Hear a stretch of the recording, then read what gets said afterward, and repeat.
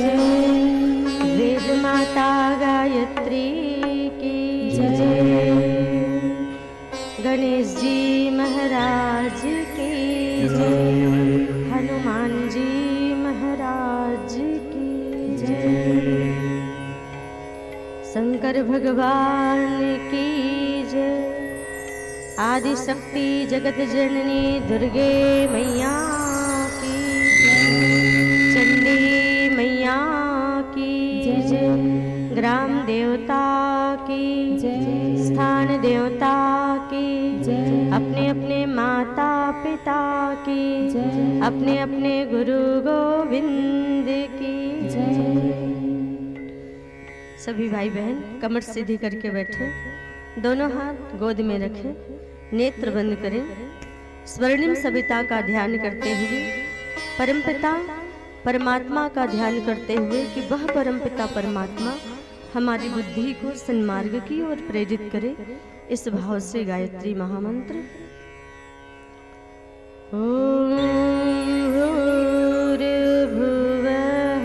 स्वः तत्सवितुर्वरेण्यं भर्गो देवस्य धीमहि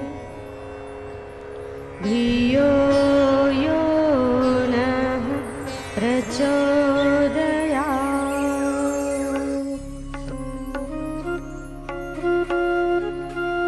ॐ नमो भगवते वासुदेवाय नमः। स्वस्ति श्री गणेशाय नमः। ओम श्री सरस्वत्यै नमः। ओम श्री गुरुभ्यो नमः। गुरुर्ब्रह्मा गुरुर्विष्णु गुरुर्देवो महेश्वरा गुरुर्साक्षात् परब्रह्मा तस्मै श्री गुरुवे नमः। मातृवत् लालयित्री च पितृवत् मार्गदर्शिका नमो अस्तु गुरुसत्तायै श्रद्धा प्रज्ञायुता च आयातु वरदे देवी त्रयक्षरे ब्रह्मवादिनी गायत्री छन्दसा माता ब्रह्मयोनिर्नमोऽस्तुते। सर्वमङ्गलमाङ्गल्ये शिवे सर्वार्थसाधिके शरण्ये त्र्यम्बके गौरी नारायणी नमोऽस्तुते। बंसी विभूषित करा नवनीरदाभा पीताम्बराद अरुणबिम्बं फलाधरोष्ठा पूर्णेन्दु सुन्दर मुखाद अरविन्दनेत्रा कृष्णात् परं किमपि तत्त्वहं न जाने। मुखं करोति वाचालं पङ्गुमलङ्घ्यते गिरिं यत् कृपातमहं वन्दे परमानन्दमाधवम्।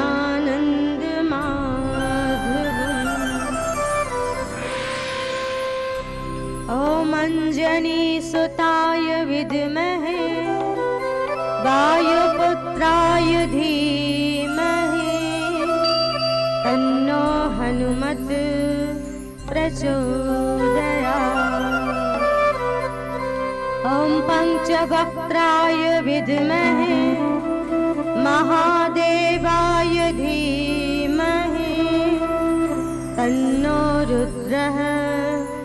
प्रचोदया यम प्रव्रजन्तमणोपेतं पेतकृत्यं द्वैपायनो विरह कातर आजुहाव पुत्रेति तन्मयतया तर्वोऽभिनेदुस्तं सर्वभूतहृदयं मुनिमानुतोऽस्मि व्यासाय विष्णुरूपाय व्यासरूपाय विष्णवे नमो वै ब्रह्मनिधये वासिष्ठाय नमो नमः।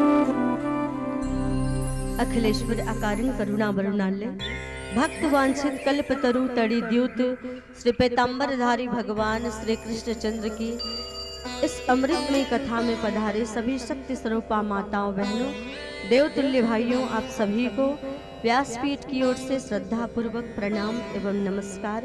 संसार का जब हम चिंतन करते हैं तो हमारा मन विकृत होता है और जब प्रभु का स्मरण करते हैं तो हमारा मन सुधरता है और हमारा काम क्रोध लोभ मोह सब कुछ नष्ट होता हुआ चला जाता है। और जब ये काम क्रोध लोभ मोह सब कुछ नष्ट हो जाते हैं और प्रभु की कृपा होती है तो जीवन में सब कुछ मंगल ही मंगल होता हुआ चला जाता है। कीर्तन से कहते हैं भगवान का स्मरण होता है और जगत का विस्मरण होता है। तो ताली की सेवा के साथ भगवत नाम का संकीर्तन करते हुए आइए हम भी उसे दोहराने का गाने का प्रयास करें।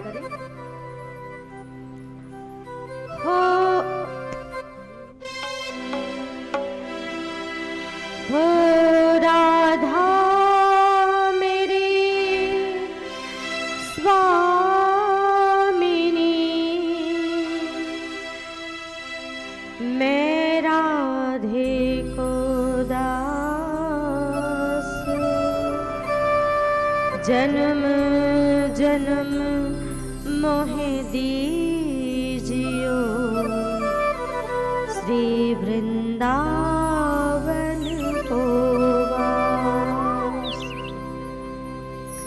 राधे राधे राधे गोविंद राधे राधे गोविंद राधे राधे राधे राधे गोविंद राधे राधे राधे राधे गोविंद राधे राधे राधे राधे गोविंद राधे गोपाल राधे गोविंद राधे गोपाल राधे गोविंद राधे गोपाल राधे गोविंद राधे गोपाल राधे राधे राधे राधे गोविंद राधे राधे राधे राधे गोविंद राधे राधे राधे राधे।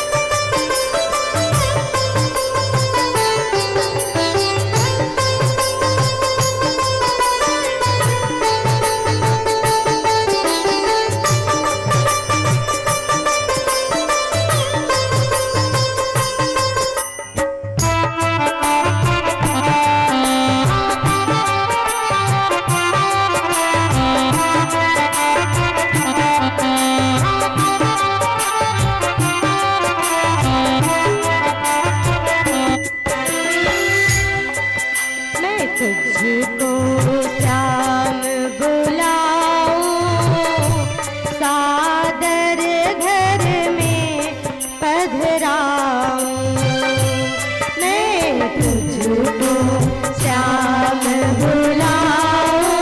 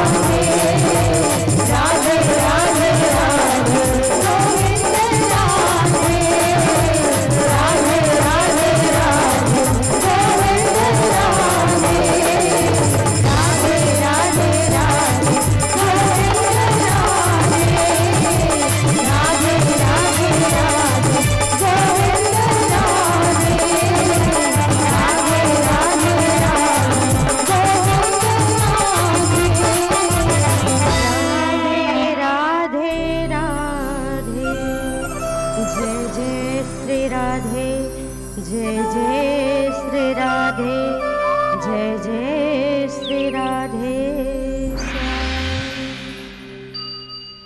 अखिलेश्वर अकारण करुणा वरुणालय भक्त वांछित कल्पतरु तड़ी द्यूत श्री पीताम्बरधारी भगवान श्री कृष्णचंद्र की इस अमृतमयी कथा में आप सभी पधारे हुए हैं और भगवान श्री कृष्ण चंद्र की सूक्ष्म चेतना से हम अनुप्राणित हो रहे हैं और बहुत सुंदर यह ज्ञान गंगा में जो आप गोता लगा रहे हैं, यह कथा जो आप सबको उपलब्ध हुई है और इस श्रीमद् भागवत कथा के रसपान का अवसर आप सभी को मिला है, तो इसके आयोजक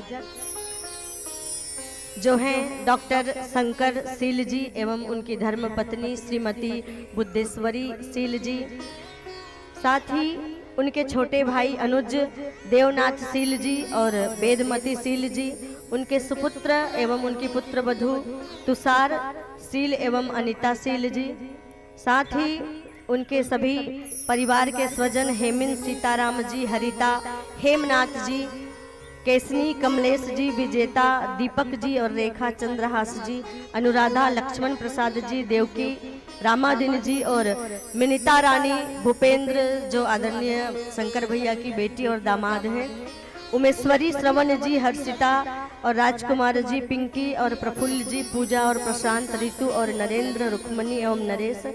उनके समधी पक्ष का नाम भी बड़े सम्मान के साथ उन्होंने इसमें उल्लेख किया है कि गंगा माधव प्रसाद जी, डोलमती गणेश राम जी, मोंगराबाई सहेतर लाल जी और खिलेश्वरी कृष्ण कुमार जी, खिलेश्वरी लेख राम जी। इस परिवार ने अपने पूज्य पिता स्वर्गीय श्री जवाहरलाल सील जी एवं उनकी पूजनीय माता जी स्वर्गीय श्रीमती भक्तिनबाई सील जी एवं उनके सुपुत्र स्वर्गीय सिद्धांत सील छोटू जिनको कहा जाता था, इनकी पुण्यतिथि, इनकी पावन पुण्य स्मृति में इनकी सद्गति और शांति की प्रार्थना के साथ परिवार के कल्याण, आत्म कल्याण, परिवार कल्याण, साथ ही आत्म कल्याण, परिवार कल्याण के साथ समाज कल्याण भी इसमें स्वतः ही निहित हो जाता है, जुड़ जाता है। तो आइए हमारे बीच कुछ सम्मानित अतिथि पधारे हुए हैं, जिसमें मैं बड़े सम्मान के साथ पहले व्यासपीठ से उनका स्वागत करना चाहूंगी।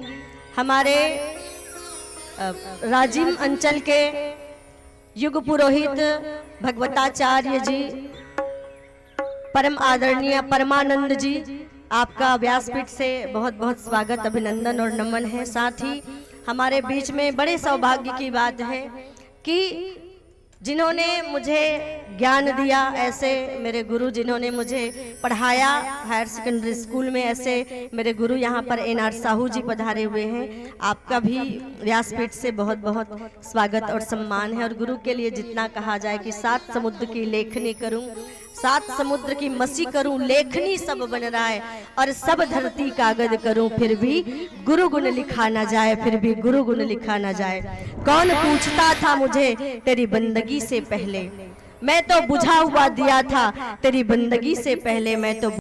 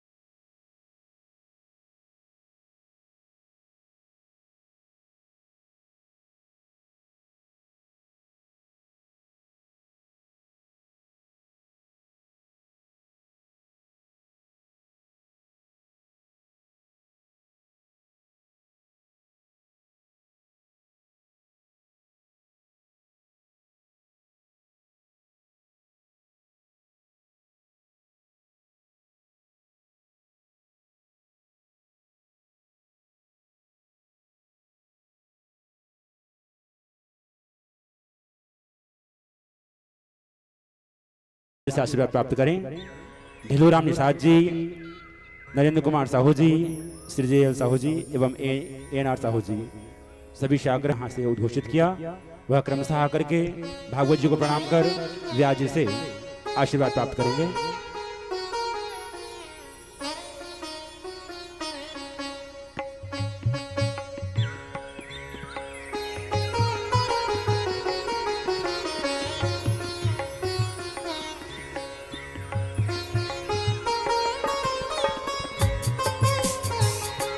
आइए सर जी।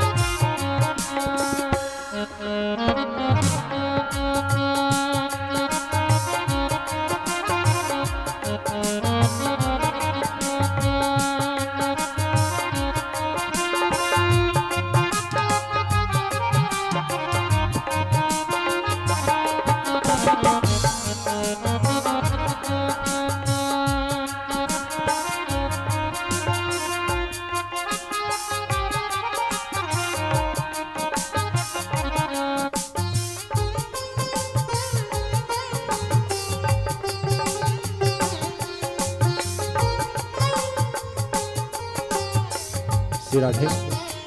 और साथ ही अब मैं आशीर्वाद के इस क्रम के उपरांत पुनः व्यास जी के चरणों में आग्रह करूंगा कि वह अपने मुखारविंद से हम सभी को कथाओं का श्रवण रसपान कराएं।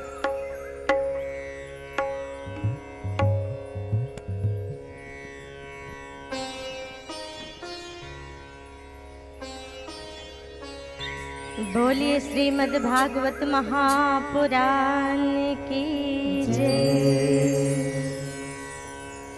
आइए आज श्रीमद् भागवत ज्ञान यज्ञ सप्ताह का चतुर्थ दिवस और आप लगातार इस ज्ञान की गंगा में डुबकी लगा रहे हैं। और एक दिन किसी भक्त ने एक महात्मा जी से पूछा कि महात्मा जी ये बताइए कि भगवान कैसे मिलेंगे। अब शब्दों के द्वारा कैसे समझाए कि भगवान कैसे मिलेंगे। वैसे तो भगवान को पाने के कई रास्ते, और जिसमें से सबसे सरल रास्ता भक्ति का रास्ता है, प्रेम का रास्ता है। इसके अलावा तप का रास्ता है, साधना भी एक मार्ग है, साधना के मार्ग से भी शरणागति आती है। तो ऐसे कई रास्ते बताए गए संतों के द्वारा भगवान को प्राप्त करने के, लेकिन उन सब में सबसे सरल रास्ता भक्ति का। पर वो भक्ति किस प्रकार की होनी चाहिए, अब ये बात समझाए कैसे उसे। तो क्या किया, महात्मा जी ने उस सज्जन को कहा कि आप चलो मेरे साथ, और लेकर गए एक नदी में। नदी में जाकर उन्होंने कहा अब चलो नदी में प्रवेश करो। बोले क्या नदी में प्रवेश करने से भगवान मिलेंगे?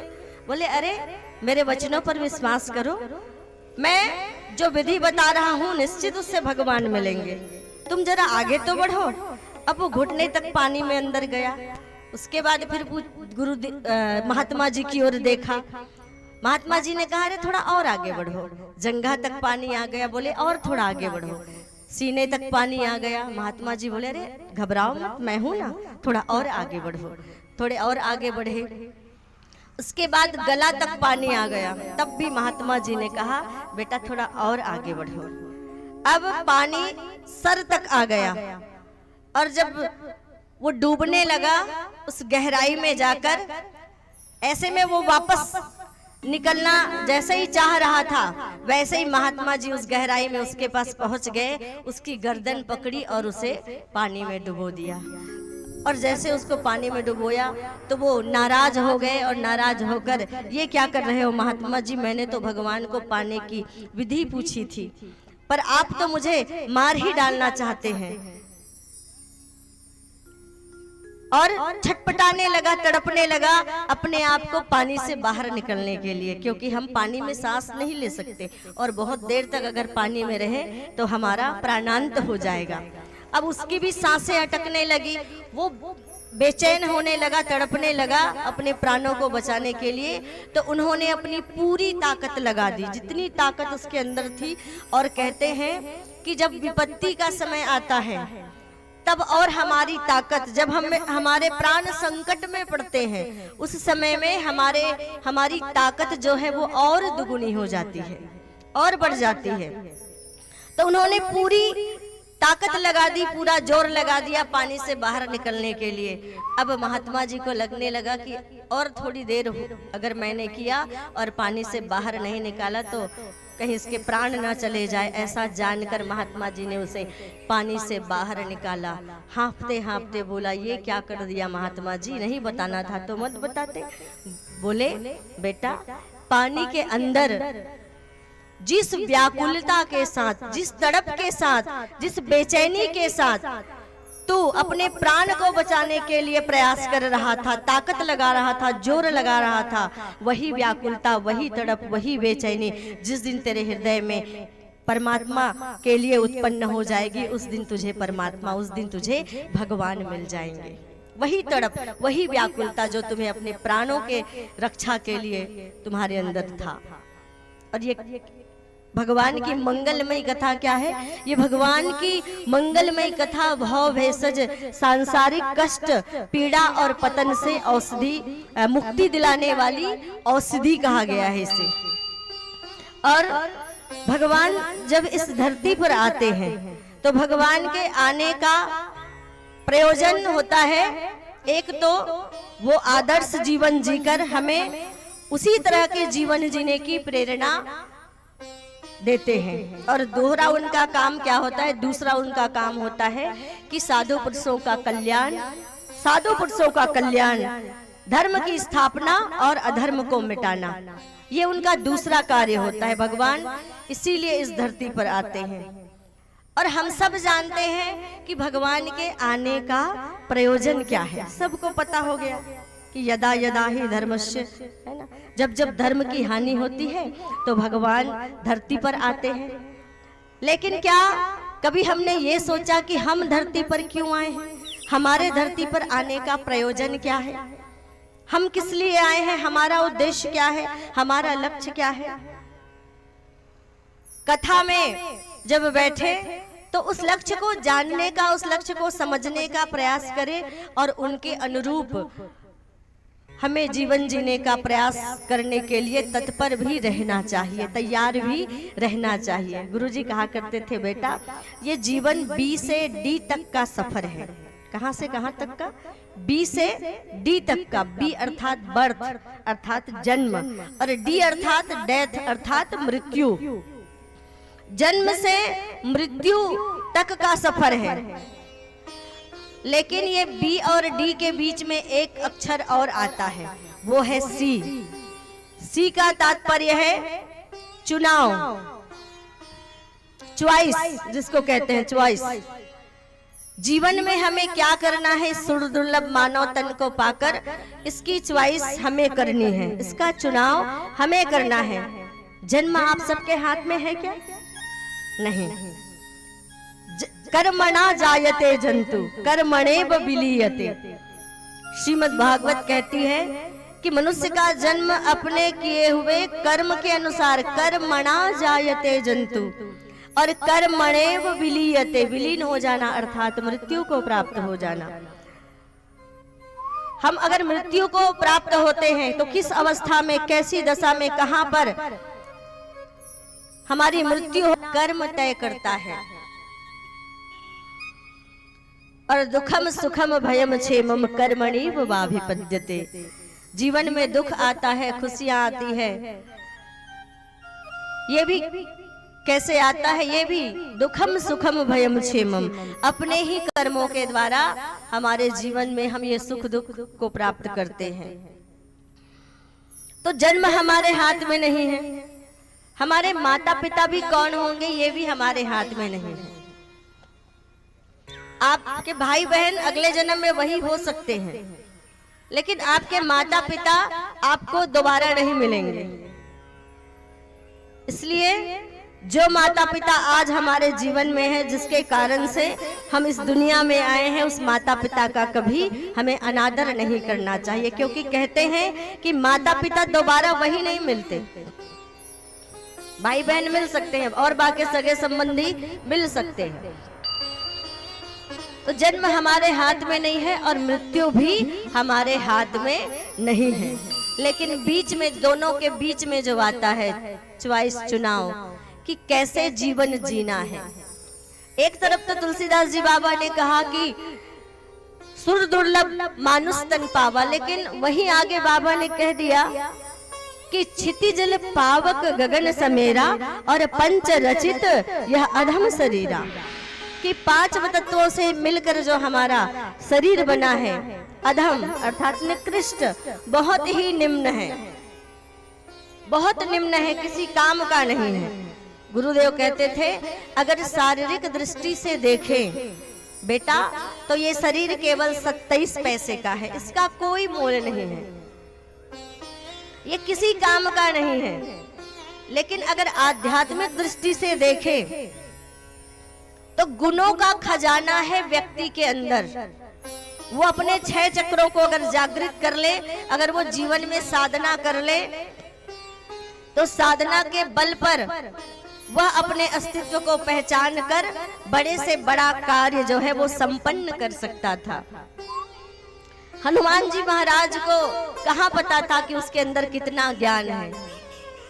जब समुद्र लांघने की बारी आई तो देख रहे थे सब एक दूसरे की ओर कि समुद्र के उस पार जाएगा कौन।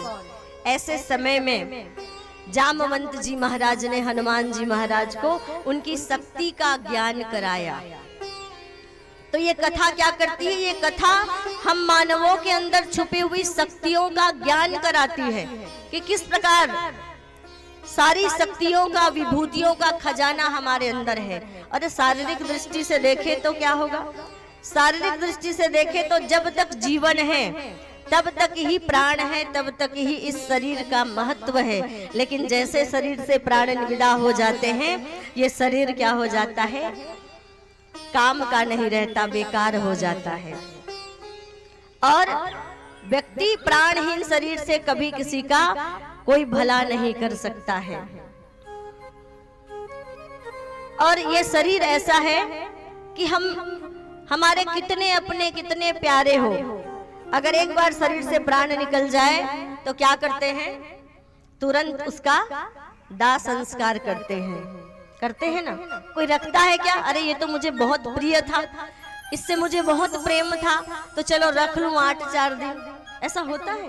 नहीं, तुरंत जो है उसका अंतिम संस्कार कर दिया जाता है, क्योंकि वह शरीर किसी काम का नहीं होता है। इसीलिए कहते हैं जो जीते जी सेवा कमाते, वो मरने के बाद काम आते। ध्यान दीजिएगा, तेरे ये जिस्म मर कर किसी का काम आने के काबिल नहीं है। मरने के बाद इस शरीर का कोई मोल नहीं। अरे एक पशु को देख लीजिए, है ना, कि एक पशु की जब मृत्यु हो जाती है तो उसकी हर एक चीज काम आती है।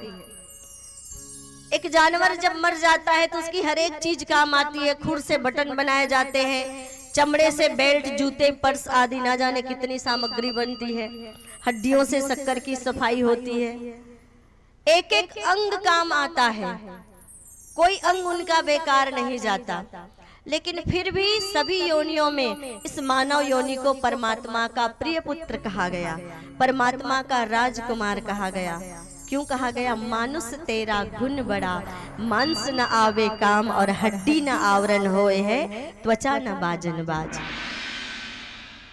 ऐसा नहीं होगा कि कोई बड़े धन्ना सेठ थे बढ़िया बढ़िया भोजन करते थे, अच्छे अच्छे साबुन से नहाते थे, तो शरीर बढ़िया मजबूत हो गया था, चमकदार हो गया था।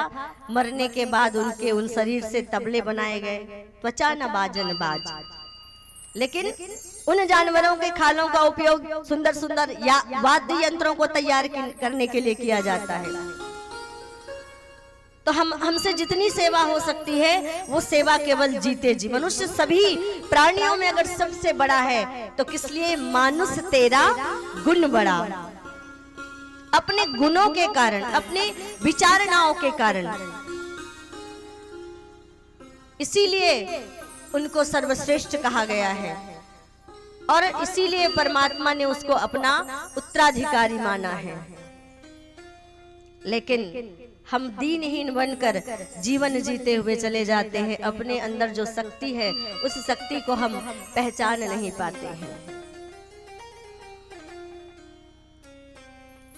एक डाकू था रत्नाकर, लूटपाट, अब डाकू था तो लूटपाट करना, चोरी करना उसका काम था। एक दिन रास्ते में नारद जी मिले और नारद जी ने पूछा, अर्धरात्रि थी, बोले रत्नाकर कहाँ जा रहा है? बोले चोरी करने जा रहा हूँ। अच्छा चोरी करने जा रहे हो, किसके लिए चोरी करते हो? घर वालों के लिए, बच्चों के लिए, पत्नी, माता।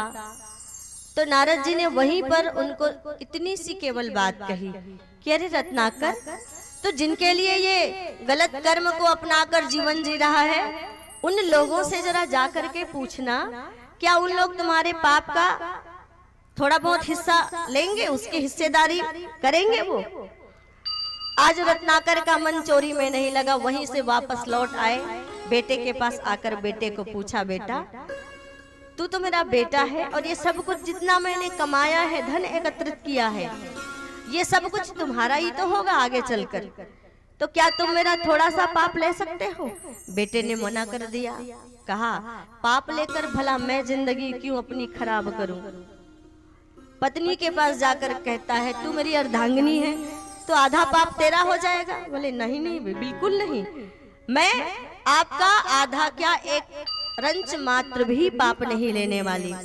माँ के पास गया रत्नाकर और माँ से जाकर निवेदन करने लगा, माँ तू तो मेरी माँ है और एक माँ कभी भी अपने बच्चे को कष्ट में नहीं देख सकती, परेशान नहीं देख सकती। तू मेरा आधा क्या, मुझे पूरा भरोसा है, तू तो मेरा पूरा पाप ले लेगी।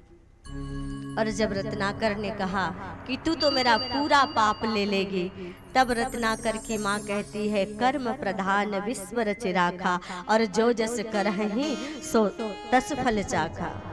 कि कर्म प्रधान विश्व रचि राखा, कि जो जैसा कर्म करेगा उसको वैसा फल देगा भगवान। ये है गीता का ज्ञान, कर्मण्येवाधिकारस्ते मा फलेषु कदाचन। तुमने कर्म किया है।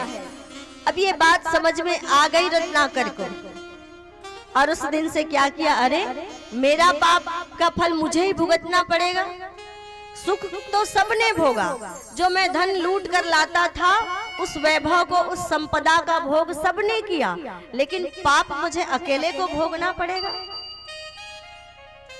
ये विचार आया और उस दिन से कुटिल कराल दस्यु रत्नाकर, एक दिन पापों से उकता कर, राम कृपा से मरा जप बदला अपना मन। तो कहने का तात्पर्य यह है कि व्यक्ति जब ये ठान लेता है, ये संकल्प ले लेता है कि मुझे भी अब आगे का जीवन अच्छा जीना है, मुझे श्रेष्ठ जीवन जीना है, मुझे श्रेष्ठ मार्ग पर चलना है, मुझे ईर्ष्या द्वेष को छोड़ना है, मुझे अपने लालच को छोड़ना है, मुझे अपनी बुराई त्यागनी है, तो उसके लिए बड़े बड़े लंबे चौड़े प्रवचनों की आवश्यकता नहीं होती। 2 घड़ी का सत्संग ही पर्याप्त होता है व्यक्ति के जीवन को बदलने के लिए। केवल 2 घड़ी का सत्संग, 2 घड़ी का साथ मिला था रत्नाकर को देवर्षि नारद का। और कहते हैं नारदो देव दर्शन। कई लोग कहते हैं नारद क्या करते हैं, चुगली करते हैं। लेकिन इतना आप ध्यान रखना, नारद जो चुगली करते हैं उस चुगली में किसी जो है वो निहित रहता है। नारद की चुगली में किसी का कल्याण हो जाता है।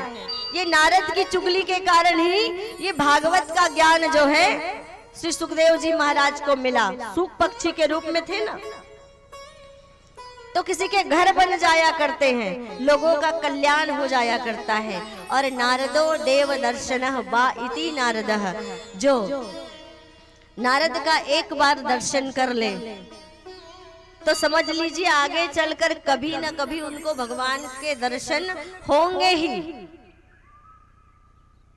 लेकिन हम क्या कह देते हैं, भाई वो तो इधर से उधर चुगली करते हैं। और कोई अगर संसार में चुगली करे तो उसको क्या कह देता है, अरे उसके पास कुछ मत बोलना, वो नारद मुनि है।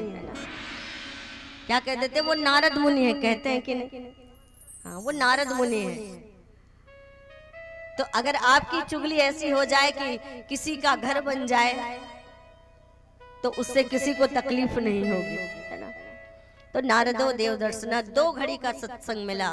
उल्टा नाम जपत जग जाना और वाल्मीकि भय ब्रह्म समाना। उल्टा नाम जपत जग जाना, जब प्रभु राम का प्यारा सा नाम 2 अक्षर का लेना नहीं आया, क्योंकि पाप अत्यधिक था। और कहते हैं जिसके सिर पर अत्यधिक पाप होता है उसके मुख से भगवान का नाम भी नहीं निकलता।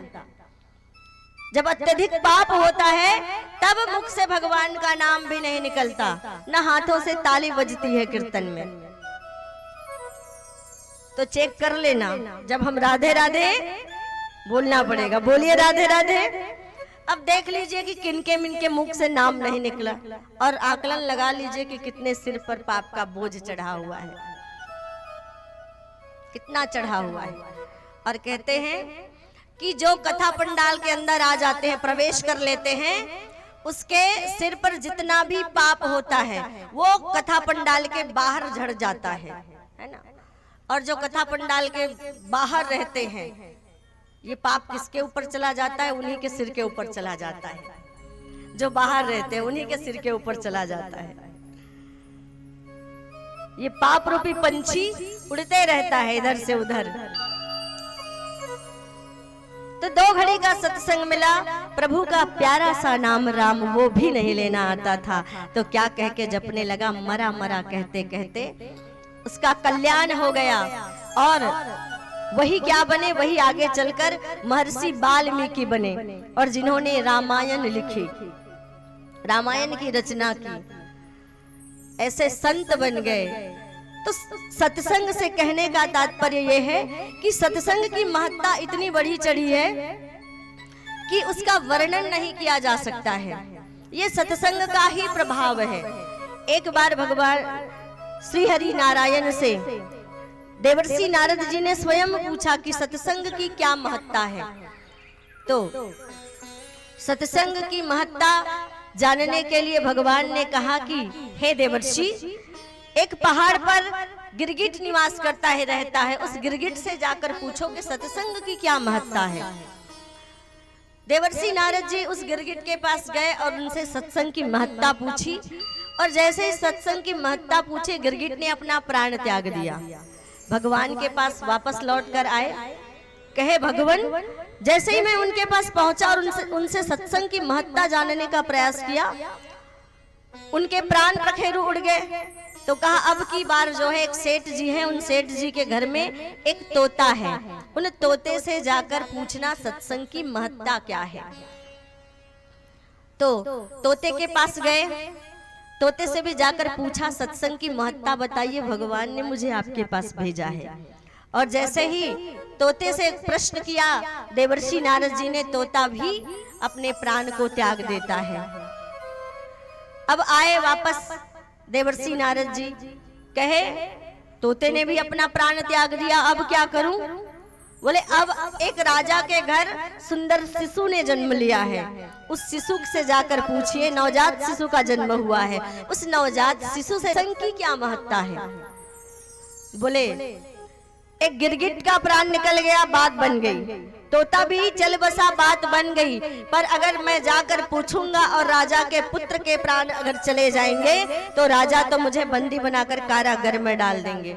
तो पहले उस बालक को अभयदान दीजिए कि मेरे पूछने पर उसकी मृत्यु नहीं होगी, तभी जाऊंगा। भगवान ने आशीर्वाद दिया। जाकर नारद जी ने पूछा उस छोटे से नवजात शिशु को कि सत्संग की महत्ता बताइए। तब क्या नारद जी कहते हैं कि जिस प्रकार से चंदन को अपनी सुगंधी का पता नहीं होता और जिस प्रकार से नदियों को अपनी शीतलता का पता नहीं होता, सूर्य को अपनी रोशनी का भान नहीं होता, उसी प्रकार से आपको संतों की महिमा और सत्संग की महिमा का भान शायद नहीं है।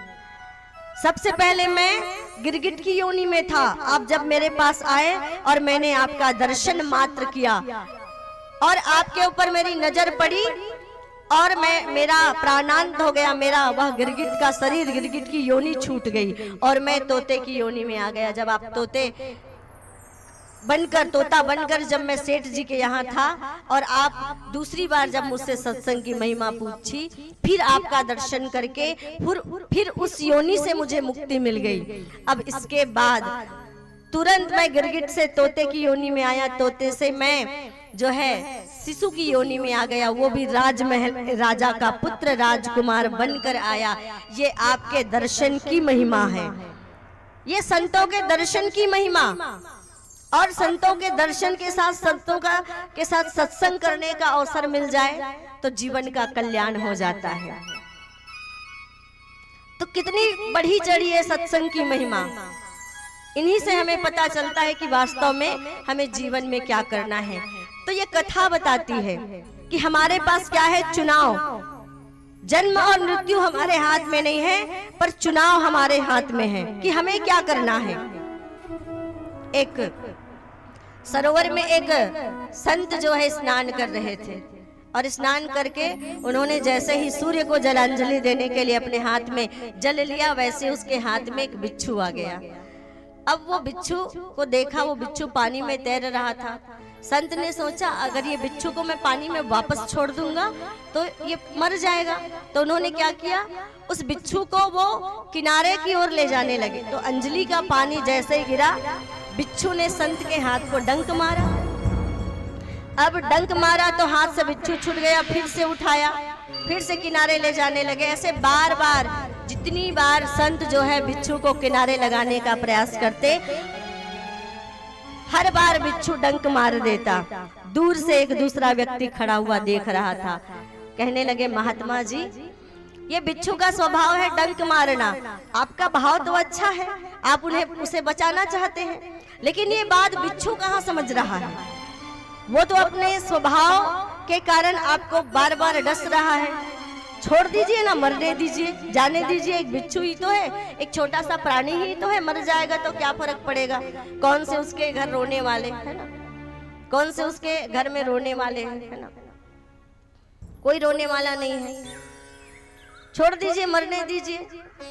तब संत का भाव आप सुनिए, कितना सुंदर उत्तर दिया। कहा भाई ये साधारण सा बिच्छू, निरीह प्राणी बिच्छू, और ये साधारण सा बिच्छू जब अपना स्वभाव नहीं छोड़ सकता, उसका स्वभाव डंक मारने का है। ये साधारण सा बिच्छू जब अपना स्वभाव नहीं छोड़ सकता, तो मैं तो इंसान हूँ और ऊपर से संत हूँ, तो भला मैं कैसे अपना स्वभाव छोड़ सकता हूँ। मेरा स्वभाव है दया करना, मेरा स्वभाव है करुणा करना, मेरा स्वभाव है लोगों की और संकट में पड़े हुए प्राणियों की रक्षा करना, मेरा स्वभाव है। हम मानवों का स्वभाव है, तो भला मैं कैसे अपना स्वभाव छोड़ सकता हूँ। तो ये क्या करना है, ये चुनाव हमारे हाथ में है, कैसे जीवन जीना है। क्योंकि उपदेशों के माध्यम से श्रेष्ठ मार्ग पर चलने की, सन्मार्ग पर चलने की और अच्छे गुणों को, अच्छे आचरणों को अपनाने की केवल प्यास पैदा की जा सकती है, केवल प्रेरणाएं दी जा सकती है। लेकिन उस मार्ग पर चलना व्यक्ति को स्वयं को होता है कि नहीं। नहीं तो कहते भगवान राम जो है रावण को, अरे रावण तू गलत रास्ते में जा रहा है, आजा मेरे रास्ते। और प्रयास किया भी किसने? भगवान राम ने। कभी अंगद को भेजा, कभी हनुमान को भेजा, विभीषण ने समझाया, मंदोदरी ने समझाया। मंदोदरी ने तो यहाँ तक कह दिया कि काल दंड गही काहू न मारा, हरहि धर्म बल बुद्धि विचारा। है ना, आपकी बुद्धि जो ये हर गई है, ये आपके काल का प्रत्यक्ष प्रकोप है ना। आपके सिर पर ये बता रही है कि काल आने वाला है अब आपका। समझ, किसी को उस रास्ते नहीं ले जा सकते, वो सब पूरा पावर है, पूरी ताकत है, उसके बाद भी वो जबरदस्ती खींचकर अपने रास्ते किसी को नहीं लगाते। केवल प्रेरणाएं दी जा सकती है। और कथाओं से क्या मिलता है? कथाओं से हमें प्रेरणा मिलती है, श्रेष्ठ मार्ग पर, सत्प्रवृत्तियों पर, अच्छाइयों पर, न्याय की ओर, धर्म की ओर चलने की प्रेरणा मिलती है। जबरदस्ती कोई किसी को अपने रास्ते नहीं चला सकता। भगवान नहीं चला पाए तो हम जैसों की क्या, है ना? भगवान नहीं चला पाए तो फिर हमारा क्या? लेकिन ये जो सत्संग जीवन में मिलता है, सबके जीवन में नहीं आता। भाग्योदयेन सम अर्जितेन बहु जन्म। ये सत्संग, इतने लोग आप बैठे हैं, इनसे कहीं ज्यादा लोग बाहर हैं, लेकिन जा पर अति कृपा हरि की होई, पाँव दे एहि मार्ग सोई। इस मार्ग पर पाँव कौन रख सकता है? इस पंडाल पर मार्ग कौन रख सकता है? जा पर अति कृपा राम ही केवल प्रेम प्यारा। राम को क्या प्रिय है? प्रेम प्रिय है। और जा पर अति कृपा हरि की होई, जिस पर भगवान की अत्यधिक कृपा होती है। अर्थात समझ गए आप बात को? इशारा शायद समझ रहे होंगे जितने पंडाल में बैठे हैं। इसमें कोई दो मत नहीं है कि आप सबके ऊपर भगवान की अत्यधिक कृपा है, अत्यधिक कृपा है आप सबके ऊपर। प्रेम से बोलिए राधे राधे। अत्यधिक कृपा है। दीपावली का समय था, भगवान कृष्ण नन्हे से थे, 5 साल के। यशोदा मैया लेकर गई उनको यमुना तट में दीपदान करने के लिए, साथ में बहुत सारी गोपियां भी गई। और यशोदा मैया दीपावली के दिन यमुना के जल में दीपदान करने लगी। सारे असंख्य दीपक, क्योंकि सारी गोपियां भी आई थी, ब्रजमंडल के सारे लोग आए थे दीपदान करने, तो यमुना के जल में असंख्य दीपक बह रहे थे, जिसको गिना नहीं जा सकता, इतने दीपक बह रहे थे। तो भगवान कृष्ण ने क्या किया? एक डंडा लिया और एक डंडा लेकर दीपकों को वो किनारे लगाते जाते। तो यशोदा मैया मुस्कुरा के बोली, अरे लाला, इस यमुना के जल में तो असंख्य दीपक तैर रहे हैं, तू कितने को किनारे लगाएगा? बोले मैया, बहने तो असंख्य दीपक बह रहे हैं, मुझे उससे क्या? मैं तो उन्हीं दीपकों को किनारे लगाऊंगा जो मेरे डंडे की पहुंच तक आ जाएगा, जो मेरे डंडे तक आ जाएगा, उन्हीं दीपकों को किनारे लगाऊंगा। अर्थात ये सत्संग रूपी गंगा है, यमुना है, और इस सत्संग रूपी यमुना के जल में आप इतने लोग पंडाल के अंदर, अर्थात भगवान कृष्ण के डंडे की पहुंच तक आ गए। जहां तक पंडाल है वहां तक कृष्ण भगवान का डंडा फैला हुआ है। अब उसकी पहुंच में आ गए तो भगवान ने क्या किया? भगवान ने आपको बुला लिया, अपनी तरफ खींच लिया। तो उन्हीं की मैं रक्षा करूंगा, बाकी का मैंने ठेका नहीं लिया है। जैसे जीवन जीते हैं जी सकते हैं। और बहुत सुंदर कल हमने कथा श्रवण की। माता देहूती का वंश आगे नहीं चला, क्योंकि कपिल भगवान जो है आत्मज्ञान, सांख्य शास्त्र के प्रदाता प्रभु जी। कौन है कपिल भगवान? सांख्य शास्त्र के प्रदाता प्रभु जी। भगवान सांख्य शास्त्र के ज्ञाता, आत्मज्ञान की शिक्षा उन्होंने संसार को दी। तत्व ज्ञान की शिक्षा कपिल भगवान ने पूरे संसार को दिया, और स्वयं जो है वो समाधि लगाकर बैठ गए। माता भी सिद्धिदा नदी में परिवर्तित हो गई। आगे वंश आता है। आकृति जो मनु जी महाराज की बड़ी बेटी थी, उनका विवाह रुचि प्रजापति के साथ हुआ, और छोटी बेटी थी प्रसूति, जिनका विवाह हुआ दक्ष प्रजापति के साथ। और दक्ष प्रजापति के घर में किसका जन्म हुआ? माता सती का जन्म हुआ। दक्ष प्रजापति की कन्या के रूप में माता सती जो है वो अवतरित होती हैं। भगवान शिव जी के भी अवतार हुए। जो निराकार पर ब्रह्म परमात्मा शिव जी थे, उन शिव जी ने भी रुद्र रूप में जब कैलाश पर्वत पर अवतार लिया, तब जो अर्धनारीश्वर भगवान थे, उन एक तरफ शिव और दूसरी तरफ शक्ति, वही शक्ति जो है इस संसार में लीला करने के लिए उसी दक्ष और प्रसूति के घर में कन्या के रूप में अवतरित हुई। और इन दक्ष के यहाँ 16 कन्याएं हुई और प्रजापतियों के यज्ञ में बड़े बड़े ऋषि मुनि और अग्नि आदि अपने अपने अनुयायियों के सहित एकत्रित हुए थे। उसी समय बड़े यज्ञ हो रहा था और उस यज्ञ में सभी लोग आए हुए थे। और इसके पश्चात भगवान ब्रह्मा, विष्णु, महेश ये भी उस सभा में बैठे थे और दक्ष प्रजापति जी का आगमन हुआ।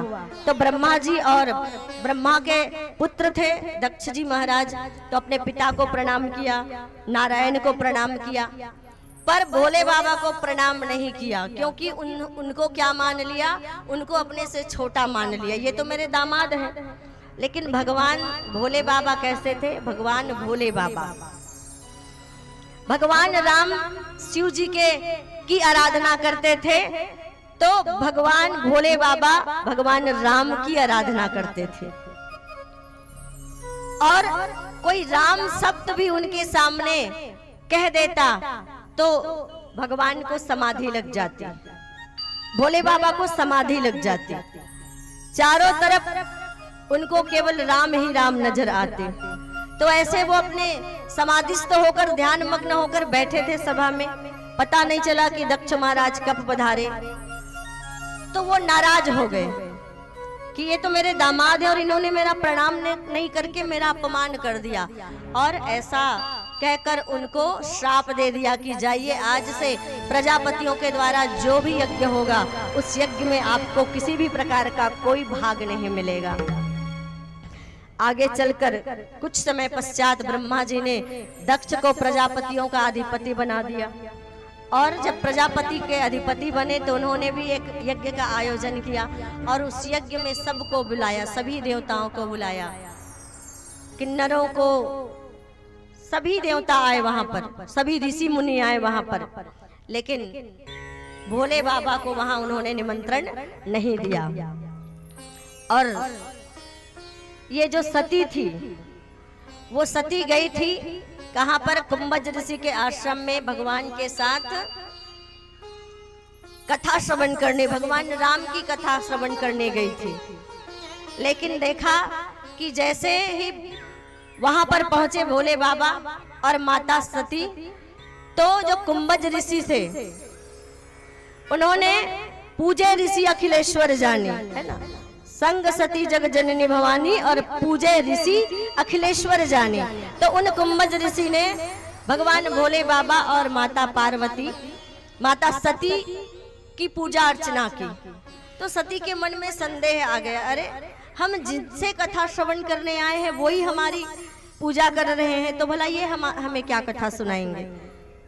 और ऐसा भाव उसके अंदर आ गया और कथा में मन नहीं लगा, कथा में मन नहीं लगा। आते आते उन्होंने देखा कि भोले बाबा कथा पूरी हो गई। और कथा पूरी हुई तो रास्ते में भगवान राम वन में विचरण कर रहे थे, उनको विचरण करते देखा तो भोले बाबा ने उनको प्रणाम किया। तो फिर पूछा, ये तो साधारण वनवासी है, इसे क्यों प्रणाम कर रहे हो? आप तो तीनों लोकों के स्वामी है। बोले ये भी तीनों लोकों के स्वामी है, ये नारायण है, ये साधारण नहीं है सती।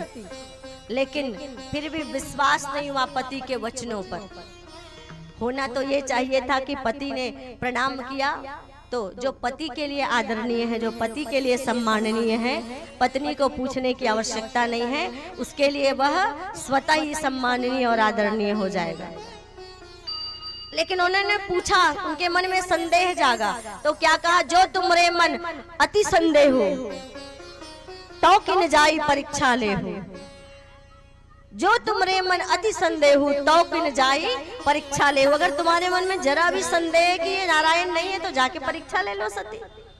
और चली गई। कहते हैं लेकिन भोले बाबा ने जाते जाते समझाया था, कहा जैसे मिटे मोह भ्रम भारी, जैसे तुम्हारा मोह और तुम्हारा भ्रम मिट जाए, नाश हो जाए, जैसे मिटे मोह भ्रम भारी, करे सो जतन विवेक विचारी। कौन से शब्द का प्रयोग किया?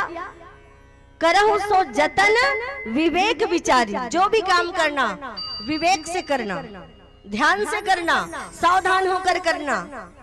पहले से ही समझा दिया भोले बाबा ने कि जो तुमरे मन अति संदेह तो किन जाई परीक्षा ले सकती हो परीक्षा, लेकिन याद कर जैसे मिटे मोह भ्रम भारी और करे सो जतन विवेक विचारी। विवेक सम्मत कार्य करना सती।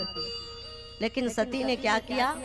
विवेक सम्मत कार्य बिल्कुल नहीं किया। सीधा सीता का रूप बना लिया और सीता का रूप बना के भगवान के सामने चली गई। भगवान ने पहचान लिया, अरे माताजी आप अकेले वन में घूम रही हैं, वृषकेतु कहाँ है? वृषकेतु भगवान शिव कहाँ है? अब शर्मा गई, लजा गई। लक्ष्मण जी तो आश्चर्य में पड़ गए, ये माता को आज क्या हुआ है? इन्होंने सीता का रूप बना लिया, भाभी जी का रूप बना लिया, पर कुछ बोले नहीं, अचंभित होकर देखते रहे। अब भगवान की लीला कैसी थी? सती को चारों तरफ भगवान राम ही राम, कहते ना जल थल अग्नि आकाश गगन, सभी और कण कण में भगवान राम ही राम दिखने लगे। वो डर गई, घबरा गई और वापस जाकर भोले बाबा के पास जाती है। तो भोले बाबा पूछते हैं ले आई परीक्षा? तो झूठ कह देती है कि मैंने कोई परीक्षा नहीं ली, कोई परीक्षा नहीं ली मैंने। तब भोले बाबा जो है वो खामोश रहते हैं। सती को राम कथा श्रवण कराते, कैलाश में जाते हैं और कैलाश में जाकर जो है समाधि लगाकर बैठ जाते हैं।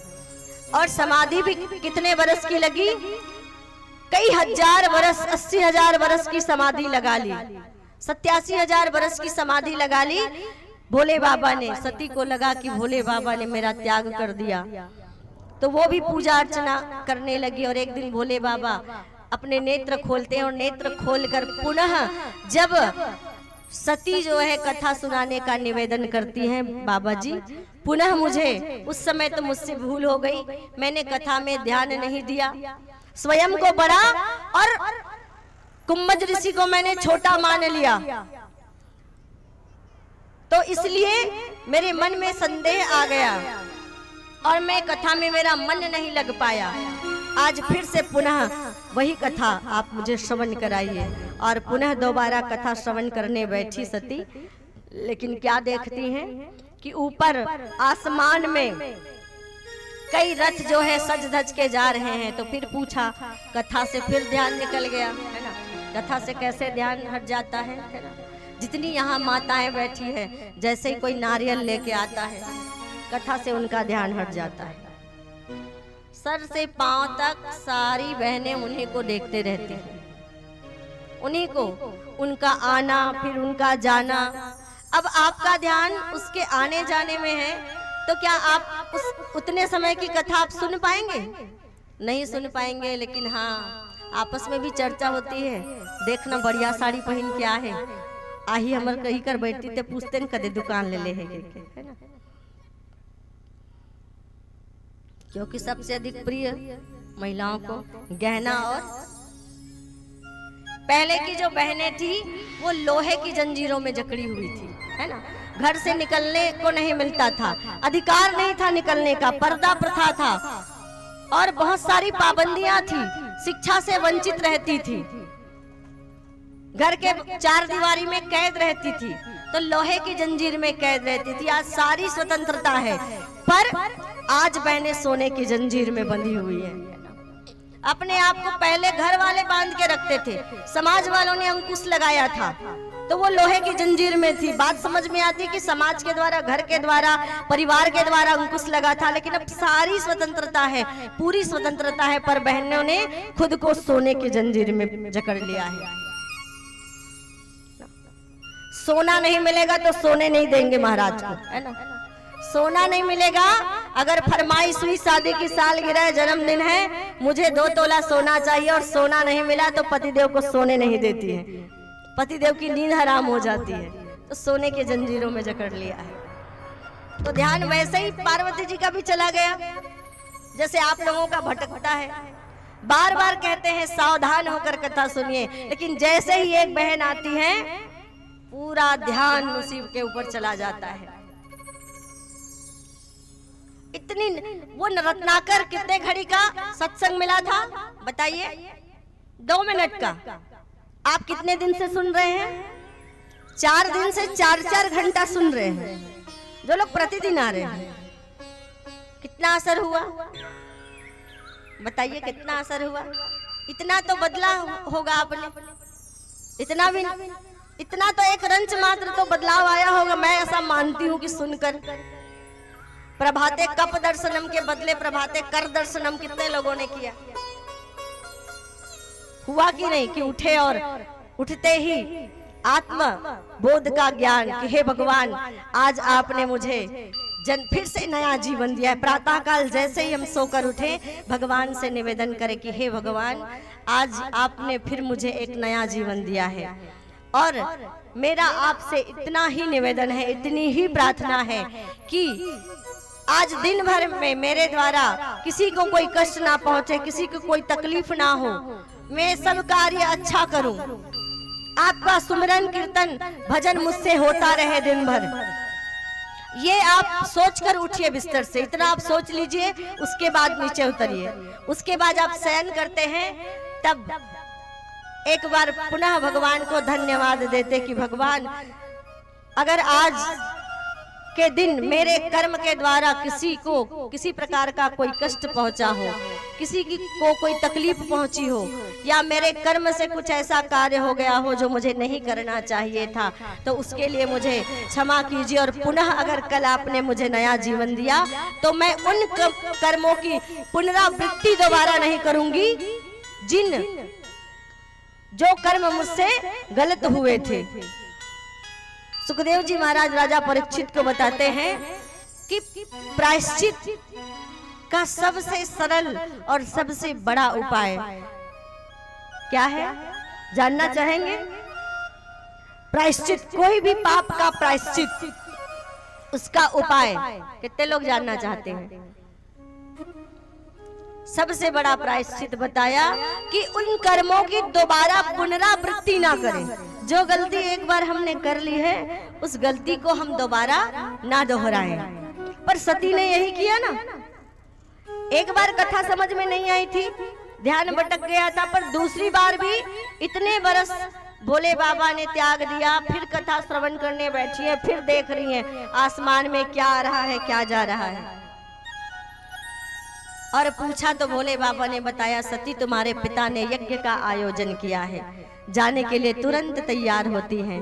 पर भोले बाबा बताते हैं हम अनाहूत हैं सती, हमें तुम्हारे पिता ने निमंत्रण नहीं दिया है और हमें जाना नहीं चाहिए। लेकिन सती कहती है हो सकता है कामकाज में पिताजी भूल गए होंगे, भूल गए होंगे कामकाज में, तो कहीं देखा हर जतन बहु रहे न दक्ष कुमारी, और दिए मुख्य गण संग तब विदा किन्ह त्रिपुरारी। कई प्रकार से सती को मनाया, कहीं देखा हर जतन बहु, बहुत सारे जतन किए भोले बाबा ने, कहा मत जाओ सती। लेकिन सती कहती हो सकता है कि हम कैलाश पर्वत पर रहते हैं और हमारे पास कोई भी विभूति, कोई भी संपदा नहीं है, जिसके कारण हमारे पिता ने हमें निमंत्रित नहीं किया होगा। तो क्या कहते हैं भोले बाबा की सती, तुम्हें अगर लगता है कि तुम्हारे पास बहुत सारा वैभव होता, अगर बहुत सारी संपदा होती, तो तुम्हारे पिता तुम्हारा मान करते हुए तुम्हें निमंत्रित करते, तो दिए मुख्य गण संग तब, बहुत सारे गणों को प्रकट किया, बहुत सारी संपदाओं के साथ, बहुत सारी विभूतियों के साथ माता सती को भेज दिया उसके पिता दक्ष के घर, विदा किन्न त्रिपुरारी, भेज दिया, जाओ तुम्हारी इच्छा है देख लो एक बार जाके। लेकिन वहां जैसे ही पहुंचती हैं पिता भवन जब गई भवानी और दक्ष त्रास काहू न सन्मानी।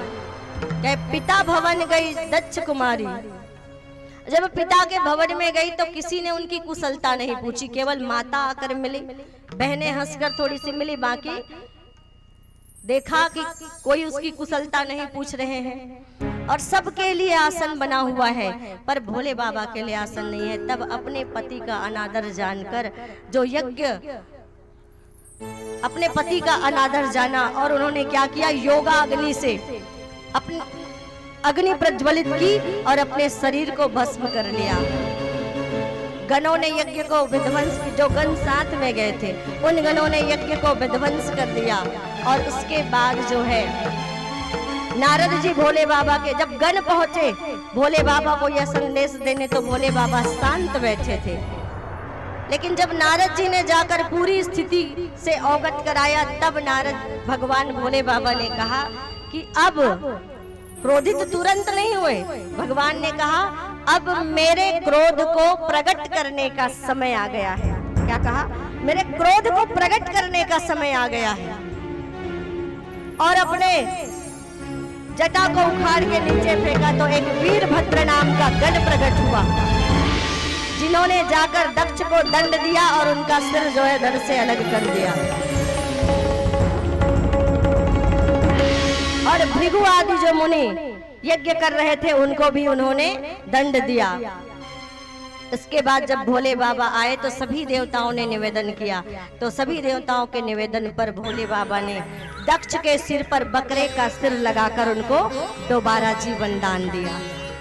और सती का जलता हुआ शरीर लेकर भोले बाबा गए तो जहां जहां माता सती के शरीर के अवशेष गिरे वहां वहां एक शक्ति पीठ बन गई। ज्वाला देवी हिमाचल प्रदेश के कांगड़ा नगर में जो स्थित है वहां पर माता सती की जिभ्या गिरी थी। हिमाचल प्रदेश में ज्वाला माता के नाम से आप जानते हैं, जहां पर दिन रात ज्वाला प्रज्वलित रहती है। बोलिए जगत जननी ज्वाला माता की जय। और दूसरा वृंदावन में है कात्यायनी शक्ति पीठ, यहाँ पर माता सती का केश पास गिरा था। उत्तर प्रदेश के प्रयाग में जो शक्ति पीठ है वहां पर माता की उंगलियां गिरी थी।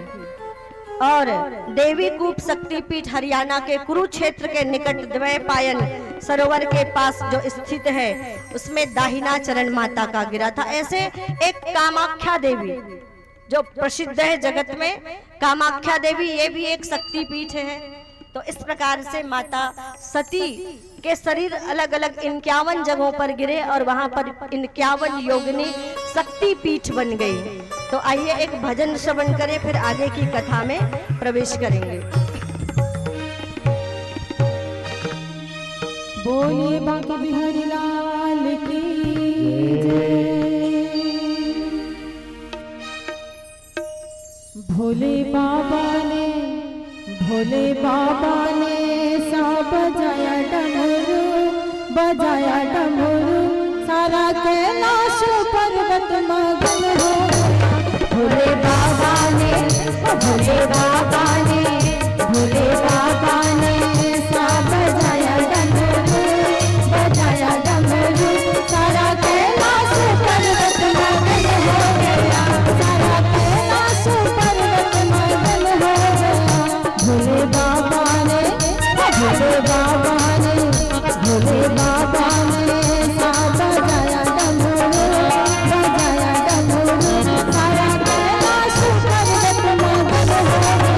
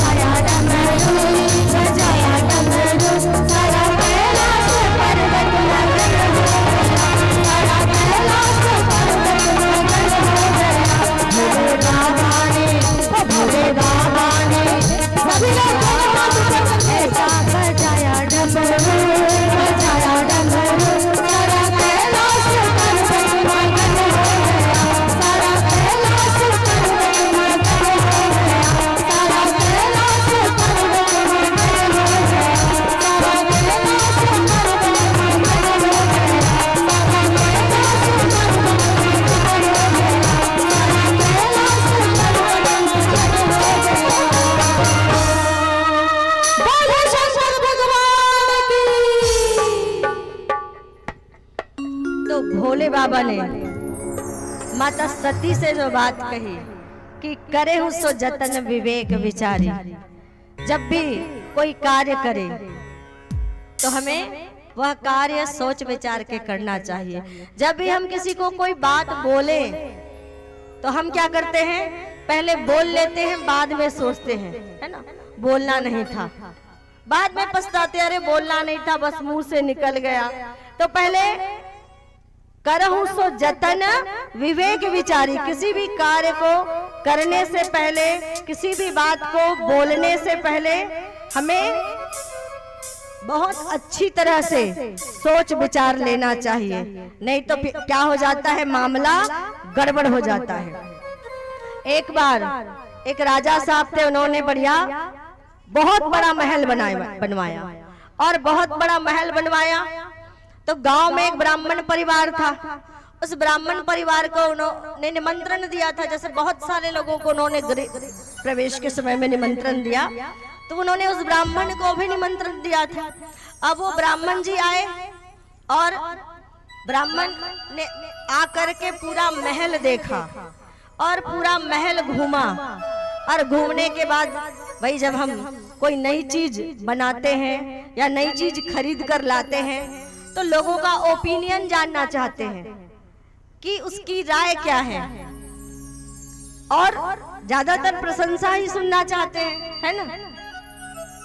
कोई अगर बुराई कर दे तो फिर इसी पूछते भी इसीलिए हैं। तो उन्होंने इतना खर्चा करके इतना बड़ा महल बनाया। अब उन्होंने वो ब्राह्मण से पूछा, महाराज आपने पूरा महल घूमा, महल देखा, बताइए महल कैसा लगा। वो ब्राह्मण देवता बोले, महाराज महल तो बहुत जोरदार है, बहुत बढ़िया है, एकदम शानदार, कोई कमी नहीं है, पर एक बात है महाराज, दरवाजा आपने थोड़ा छोटा बना दिया, दरवाजा थोकन छोटे हो गए। कहूँ मर जबे महाराज तो तोर मुर्दा खटियल निकालबे तो बोला तिरछा करे लागिए, तत्का छोटे दरवाजा की। अच्छा ये कैसा आदमी है भाई, मेरे मरने की बात सोचता है, मेरा महल घूमने आया है। और जाओ इसको ले जाकर कारागार में बंद कर दो, राजा बोले। कारागार में सैनिक ले गए, बंद कर दिया। 2 दिन हो गया, ढूंढते ढूंढते पत्नी आई, बोले राजा साहब मेरे पति देवता आए थे आपका महल देखने, अभी तक वापस नहीं लौटे। कौन? वो ब्राह्मण। बोले हाँ। अरे वो बड़ा अजीब बात करता है, बात करने का तरीका नहीं है उसे। क्या हो गया महाराज? बोले वो कहता है जब मरोगे तो दरवाजा छोटा है, खटिया तिरछा करना पड़ेगा। वाह, बिल्कुल गलत बात कही दिस महाराज, ऐसे बात नहीं बोलना चाहिए ब्राह्मण देवता ला। खटिया ला टेढ़गा करे के जरूरत ही नहीं है, कुटी कुटी निकाल देवो महाराज की और अंदर ले बाहर निकाल देवो, छोटे छोटे टुकड़ा कर देवो, बाहर निकाल देवो। अरे ये भी कैसी बात करता है, ये तो टुकड़े टुकड़े करने की बात करता है। सैनिक को बुलाया, बोले इसे भी जाके उसी इसके पति के पास बंद कर दो, है ना। अब उसको पति के पास भी ब्राह्मणी को बंद कर दिया। बेटा आया ढूंढते ढूंढते, मेरी माँ, मेरे पिता का तो 4 दिन हो गया, मेरी माँ को 2 दिन हो गया, अता पता नहीं है महाराज। वो भी मेरे पिता को ढूंढते ढूंढते महल की ओर आई थी। बोले कौन? वो ब्राह्मण और ब्राह्मणी। बोले जेल में है। क्या अपराध कर दिया भगवान महाराज जो आपने उसे जेल में बंद कर दिया? अरे अजीब बात करते हैं दोनों। एक कहता है खटिया तिरछा कर देंगे, दूसरी कहती है टुकड़े टुकड़े कर देंगे। तो बेटा कहता है हाँ महाराज सही बात कह रहे हैं आप, एकदम गलत बात कह दी मेरे पिता ने और मेरी माता ने, उनको बिल्कुल ऐसा नहीं कहना चाहिए। वो क्या है ना, ज्यादा पढ़े लिखे नहीं है तो बोलना नहीं आता उनको। ना खटिया तिरछा करने की जरूरत है, ना टुकड़े टुकड़े में काटने की जरूरत है। अरे अंदर ही गाड़ देंगे, बाहर निकालने का झंझट ही नहीं रहेगा। अंदर ही गाड़ देंगे, बाहर निकालने का झंझट ही नहीं रहेगा। प्रेम से बोलिए। तो करहु सो जतन विवेक विचारी, तीनों जेल के अंदर।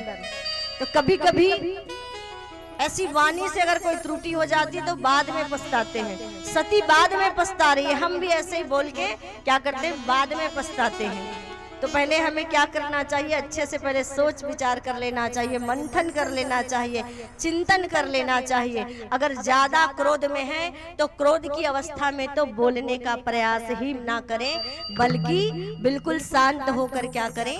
बैठ जाएं। अब जब गुस्सा शांत हो तभी हम बोलने का प्रयास करें। तो जिभिया में ऐसी ताकत है कि किसी को मित्र बना ले और किसी को दुश्मन बना ले। कुछ और गलत कर्म किया क्या? केवल उन्होंने कहा राजा साहब से और इतने नाराज हो गए कि जेल में बंद कर दिया। तो ऐसी नौबत हमें भी घर में नहीं आनी चाहिए कि हमारी वाणी से झगड़ा का वातावरण जो है उत्पन्न हो जाए, चाहे वो घर की बात हो, परिवार की हो, समाज की हो।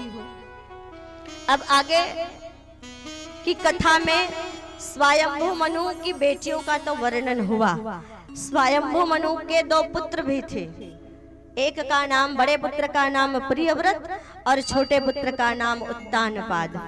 राजा उत्तानपाद की 2 रानी थी, सुनीति और सुरुचि, जो वैदिक रीति नीति के हिसाब से चले, जीवन जिए, उसको सुनीति। सुनीति मतलब अच्छी नीति, अच्छे आचरण वाली, अच्छी नीति पर चलने वाली सुनीति।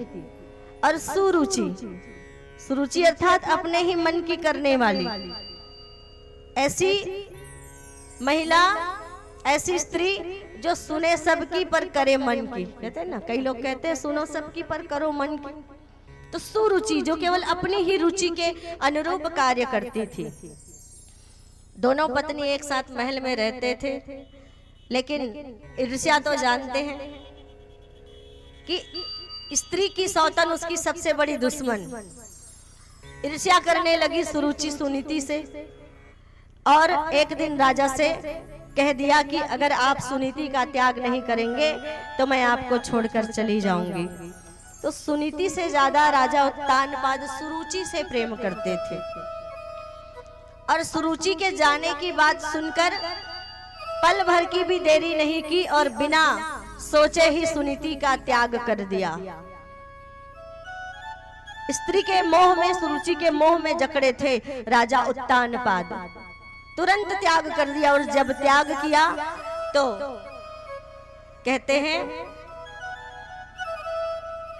एक छोटा सा बालक भी था उनका, जिनका नाम था ध्रुव।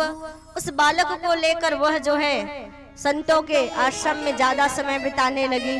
सत्संग, भजन, कीर्तन उनका चलता अपने पुत्र के साथ। एक दिन संतों की सेवा भी करती, वो झाड़ू लगाती, पानी जल भर के लाया करती, संतों की सेवा में दिन व्यतीत करने लगी। जरा भी नाराज नहीं हुई, जरा भी विचलित नहीं हुई। और एक दिन जब संतों ने कुछ वर मांगने के लिए कहा तो सुनीति कहती है कि मेरी जो सौतन है सुरुचि, उनको कोई पुत्र नहीं है, ऐसा आशीर्वाद कीजिए कि उनको भी पुत्र हो जाए।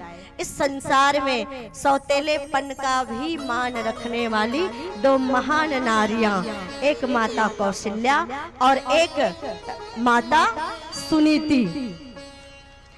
जब भगवान राम को कैकेयी के 2 वचनों के द्वारा राजा दशरथ ने 14 साल का वनवास दिया, तब माता कौशल्या राजा दशरथ के पास आती है और कहती है कि जो केवल पितु आय सुताता तो जनि जाहु जानी बड़ी माता। कि हे राजा दशरथ, आप ये जान लीजिए कि जो केवल पितु आय सुताता, अगर ये केवल पिता की आज्ञा होती तो आप जानिए कि माता बड़ी होती है, माता का अधिकार पुत्र पर ज्यादा होता है। इस नैतिक आदर्श के सहारे कभी भी मैं बन जाने नहीं देती, रोक लेती मैं उस अधिकार से अपने पुत्र राम को। हक तो दिखाती है कौशल्या, पर वही कौशल्या जब अपने बेटे राम के पास पहुंचती है तब क्या कहती है कि बेटा राम, उदास होने की आवश्यकता नहीं है, निराश होने की आवश्यकता नहीं है, कि जो पितु माँ तो कहो बन जाना तो कानन सत अवध समाना। अगर ये माता और पिता ने आज्ञा दी है कि तुम्हें बन जाना है तो कानन सत अवध समाना, वो बन भी तुम्हारे लिए 100 अयोध्या के समान होगा। उसे ही अयोध्या मानना और वही अपने कार्यों को पूरा करना। जिसमें माता पिता का आशीर्वाद होता है उसी में संतान का कल्याण होता है। ऐसी शिक्षा देने वाली और ऐसी शिक्षा देकर मर्यादा का पाठ पढ़ाने वाली, मर्यादा का पाठ पढ़ाकर हर तरह से सुसंस्कृत और शिक्षित करने वाली कौन थी? माता कौशल्या थी। निश्चित भगवान राम भगवान बने, मर्यादा पुरुषोत्तम कहलाए, लेकिन उनको मर्यादा पुरुषोत्तम बनाने वाली, उनको ऐसी शिक्षा देने वाली, ऐसा संस्कार देने वाली कौन थी? उसकी माँ कौशल्या थी। और एक माँ ऐसी थी कि बेटा जो है वो, माँ ऐसी थी जैसी माँ वैसा बेटा। एक माँ थी गर्भवती थी तो क्या करती थी, कहीं कहीं से कुछ भी किसी का, कभी किसी का और कुछ चोरी करके ले आती, कहीं भी जाती किसी का सामान देखती, किसी का पाउडर देखा चुपके से पर्स में उठा के ले आती थी, किसी का क्रीम देखा, किसी की कंघी देखी, किसी का और कुछ देखा। गर्भवती थी माता और ऐसी उसकी आदत थी, उठा उठा के ले आती थी सामान, है ना। अब उसके गर्भ से जो बालक पैदा हुआ, वो बालक जब 3 साल का हुआ और स्कूल गया तो स्कूल जाते ही पहले दिन अपनी मैडम जी का पर्स चुरा के आ गया, अपनी मैडम का पर्स चुरा के आ गया वो, है ना। क्योंकि माँ का गुण लगा था, माँ चाहे तो बच्चे को भगवान बना सकती है और माँ चाहे तो बच्चे को शैतान बना सकती है। एक माँ थी जो उनकी गलतियों पर बच्चे को कभी टोकती नहीं थी। और एक दिन ऐसा समय आया कि वो डाकू बन गया और उसको फांसी की सजा हो गई। जेलर साहब ने पूछा अंतिम इच्छा बता दो, तो कहने लगा माँ से मिलना चाहता हूँ। माँ को बुलाया गया, माँ रो रही थी। बेटा चाहे जैसा भी हो, चोर हो, लुटेरा हो, डाकू हो, माँ तो माँ होती है। माँ रोने लगी कि अगर तू ये गलत काम नहीं करता तो आज तुझे फांसी नहीं होती। माँ को पास में बुलाया, माँ पास में आई तो माँ के हाथ को पकड़ के अपनी तरफ खींचा और कान को इतने जोर से काटा कि कान उसके मुंह में आ गया, उस डाकू के। जेलर साहब ने किसी प्रकार से उनको छुड़वाया और कहा अरे दुष्ट, तू इतना पापी है इसीलिए तुझे फांसी हो रही है, लेकिन तुमने अपने माँ तक को अंतिम समय में नहीं छोड़ा, माँ के कान काट लिए। बोले जेलर साहब, आज जो फांसी हो रही है ये फांसी मुझे नहीं मेरी माँ को होनी चाहिए। क्यों? क्योंकि जब मैं छोटा था, छोटी छोटी चोरियां करता, छोटी छोटी गलतियां करता और दूसरे लोग आकर शिकायत करते तो ये किसी की बात नहीं सुनती, सबसे लड़ पड़ती मुझे बचाने के लिए और मेरी सारी गलतियां ढक लेती और मुझे ऐसे ही फिर से मिलता गया और धीरे धीरे छोटी छोटी चोरियां करते करते आज मैं बड़ा डाकू बन गया। तो जो फांसी मुझे होने वाली है ना, ये मेरी माँ को होनी चाहिए, क्योंकि मैं स्वयं डाकू नहीं बना, मुझे डाकू मेरी माँ ने बनाया है। अगर उसी दिन मेरी माँ 2 तमाचे लगाती और मुझे रोकती, सही रास्ते पर जाने के लिए प्रेरित करती, तो कहते हैं ना कि मिट्टी जब कच्चा होता है, गीला होता है, गीली जब मिट्टी होती है तो उस मिट्टी को आप बार बार जो है फिर बनाकर, फिर बिगाड़कर, फिर बनाकर, फिर बिगाड़कर नया नया आकार, नई नई आकृति आप दे सकते हैं, आप दे सकते हैं नई नई आकृति। लेकिन वही मिट्टी का एक घड़ा बन गया अगर कच्चा है तो आप फिर से उसे बदल कर उसको नया आकार दे सकते हैं। लेकिन अगर वो घड़ा एक बार पक गया भट्टी में जाकर, उसके बाद अगर आप उसको ठोकने का, पीटने का और सुधारने का प्रयास करेंगे तो वो टूट के बिखर जाएगा। प्रेम से बोलिए राधे राधे। तो बचपने में जितना चाहे आप बच्चे को सिखा सकते हैं, बता सकते हैं और उनका निर्माण कर सकते हैं। और बाल मनोविज्ञान ये कहता है कि बच्चे के सीखने की सबसे ज्यादा क्षमता तब होती है जब वो माँ के गर्भ में होता है। अभिमन्यु ने चक्रीय भेदन कहाँ से सीखा था? बोलिए, कहाँ से सीखा था? वो तो पैदा ही नहीं हुआ था।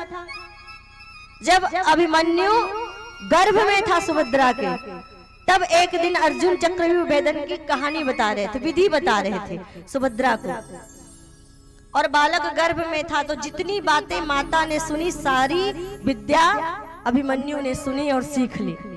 लेकिन चक्रव्यूह को भेद कर बाहर कैसे निकला जाता है ये विधि बता रहे थे। तो माता सुभद्रा को नींद आ गई। कहानी में बड़ी नींद आती है। वैसे भी ना जिनको घर में नींद नहीं आती, जिनको नींद की गोली खा के भी नींद नहीं आती, उन भी भाई बहनों को कथा पंडाल में बढ़िया मीठी मीठी नींद आती है। एक दो नींद तो यहीं चलो वहीं जाके सो जाते हैं, मीठी मीठी नींद यहाँ आ जाती है।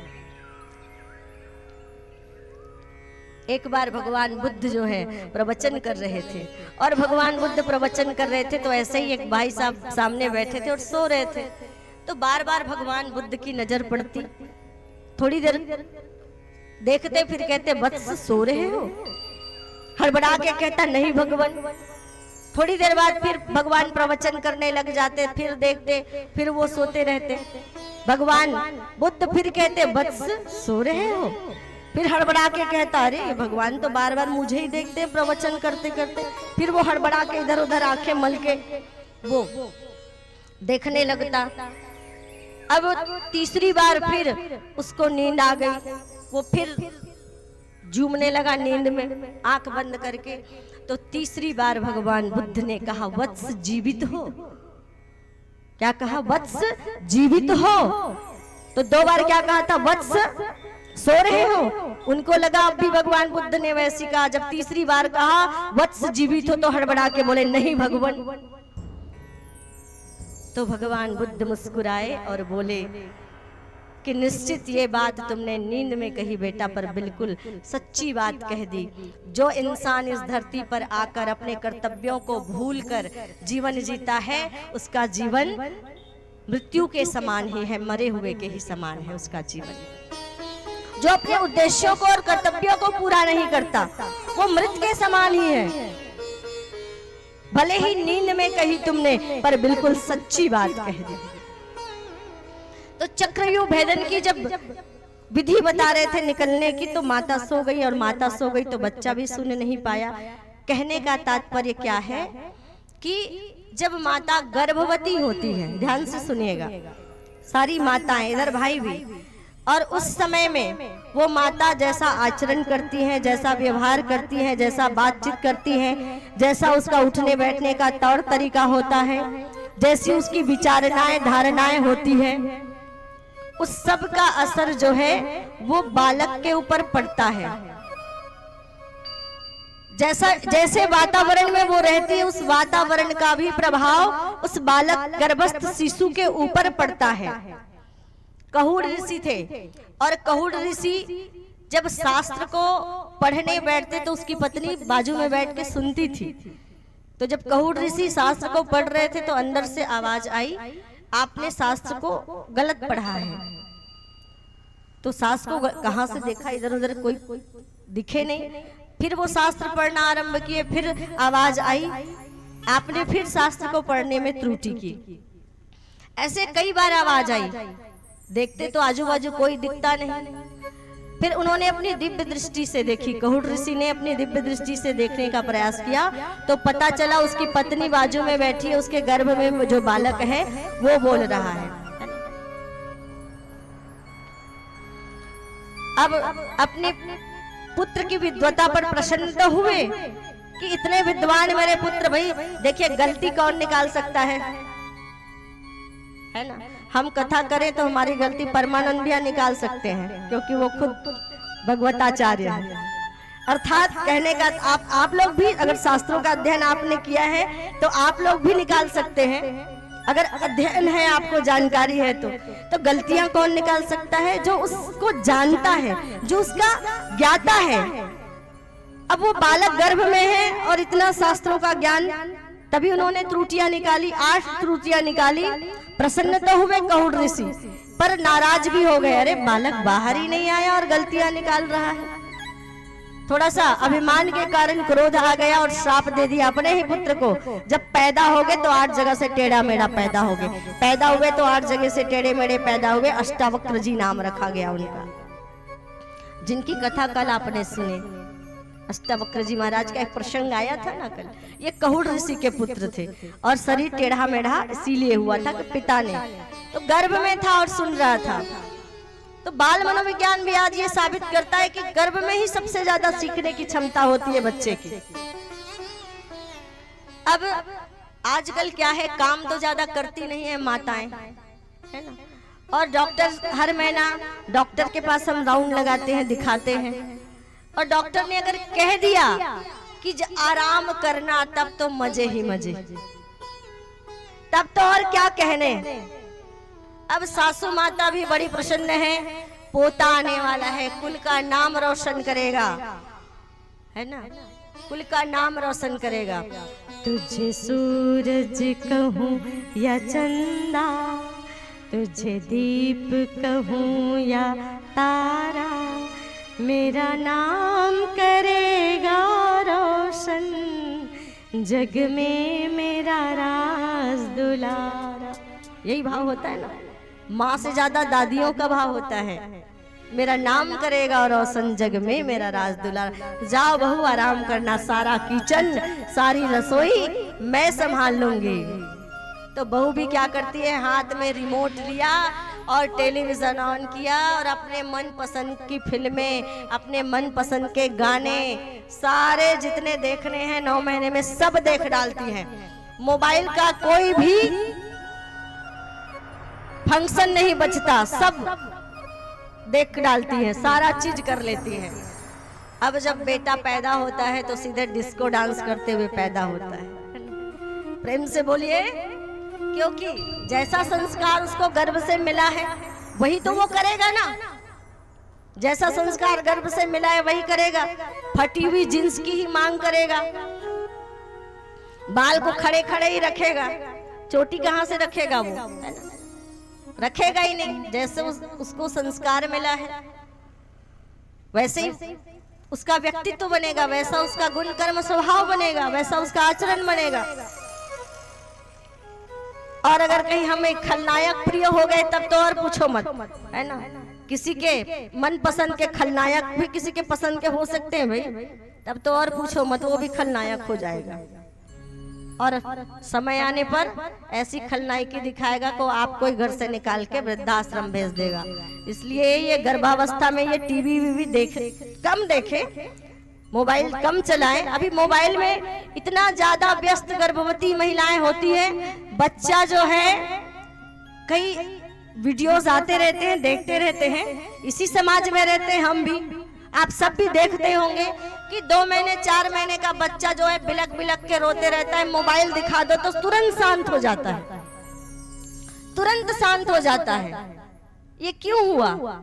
ये संस्कार कहाँ से लगा? ये वो जाना कैसे ये मोबाइल है, इसको देख के मुझे चुप होना है। वो 2 महीने का बालक, 5 महीने का बालक गर्भ से जान लिया है ना, गर्भ से जान लिया है। तो क्या करना चाहिए? भारत की आर्य नारियां, भारत की जो आर्य नारियां थी, नर रत्नों को जन्म देने वाली थी। इतने रत्न दिए हैं कैसे, इतने रत्न दिए हैं कैसे, जिससे देश महान है। भारत की परिवार व्यवस्था उन रत्नों की खान है। भारत की परिवार व्यवस्था उन रत्नों की खान है। ये भारत के परिवार से ही, भारत के ही माता पिता ने ध्रुव को जन्म दिया, प्रहलाद को जन्म दिया, भरत जी महाराज को जन्म दिया, लक्ष्मण को जन्म दिया, लव कुश को जन्म दिया। ऐसे दिव्य बालक, एक से बढ़कर एक दिव्य बालकों को जन्म दिया। इतने रत्न दिए हैं कैसे, जिससे देश महान है। क्यों? भारत की ये परिवार व्यवस्था थी, भारत की ये रहन सहन की व्यवस्था थी कि घरों में पहले, अब क्या करते हैं, घर में रामचरितमानस भी सबके घर होगा, भागवत भी सबके घर होगा, गीता भी सबके घर होगी, पर वो दिवाली की दिवाली निकलती है। हर दिवाली में निकालते हैं, साफ सफाई करके झड़ाते हैं, बदलना हो तो कपड़ा बदल देते हैं, नहीं तो फिर वापस रख देते हैं। तो मेरे भाइयों बहनों, आपके घर में जो ग्रंथ है, जो रामचरितमानस, रामायण, भागवत, श्रीमद् भागवत गीता, वो कपड़े में लपेट कर, बांध कर साल के साल धूल झड़ाने के लिए नहीं है। वो किसके लिए है? वो आपके पढ़ने के लिए है। आपको बहुत जोरों की भूख लगी है, भोजन की आवश्यकता है, थाली आपके सामने है, आपका हाथ बांध दिया गया है, केवल देखने मात्र से आपका पेट भर जाएगा? अगर ऐसा होता तो एक दिन बना लेते, 8 दिन में रविवार के रविवार भोजन बना लेते, रोज सब लोग एक थाली बना के देख लेते, जी भर के सूंघ लेते और वापस रख देते, होता ना? ऐसे आपके हाथ बंधे हैं, आप खा नहीं सकते, आपका पेट भर जाएगा, आपकी भूख शांत हो जाएगी? हाँ या ना? हो जाएगी? नहीं होगी। तो क्या आपके घर के कपड़े में वो बंधा हुआ रामायण भागवत गीता का ज्ञान बिना पढ़े आपके अंदर आ जाएगा? रखा किस लिए है आपने? सोचा कभी? रखा किस लिए है आपने? पढ़ने के लिए रखा होगा, पर कभी पढ़ा नहीं, केवल आरती दिखा रहे हैं। एक बार एक गांव में महात्मा जी आए, वो एक गांव का भाई एकदम दुखी मन से रोते बिलखते पहुंचा, जीवन में बड़ी अशांति है महात्मा जी, बड़ा नाम सुना है आपका, कृपा कीजिए, कुछ तो ऐसा उपाय करें, मेरे मन की अशांति दूर हो जाए, घर की जीवन की अशांति दूर हो जाए। तो क्या किया, एक भगवत गीता उठा के दे दी। महात्मा जी ने कहा बेटा इसे पढ़ लेना, सारी अशांति दूर हो जाएगी।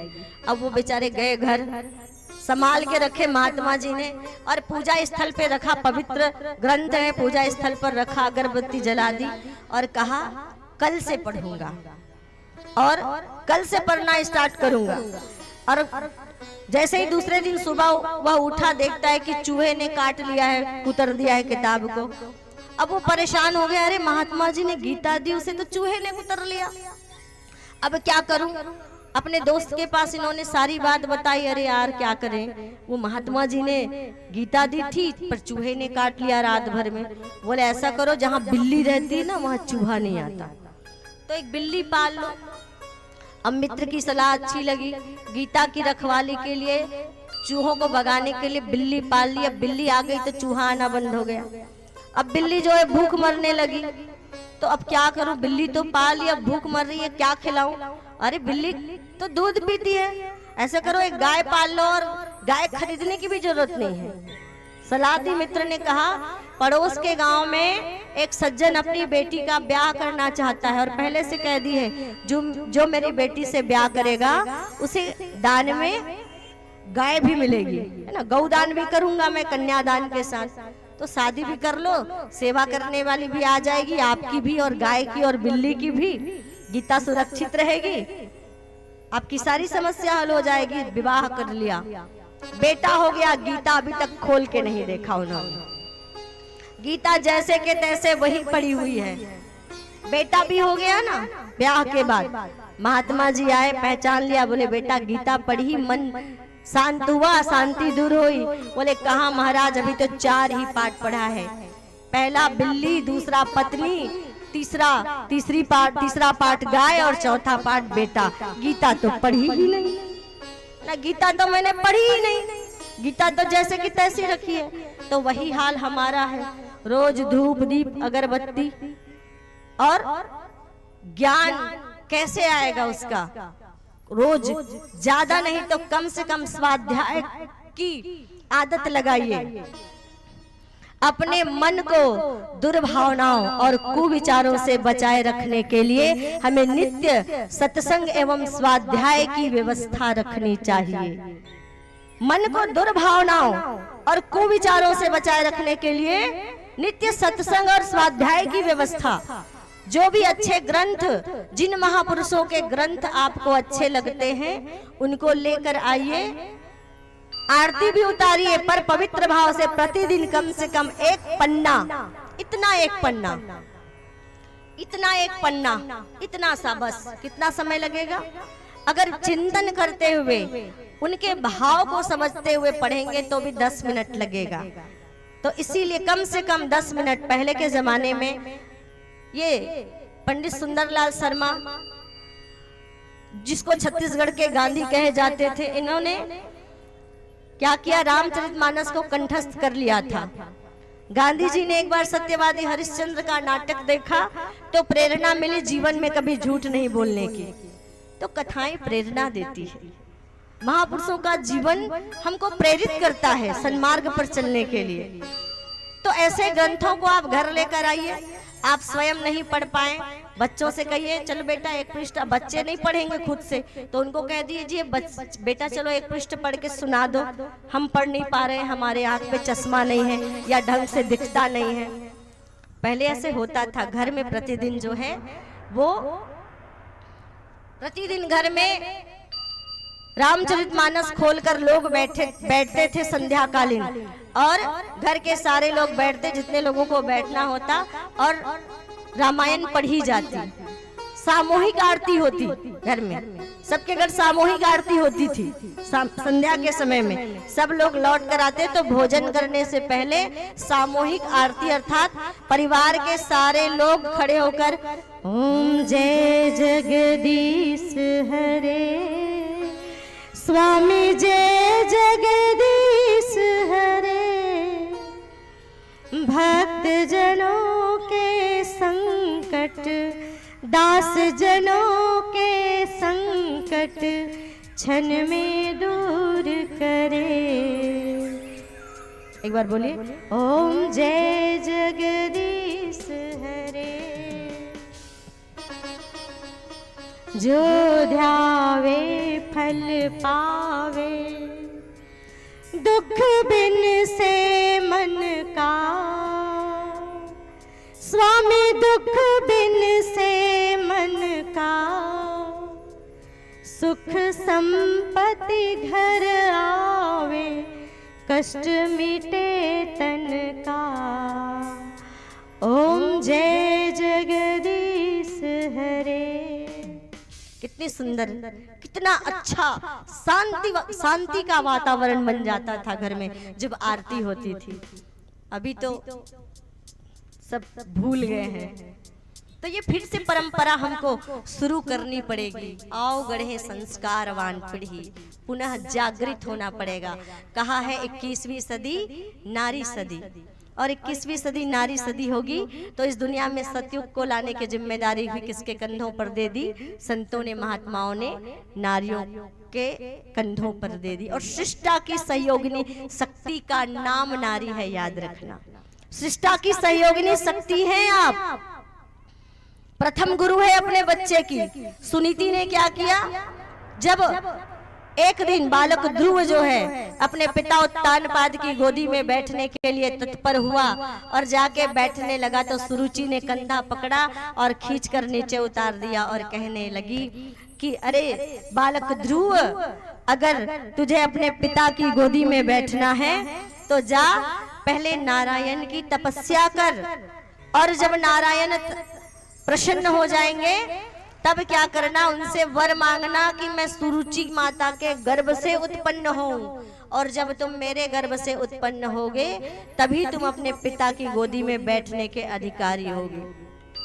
खींच के उतार दिया। बालक रोते रोते गया, अपनी माँ सुनीति के पास सारी बात बताई और कहने लगा, माँ सुरुचि माता का अमंगल हो जाए, जब मैं बड़ा होऊंगा ना तब मैं उससे बदला लूंगा। तो सुनीति क्या कहती है, जरा ध्यान से सुनिएगा।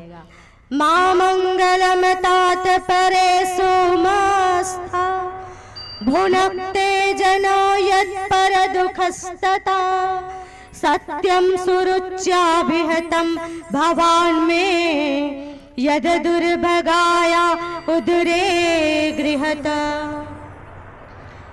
माम मंगलम तात परेशामस्था, कि बेटा ध्रुव कभी भी स्वप्न में भी किसी के अमंगल की बात मत सोचना। और ऐसी कौन सी गलत बात कह दी सुरुचि माता ने? ठीक ही तो कहा, नारायण की तपस्या करो। और बेटा ध्रुव, जो माँ नारायण के तपस्या की, भगवान के तपस्या की बात बताए, जो भगवान की तरफ जाने का रास्ता बताए, वो माँ कभी गलत नहीं हो सकती। और ये तुम्हारा दुर्भाग्य है कि यद दुर्भागाया उदरे गृहता, ये तुम्हारा दुर्भाग्य है ध्रुव कि तुमने मुझ जैसी अभागिन के गर्भ से जन्म लिया है, जिसका त्याग उसके पति ने कर दिया है। और जाओ, मैं भी यही कहूंगी, अरे तुम इस शरीर के पिता की गोदी में बैठना चाहते हो, उनके, तुम्हारे पिता के भी पिता, जगत पिता पर ब्रह्म परमात्मा नारायण श्री हरि की गोदी में बैठने के लिए जाओ, वन में जाओ और तप करो। ऐसी शिक्षा देने वाली और सौतेलेपन का मान रखने वाली माता सुनीति, ये दो माताएं। तो हमें भी अब वो संस्कार, उस संस्कार को दोहराना पड़ेगा।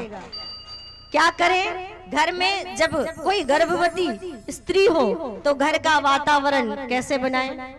घर का वातावरण अच्छा बनाएं, ज्यादा से ज्यादा प्रसन्न रहने का प्रयास करें, अच्छे सत्य साहित्यों को पढ़ने का आप अभ्यास करें, उसको पढ़ें, अच्छा चिंतन रखें, अच्छी सोच रखें। और अच्छी सोच आप रखेंगे तो आपके घर में भी ध्रुव प्रहलाद जैसे बालक उत्पन्न हो सकते हैं। और ये कौन कर सकता है? ये अकेले उस घर की जो गर्भवती माता है उसकी ही केवल जिम्मेदारी नहीं है, घर में जितने भी सदस्य हैं उनकी भी ये जवाबदारी है कि हम घर में ऐसा वातावरण बनाएं जिससे उस गर्भस्थ शिशु को अच्छा संस्कार गर्भ से ही मिले। ये घर के परिवार के सभी लोगों की जिम्मेदारी है। ये परंपरा, इस परंपरा की शुरुआत जो है फिर से हमको अपने घर में करनी चाहिए। संध्या आरती सामूहिक हमको फिर से करनी चाहिए, चाहे 4 ही लोग घर में ही क्यों ना हो, चारों मिलकर संध्या के समय में आरती करें। ग्रंथ को पढ़ने की शुरुआत फिर से हम अपने घरों में करें। कहते हैं यह देश था मुकुटमन जब थी महान नारी, यह देश था मुकुटमन जब थी महान नारी, तप ज्ञान युद्ध सब में छवि थी पुनीत न्यारी, तप ज्ञान युद्ध सब में छवि थी पुनीत नारी। नारी की संस्कृति को, नारी की संस्कृति को यूं ही नहीं गवाओ, नारी की संस्कृति को यूं ही नहीं गवाओ। है सृजन शक्ति नारी यह तथ्य मत भुलाओ, है सृजन शक्ति नारी यह तथ्य मत भुलाओ। बच्चों में तेज भरना था काम देवियों का, किसका काम था? बच्चों में तेज भरना था काम देवियों का, पुरुषों से कम नहीं था तब शौर्य नारियों का, पुरुषों से कम नहीं था तब शौर्य नारियों का। सीता शकुंतला को, सीता शकुंतला को यूं कैद से छुड़ाओ, सीता शकुंतला को यूं कैद से छुड़ाओ। विकसित करो इन्हें अब अनुदान श्रेष्ठ पाओ, है सृजन शक्ति नारी यह तथ्य मत भुलाओ। और नारी की गौरव गरिमा कभी किसी काल में कम नहीं रही है। नारियों के वेद पर अधिकार की बात होती है। तो मेरे भाइयों बहनों याद रखना, वेदों को लिखने वाली प्रथम 5 महिलाएं ये नारियां ही थी। लोपामुद्रा, घोषा, काक्षीवती, ऐसी एक से बढ़कर एक महिलाएं। तप से हुए भगीरथ अनसूया कम नहीं है, तप से हुए भगीरथ अनसूया कम नहीं है। गौरी का तप भुला दो यह न्याय तो नहीं है, गौरी का तप भुला दो यह न्याय तो नहीं है। तप से हुए भगीरथ अनसूया कम नहीं है, गौरी का तप भुला दो यह न्याय तो नहीं है, गौरी का तप भुला दो यह न्याय तो नहीं है। ज्ञानी है पुरुष ऋषि तो नारी भी कम कहाँ है। और जाग गई भाई, जाग गई नारी शक्ति जाग गई। इधर देखे जागी हुई नारियां, इधर उधर ध्यान भटका हुआ है ना। ज्ञानी है पुरुष ऋषि तो, जोरदार एक बार दोनों हाथ उठा के ताली अपने लिए। ज्ञानी है पुरुष ऋषि तो नारी भी कम कहाँ है, ज्ञानी है पुरुष ऋषि तो नारी भी कम कहाँ है। घोषारुंधति सी ऋषि देवियाँ यहाँ है, घोषारुंधति सी ऋषि देवियाँ यहाँ है। परिवार की शक्ति नारी है, समाज की शक्ति नारी है, चंडी शक्ति नारी है, गायत्री शक्ति, नारी है, दुर्गा शक्ति नारी है, और नारियों जागो, अपने आप को पहचानो, अपने आप को पहचानो, अपने इतिहास को आपको पहचानना होगा। कैसे? ज्ञानी है पुरुष ऋषि तो नारी भी कम कहाँ है, ज्ञानी है पुरुष ऋषि तो नारी भी कम कहाँ है। घोषारुंधति सी ऋषि देविया यहाँ है, घोषारुंधति सी ऋषि देविया यहाँ है। तो एक से बढ़कर एक महान नारियां इतिहास में हुई है। और आपके अंदर वो क्षमता है, जो क्षमता लक्ष्मीबाई याद है, किनको किनको याद है, किनको किनको लक्ष्मीबाई याद है? चमक उठी सन 57 में वह तलवार पुरानी थी और खूब लड़ी मर्दानी, वह तो झांसी वाली रानी थी। तो किसी क्षेत्र में, ना ममता के क्षेत्र में, ना दया के क्षेत्र में, ना करुणा के क्षेत्र में, ना शौर्य के क्षेत्र में, ना साहस के क्षेत्र में, किसी भी क्षेत्र में नारियां कम नहीं हैं। पर नारियां जो है अपनी गौरव और गरिमा को भूलती जा रही हैं। कैसे? लोहे के नहीं सोने की जंजीरों में अपने आप को जकड़कर। इन सोने की जंजीरों से आप बाहर निकलिए और अपने अंदर छुपी उस सीता, उस सावित्री, उस कल्याणी, उस दुर्गा को आप पहचानिए। आने वाली पीढ़ी की जवाबदारी आपके कंधों पर है, क्योंकि आप ही वो भाग्य निर्माता हैं, आप ही बालकों के निर्माता हैं, आप ही उनको ध्रुव प्रहलाद बनाने वाले हैं। इसलिए अपने घर का वातावरण आप ऐसा बनाइए कि फिर से हमारे देश में भरत जैसे बच्चों का जन्म हो, ध्रुव और प्रहलाद जैसे बच्चों का जन्म हो। तो इसकी शुरुआत कहाँ से करनी है? नहीं, अभी तो बच्चा छोटा है, खेलने दो, कोई बात नहीं। अभी तो 5 साल का है, रहने दो, अभी तो 10 साल का है। यही कह कर बचपन निकल जाता है। लेकिन संस्कार देने की शुरुआत आपको कहाँ से करनी है? गर्भ से शुरू कर देने हैं। फिर देखेंगे कि कैसा चमत्कार होगा और कैसे आपके घर में आपके तरह जो है, आप जैसा चाहते हैं वैसे बालक आपके घर में आएंगे। राजा दशरथ चौथापन आ गया था, कोई संतान नहीं थी, कोई संतान नहीं थी। तब उन्होंने कामना की, प्रार्थना की, तो उन्होंने कैसा पुत्र मांगा? एक पुत्र ऐसा था। एक दिन राजा दशरथ शिकार खेलने के लिए निकले, शब्दवेदी बाण चलाना सीख रहे थे और वो ये देखना चाहते थे कि मेरा शब्दवेदी बाण देखो मैं चला पाता हूँ कि नहीं। यही देखने के लिए उन्होंने, जब वो वन में गए तो अपने टूनिर से बाण निकाल लिया, शब्दवेदी बाण। और जब सरोवर में पानी में कुछ हलचल हुई और कुछ आवाज आई तो राजा दशरथ को ऐसा लगा कि जरूर कोई पशु इस सरोवर में जल पीने आया होगा। और यही सोचकर अपने शब्दवेदी बाण का प्रहार सही होता है कि नहीं जानने के लिए बाण चला दिया। और जब बाण चलाया तो एक इंसान की आवाज आई, माता।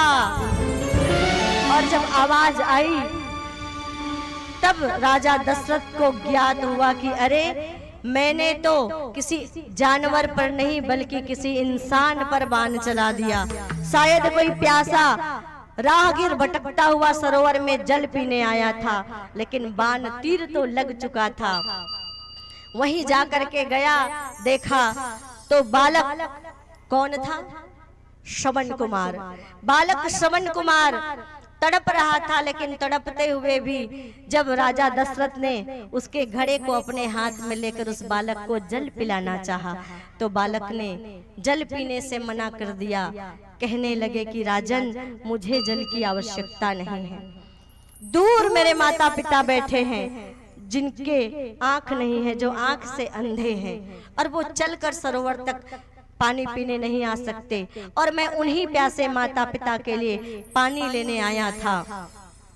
अब मैं तो चलकर वहां तक जा नहीं पाऊंगा, इसलिए जाइए और ये जल जो आप मुझे पिलाना चाहते हैं वो जल मेरे माता पिता को पिलाकर आइए, मेरे माता पिता को पिला दीजिए, उनकी प्यास बुझा दीजिए।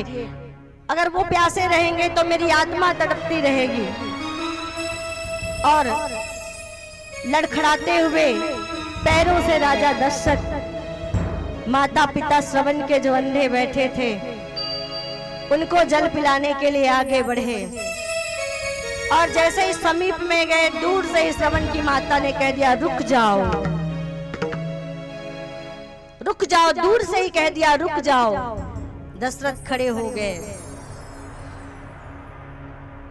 और कहने लगी श्रवण कुमार की माता, कहाँ है मेरा बेटा, पहले ये बताइए, क्या हुआ है मेरे बेटे को, पहले ये बताइए, मुझे अपने बेटे के विषय में जानना है।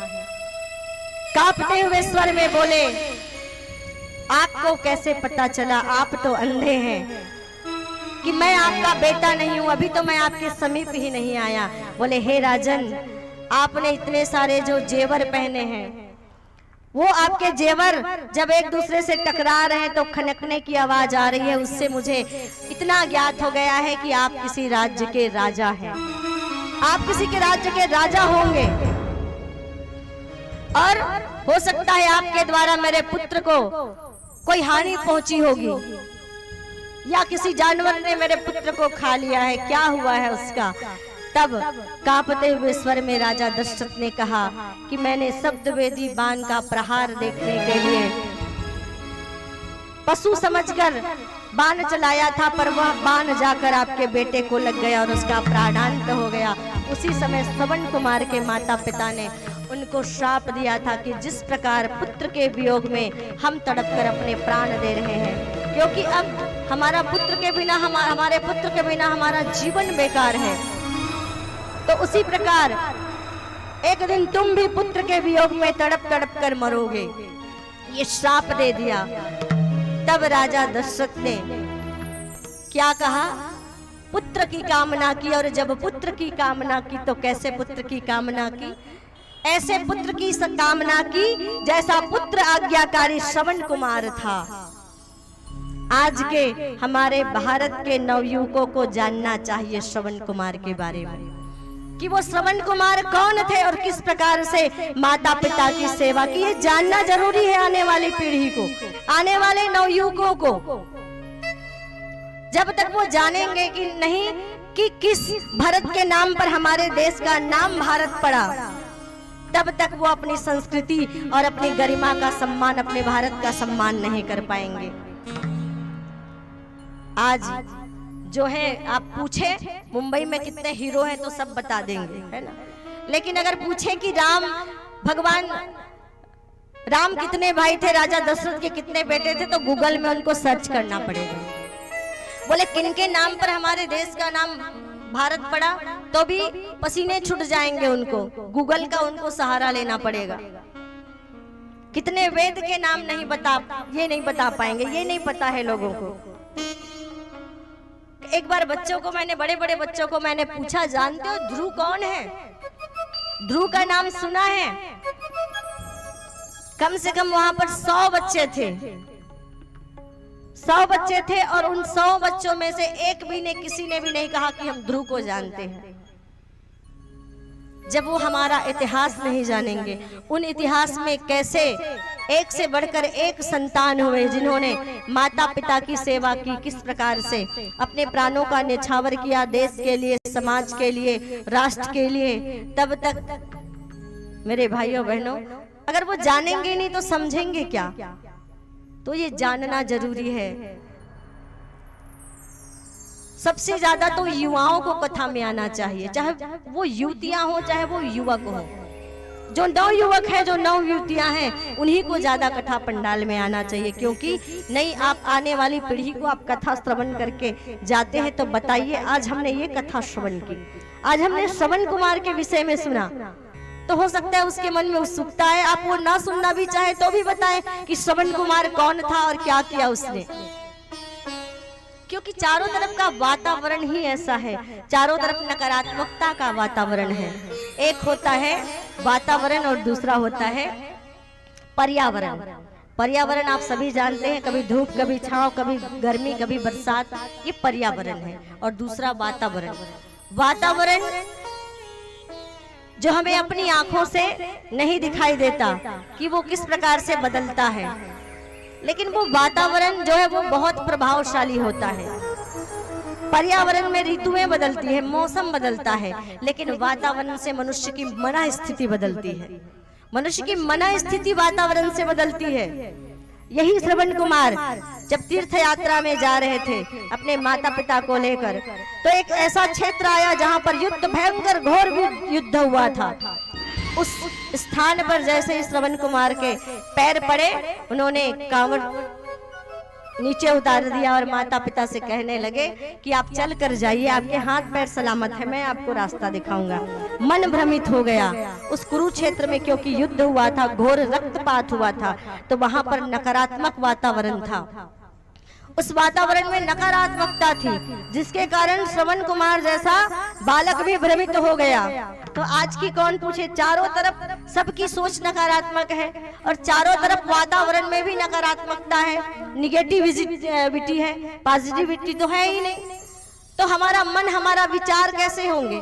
नकारात्मक ही होंगे, नकारात्मक ही होंगे, क्योंकि वातावरण ही ऐसा है। लेकिन जब आपके घर में आरती होती है, जब आपके घर में घंटी बजती है, जब आपके घर में भोग लगता है, जब आपके घर में स्तुति होती है, चालीसा होती है और अगरबत्ती जलती है, तब क्या होता है?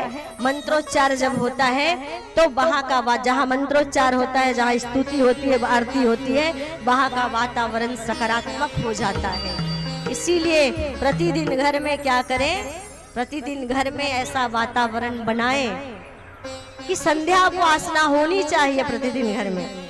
तो राजा दशरथ ने क्या कहा? मुझे पुत्र चाहिए, तो भगवान को नहीं, मुझे श्रवण कुमार जैसा पुत्र चाहिए, आज्ञाकारी पुत्र चाहिए। और राजा दशरथ को पुत्र भी कैसे मिले? आज्ञाकारी मिले। जब 14 साल का वनवास हुआ, एक बार नहीं कहा पिताजी मेरी क्या गलती, 2-4 गांव दे दो, रह लूंगा। कहा क्या भगवान ने? मुस्कुरा के चले गए। और क्या कहा? और प्रसन्न हो गए, खुश हो गए, कहने लगे कि जितना प्रसन्न मैं राज्याभिषेक में नहीं था, उससे भी ज्यादा प्रसन्न मैं किसमें हूँ? उससे भी ज्यादा प्रसन्न मैं वनवास जाने में हूँ। क्यों? बोले फायदा पूछा, बोले क्या है? ठीक से सुना है ना, 2-4 महीने के लिए नहीं, 14 साल के लिए वनवास जा रहे हैं और मुस्कुरा रहे हैं। भगवान सब कुछ छोड़ के जाना पड़ेगा, एक केवल धोती और कुर्ता ही आपको मिलेगा यहाँ से पहनकर जाने के लिए, एक कमंडल भी नहीं मिलेगा, फिर भी आप मुस्कुरा रहे हैं। तो क्या भाई, राजा बनता तो केवल राजपाट संभालता, लेकिन आज जब वनवास हुआ है तो उसमें मेरे बहुत सारे फायदे हैं। और कितने फायदे गिनाए? कहा सबसे मेरा पहला फायदा, भरत प्राण प्रिय पावहि राज, विधि सब विधि मोहे सन्मुख आज।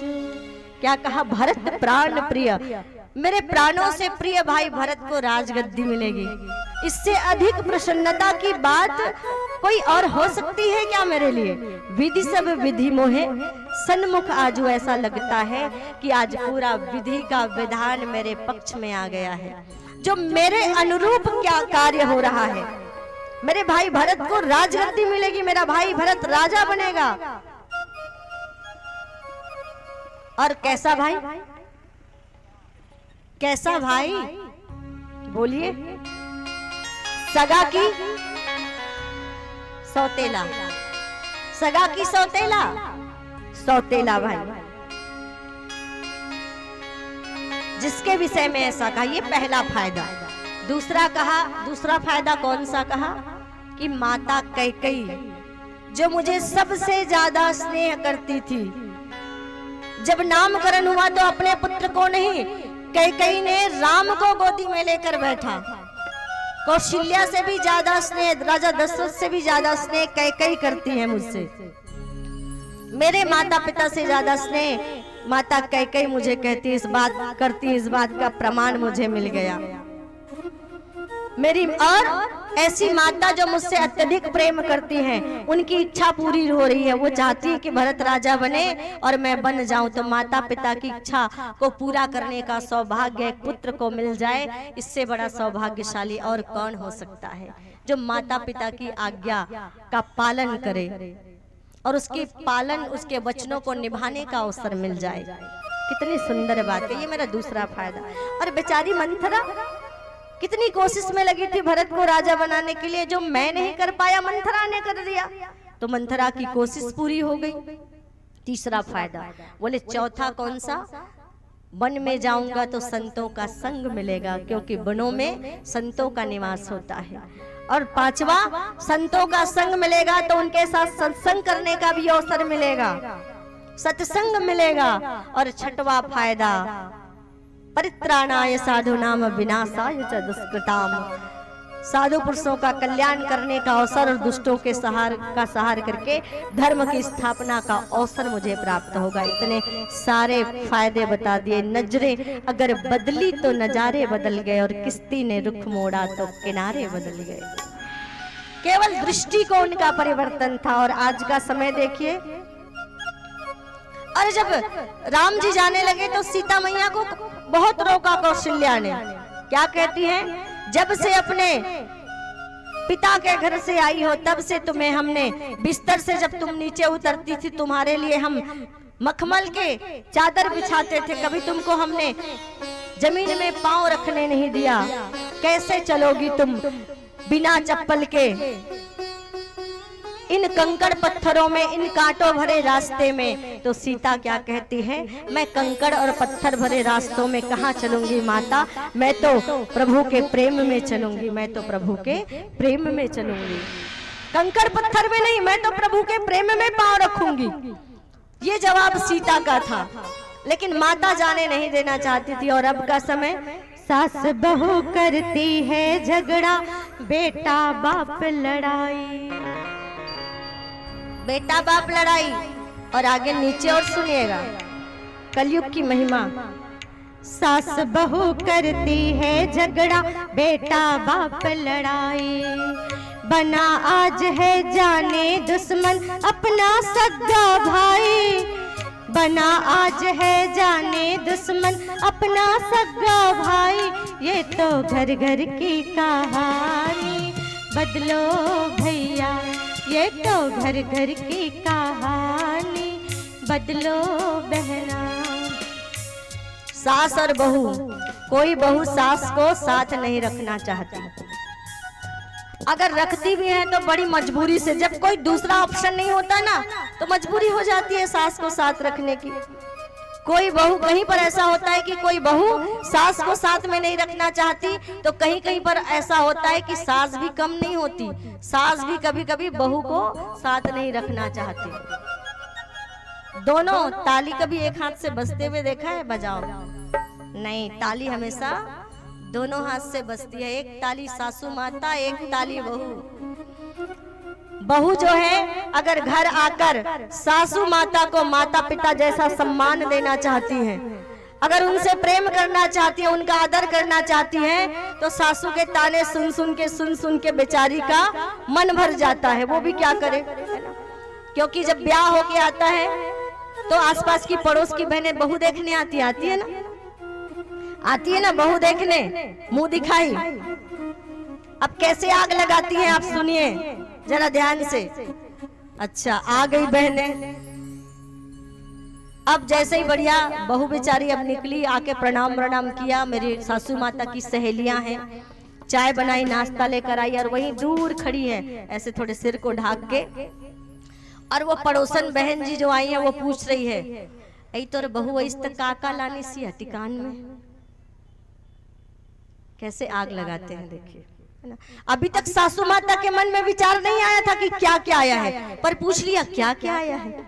तो सासू माता भी कह रही है वो का करबे, फोकलच फोकलाए, है ना, एक कोठन बने ठोस नहीं है। वो टीवी बड़े दी हाथ रहे नाने चल दे दी 42 इंच के, अभी तक ले नहीं रहे, इंतजार करत रहे। गाड़ी देंगे करके सोच रहे थे, पर एक तो साइकिल भी नहीं मिला। बात हो रही है, अब बेचारी बहू सुन रही है ना। अब ऐसी सास जो है बता रही है, इसके साथ साथ उसके माता पिता का भी तो अपमान हो रहा है ना। हो रहा है कि नहीं हो रहा है?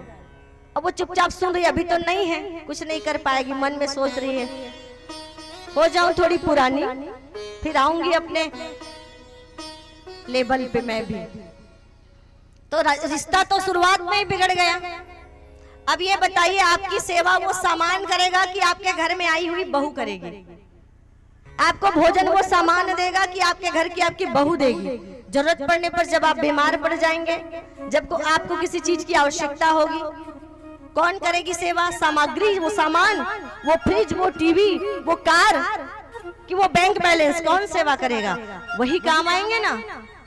तो पहले उनको स्वीकार कर ले कि जो आया, चलो सामान को छोड़ो, जो पड़ोसन आई है उनसे अब की बार कहना, अब कहना कि चलो छोड़ो सामान, हमें सामान से लेना देना नहीं है, हमारी बहू ही हमारे लिए सबसे बड़ा धन है, क्योंकि वही हमारी सेवा करेगी, इसके अलावा हमें और कुछ भी नहीं चाहिए। क्योंकि राम सीता का हाथ सीता का राम को दिया, जनक राजा देंगे और क्या। हाथ सीता का राम को दिया, जनक राजा देंगे और क्या। भैया राजा ने गहना दिया, कौन सा गहना? सोना चांदी नहीं, लाज रूपी गहना। कौन देता है? लाज रूपी गहना।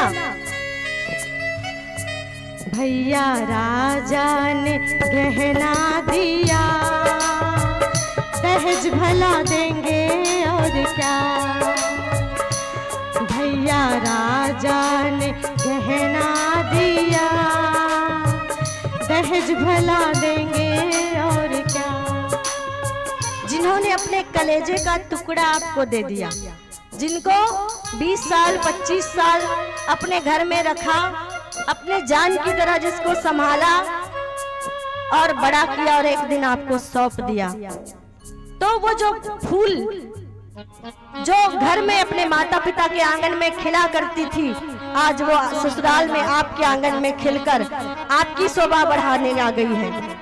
और आपकी शोभा बढ़ाने आ गई है तो उसका मान रखना, सबसे पहले उसका मान रखना। जो सास और ससुर है, जो ससुराल वाले हैं, उसका पहले कर्तव्य बनता है कि आप उसका मान रखें। और जब आप उसका मान रखेंगे तब वो भला आपका मान कैसे नहीं रखेंगी? जरूर रखेंगी, आपका मान जरूर रखेंगे।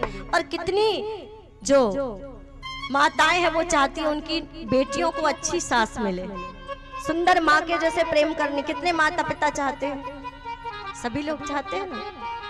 अच्छा, कितनी माताओं के बेटे हैं बताइए? तो जिन भी माताओं के बेटे हैं, वो सभी बेटों की माता को, एक मैं सुन रही थी, एक सहेली दूसरी सहेली से पूछती है, अरे ये तेरी घड़ी तो बहुत सुंदर है। तो कहती मेरे पति ने दिलाई है। तो कहते अरे ये तेरा कपड़ा भी बहुत सुंदर है। बोला ये भी मेरे पति ने दिलाया। बोले तेरे गले की चैन भी बहुत सुंदर है। बोले ये भी मेरे पति ने दिलाया है। बोले तब तो तुम्हारे पति बहुत सुंदर है। हाँ, वो मेरे पिता ने दिलाया है, 45 लाख का पड़ा है। क्या कहा? मेरे पिता ने दिलाया है, 45 लाख पड़ा है। बोले घड़ी 2000 की, चैन 20,000 की, कपड़ा 5,000 का। बोले मेरे पिता ने दिलाया है, 45 लाख पड़ा है। बोली लगती है, कई जातियों में बोली लगती है, बड़ी विडंबना है कि पैसे से खरीदा जाता है। खरीदना क्या? बेटे को बेच देते हैं, है ना? बेच देते हैं बेटे को। ये बड़ी विडंबना हो गई है समाज में।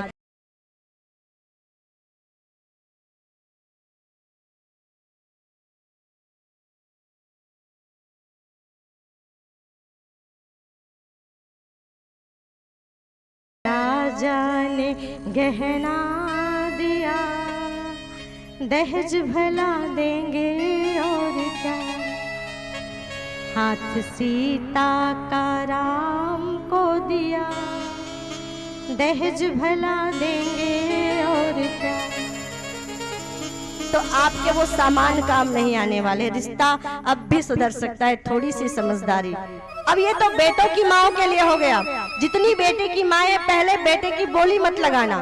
सामान दहेज में जो भी आए सामान की तरफ आप देखना भी मत। उसके बाद सामान उनको अपनी बेटी को जैसे आपने रखा था, आपकी बेटियां भी होंगी, और जैसे आपने अपनी बेटी को रखा था वैसे ही उनके साथ अच्छा व्यवहार करके, अगर बहू लेट से थोड़ी देरी से उठती है तो ये मान लेना कि बेटी भी तो देर से उठती थी तो उसे कुछ नहीं कहते थे, और प्यार से समझा देना, बहू कल थोड़ा जल्दी उठ जाना, तुम्हारे ससुर जी को थोड़ी सुबह जल्दी चाय पीने की आदत है। ऐसे प्रेम से आप समझाइए।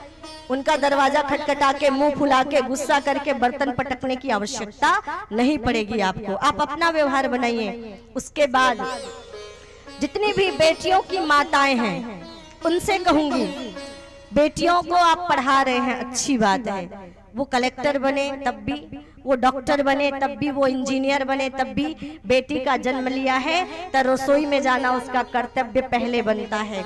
उसको वो कहीं भी कलेक्टर बन के रहेगी, डॉक्टर बन के रहेगी, अरे कम से कम ऐसी जगह अगर चली जाए कि कहीं नौकर ना मिले तो खुद के लिए तो भोजन बनाने के लिए आना चाहिए कि खुद वो भोजन बना के खा सके। इतनी विद्या, इतनी शिक्षा तो बेटियों को सिखा दे, इतनी विद्या सिखा दे। और कभी पढ़ बाहर से बेटी आती है तो अरे लो ना पढ़ते रहती है, कोई काम मत बोला करो। अरे क्यों नहीं, बेटियों को सिखाओ, आप सिखाओ बर्तन मांजना, सिखाओ झाड़ू लगाना।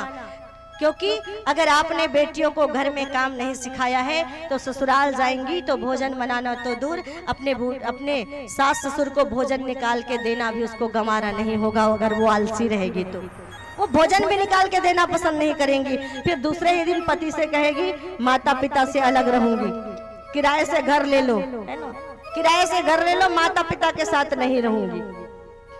तो आलस्यता मनुष्य का सबसे बड़ा शत्रु है। ये बेटियों को बताएं, थोड़ा सा कार्य करना सीखिए। जितनी सुंदर बहुएं और बेटियां बैठी है ना, दौड़ दौड़ के काम करती हैं सील परिवार की। एक बार इनके लिए ताली बजाएं, है ना। वो ऐसे ही तारीफ नहीं कर रहे हैं, 4-5 दिन से देख रहे हैं।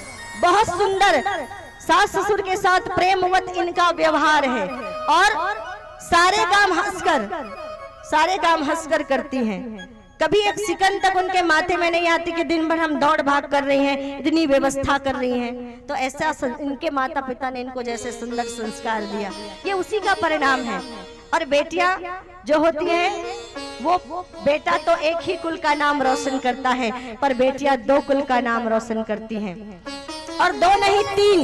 जब वो पिता के घर होती हैं तब अपने पिता का नाम रोशन करती हैं। जब वो पति के घर आ जाती है तो पति का नाम रोशन करती है, और जब किसी की माँ बन जाती है और उसका बेटा सज्जन हो जाता है तो भी उसका नाम होता है कि इसका बेटा है। तो ये 3 कार्य, 2 घरों का, 2 कुलों का मान, उसकी जवाबदारी बेटियों के कंधे पर होती है। तो बेटियों की जवाबदारी ज्यादा है, इसलिए उनको सिखाएं, काम करना सिखाएं, है ना। तो टेलीफोन का जमाना है, बेटी ने फोन कर दिया, माँ आज तो सासू माँ ने डांट दिया, उठने में थोड़ी सी देरी से हो गई, तो फिर माँ भी उधर, अरे इतना पढ़ लिख के गई है, यूं ही ऐसे ही फोकट में पढ़ाया का। सास एक कहती है तू 4 सुनाया कर। ऐसी भी माता है जो अपने ही बेटियों का घर बर्बाद करने पे तुली हुई है। ऐसी भी माँ है जो अपनी बेटियों का घर बर्बाद करने के लिए तुली हुई है। तो ऐसा कभी मत करना। बेटी को भेज दिया, 1 सप्ताह में 1 ही दिन फोन करना। हॉस्टल में रहती है ना बेटियां, तब सप्ताह में 1 दिन फोन करने को मिलता है, वैसे ही सप्ताह में 1 दिन ही फोन करना। अगर रोते हुए आपको फोन करे तो समझा देना कि कोई बात नहीं, परिवार में जिसको सहना आ गया उसको रहना आ गया, यही बात बोल देना। कि और तो और चलो माता पिता से भी अलग हो गया, पति पत्नी की आपस में नहीं बनती, तो थोड़ी सी सहनशील उनको बनाएं। और ये दोनों पक्ष की जवाबदारी है। और बेटों के लिए भी कुछ कह देते हैं, है ना। अब माँ बाप ने बड़ा किया पाल पोस के, तो उनकी भी समझदारी बनती है कि वो माँ बाप को छोड़ के ना जाए, और बात ऐसी रखे कि पत्नी भी नाराज ना हो। और एक बार याद आ गया एक कि पत्नी जो है सास ससुर से तो अलग हो गई, फिर भी नाराज रहती थी। तो एक दिन पति महोदय ने सोचा चलो आज पत्नी को खुश करने के लिए क्या करो। एक महात्मा जी के किसी के पास गए, बोले पत्नी को कैसे खुश करना है बताओ, कोई विधि बताओ कोई। है ना। उनको खुश कैसे करूं मैं, प्रसन्न कैसे रखूं मैं, तो उन्होंने बता दिया आज घर जाना तो पत्नी की बहुत तारीफ करना, बड़ी प्रशंसा करना, क्योंकि प्रशंसा से सभी लोग प्रसन्न होते हैं। घर आया, हाथ पैर धोए, आते ही कहा बड़ी सुंदर लग रही हो। अब तो पत्नी खुश हो गई, खुशी खुशी बढ़िया पूछने लगी चाय बना कर लाऊं, है ना। अब चाय बना के ले आई, अब भोजन लगाया, अब भोजन लगाया तो भोजन लगा के जैसे ही रोटी परोसी, थाली में रोटी उठा ली, पति महोदय ने कहा क्या ओहो क्या सुंदर गोल गोल रोटी बनी है, बिल्कुल पूनम का चांद लग रहा है। रोटी बोले बिल्कुल पूनम का चांद है, रोटी गोल गोल एकदम सुंदर। सब्जी के तो स्वाद के क्या कहने, सीख के आए थे, है ना। पूनम बोले सब्जी के तो स्वाद के क्या कहने, गजब आज तो मन भा गया। अरे दाल तो ऐसा लग रहा है पूरे कुकर का दाल पी जाऊं। पत्नी बेलन लेकर आ गई, बेलन लेकर आ गई, आग बबूला हो गई। अब पति घबरा गए, मुंह में रोटी डाले थे, मुंह खुला का खुला रह गया। बोले क्या हो गया, मैंने तो केवल प्रशंसा की है। अच्छा, आज 20 साल हो गए हमारी शादी को, रोज भोजन बना के खिलाती थी, एक भी दिन प्रशंसा नहीं की। आज होटल से क्या मंगा लिया, तारीफ के ऊपर तारीफ किए जा रहे हो। आज होटल से क्या मंगा लिया, बड़ी तारीफें हो रही है। और 20 साल तक खिलाया, एक भी दिन प्रशंसा नहीं की। तो सिखाई बुद्धि ना ज्यादा काम नहीं आती, ध्यान रखना, सिखाई हुई बुद्धि ज्यादा काम नहीं आती है। लेकिन बैलेंस बना के रखना परिवार में बेटों की जवाबदारी है। क्योंकि माँ को भी समझा ले, अरे माँ नहीं है कोई बात नहीं, मैं उन्हें समझा दूंगा, आप चिंता ना करें, मैं उसे डांट दूंगा, भले ना डांटे पर माता पिता से कह दे डांट दूंगा, माता पिता को भी अच्छा लगेगा बेटा मेरे हाथ में है, अभी निकला नहीं है मेरे हाथ से।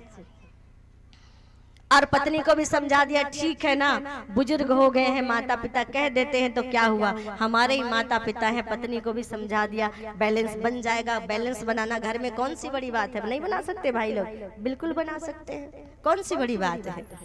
लेकिन क्या है, सास बहू करती है झगड़ा, और माता पिता की स्थिति क्या है समाज में।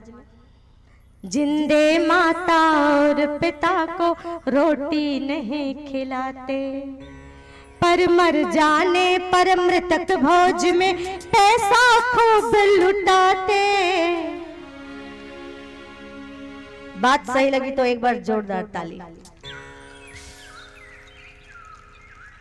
जिंदे माता और पिता को रोटी नहीं खिलाते, पर मर जाने पर मृतक भोज में। अरे मेरे पिता को तो जलेबी पसंद थी, चलो जलेबी बना देते हैं, खीर पसंद थी खीर बना देते हैं, है ना। सारे पिता के पसंद के व्यंजन। और पिता और माता जब जीवित थे और एक दिन कह दिया बेटा जलेबी बाजार से ला देना, भड़क गए बेटा, अरे तुम्हारा तो फरमाइश खत्म ही नहीं होता, अभी इस उम्र में जलेबी खाने की सूझी है, बीमार पड़ जाओगी। डांट दिया और मर गए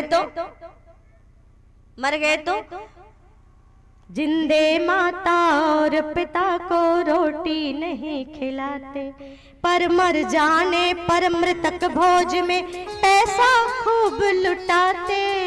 ये कोई माता पिता की इच्छा पूरी करने के लिए पैसा नहीं लुटाते, अपनी धनवत्ता को जग जाहिर करने के लिए लोग पैसा लुटाते हैं, अपनी धनवत्ता को जग जाहिर करने के लिए। देखो हमारे पास कितना पैसा है। अरे जीते जी माँ बाप से बढ़कर जग में कोई दूजा नहीं ठिकाना, जिसने तुम्हें जन्म दिया रे दिल उसका नहीं दुखाना।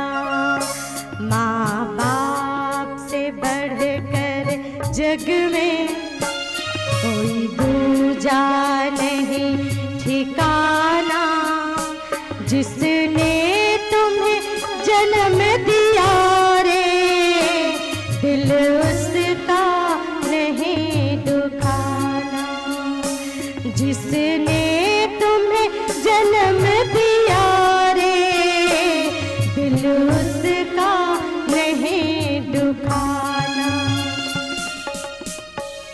कभी जीते जी उनका दिल ना दुखाएं, कभी जीते जी उनसे ऊंची आवाज में बात ना करें, कभी जीते जी उनको रुलाए ना, क्योंकि ये तो सच है कि भगवान है।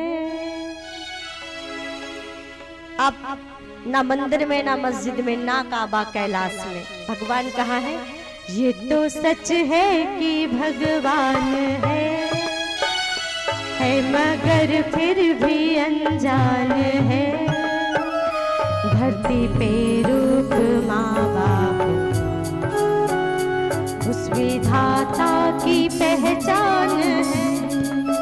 ये तो सच है कि माँ भगवान है मगर फिर भी अनजान है। धरती पे रूप माँ बाप का उस विधाता की पहचान है। और माता पिता की आज्ञा मानी चले गए। सौतेले भाई भरत के लिए पूरा राजपाट छोड़ दिया। आज की सगी माता होती तो भी कहती राजा दशरथ 4 हिस्सा कर दो, बंटवारा कर दो, सब अपने अपने हिस्से का सुख भोगेंगे। पर माता कौशल्या ने नहीं कहा, ना राम ने अपना हिस्सा नहीं मांगा, ना लक्ष्मण ने अपना हिस्सा नहीं मांगा। ऐसा आदर्श प्रस्तुत किया। गीता को योग शास्त्र कहा जाता है जो आत्मा से परमात्मा को मिलाती है।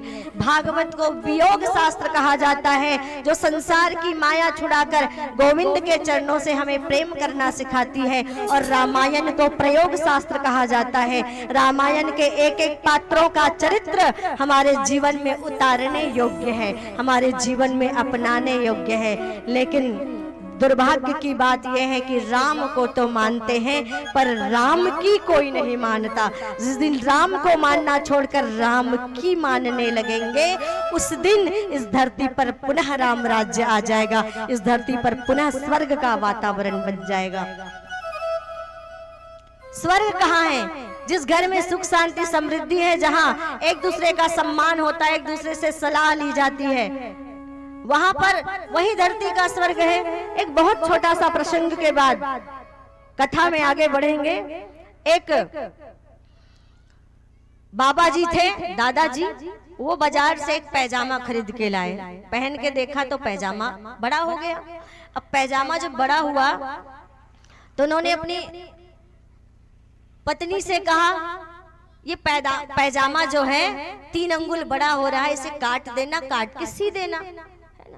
पत्नी ने मना कर दिया, अरे आंख दिखता नहीं है मेरा, सुई में धागा नहीं लगता। तो बेटी से कहा, बेटी ने भी मना कर दिया, अरे बाबा जी टाइम नहीं है, बाबूजी टाइम नहीं है। बेटे से कहा, उन्होंने भी मना कर दिया। बहू से कहा, वो भी झल्ला गई, सबने मना कर दिया। बेचारा खूंटी पे टांग के घर से निकल गया और पुराना पैजामा ही पहन के चला गया बाजार की ओर। अब वो जब शाम को घर लौटे तो दर्जी से बात करके आए थे घर वाले, तो कोई तैयार नहीं है पैजामा को काट के सिलने के लिए। अब वो खोजने लगे, भाई दर्जी से बात करके आया हूँ, पत्नी से पूछा मेरा पैजामा नहीं दिख रहा है, कहाँ है? तो पत्नी ने कहा वही बस टंगा होगा जहां पर टंगा था। तो हुआ क्या था, अब वो बाबा जी घर गए तो बाहर गए तो पत्नी ने सोचा कैसे भी चलो, नाती से कहा सुई में धागा लगा दो और 3 अंगुल काट के सिल दी उन्होंने। पति है भाई, बात नहीं मानूंगी, उसी के आश्रय तो रहती हूँ। अब बेटी शाम को कॉलेज से आई, अरे पिताजी ने कहा था पॉकेट मनी तो उसी से लेना होता है ना। अगर देने से मना कर दिया तो उन्होंने भी 3 अंगुल काटा, सिल के रख दिया।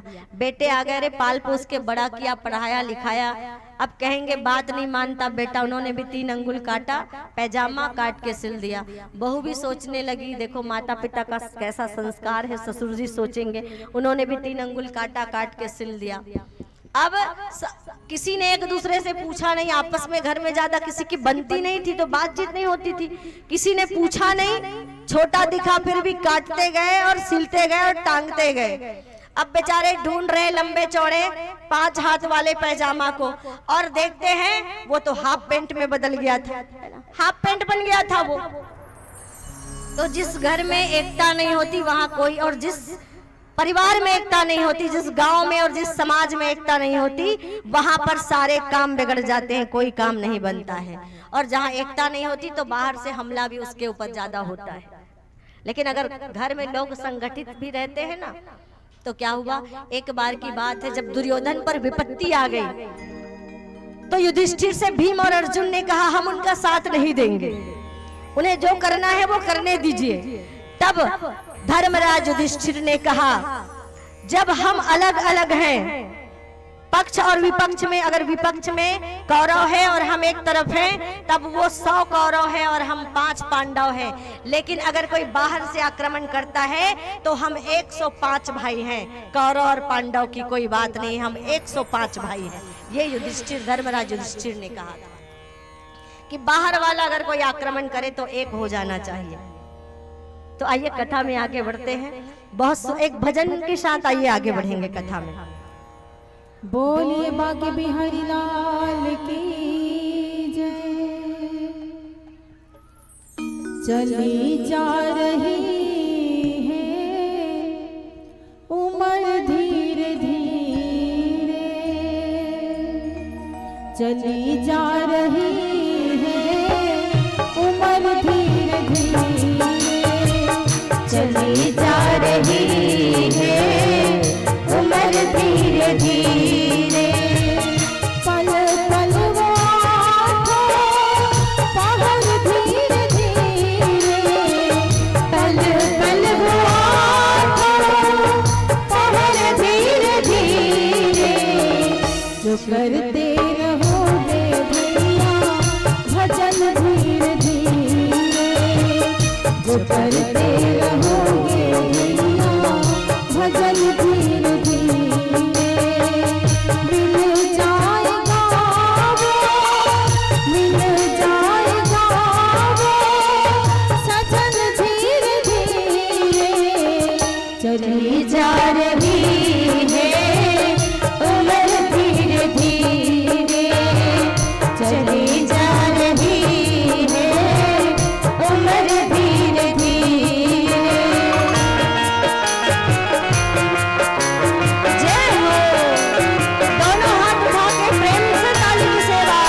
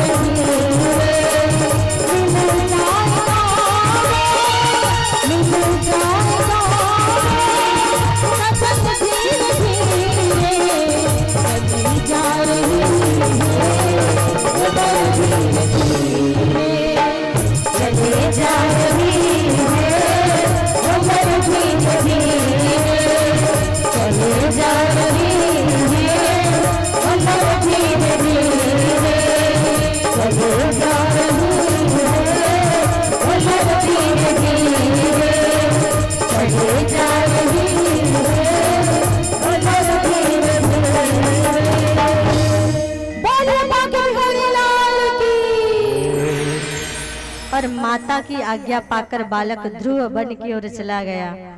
अब उन्होंने गुरु तो बनाया नहीं है, तो कहते हैं गुरु बिना भव निधि तरई न होई, और जो बिरंच शंकर सम होई। गुरु के बिना भव सागर पार नहीं होता है, इसलिए जीवन में गुरु आवश्यक है। पर कहते हैं गुरु बनाओ जान के और पानी पियो छान के। गुरु बहुत सोच समझकर बनाना चाहिए, जो हमारे जीवन को उच्च आदर्शों की ओर प्रेरित करे। ऐसे गुरु जीवन में हमें बनाने चाहिए। तो आज स्वयं देवर्षि नारद आ गए। पहले तो थोड़ी परीक्षा ली, 5 वर्ष का बालक है, अभी तो माँ के कहने पर आ गया है वन की ओर। पर कहीं अगर इसका मन फिर से विचलित हो गया तो, अगर कहीं ये रात्रि में डर गया तो, वन में छोटा सा बालक है। उन्होंने परीक्षा ली, कहा बालक ध्रुव वन में जाओगे तो हिंसक पशु रहते हैं, क्या करोगे? बोले भगवान रक्षा करेंगे। बोले भूत प्रेत भी होते हैं वन में, बोले उससे भी भगवान रक्षा करेंगे।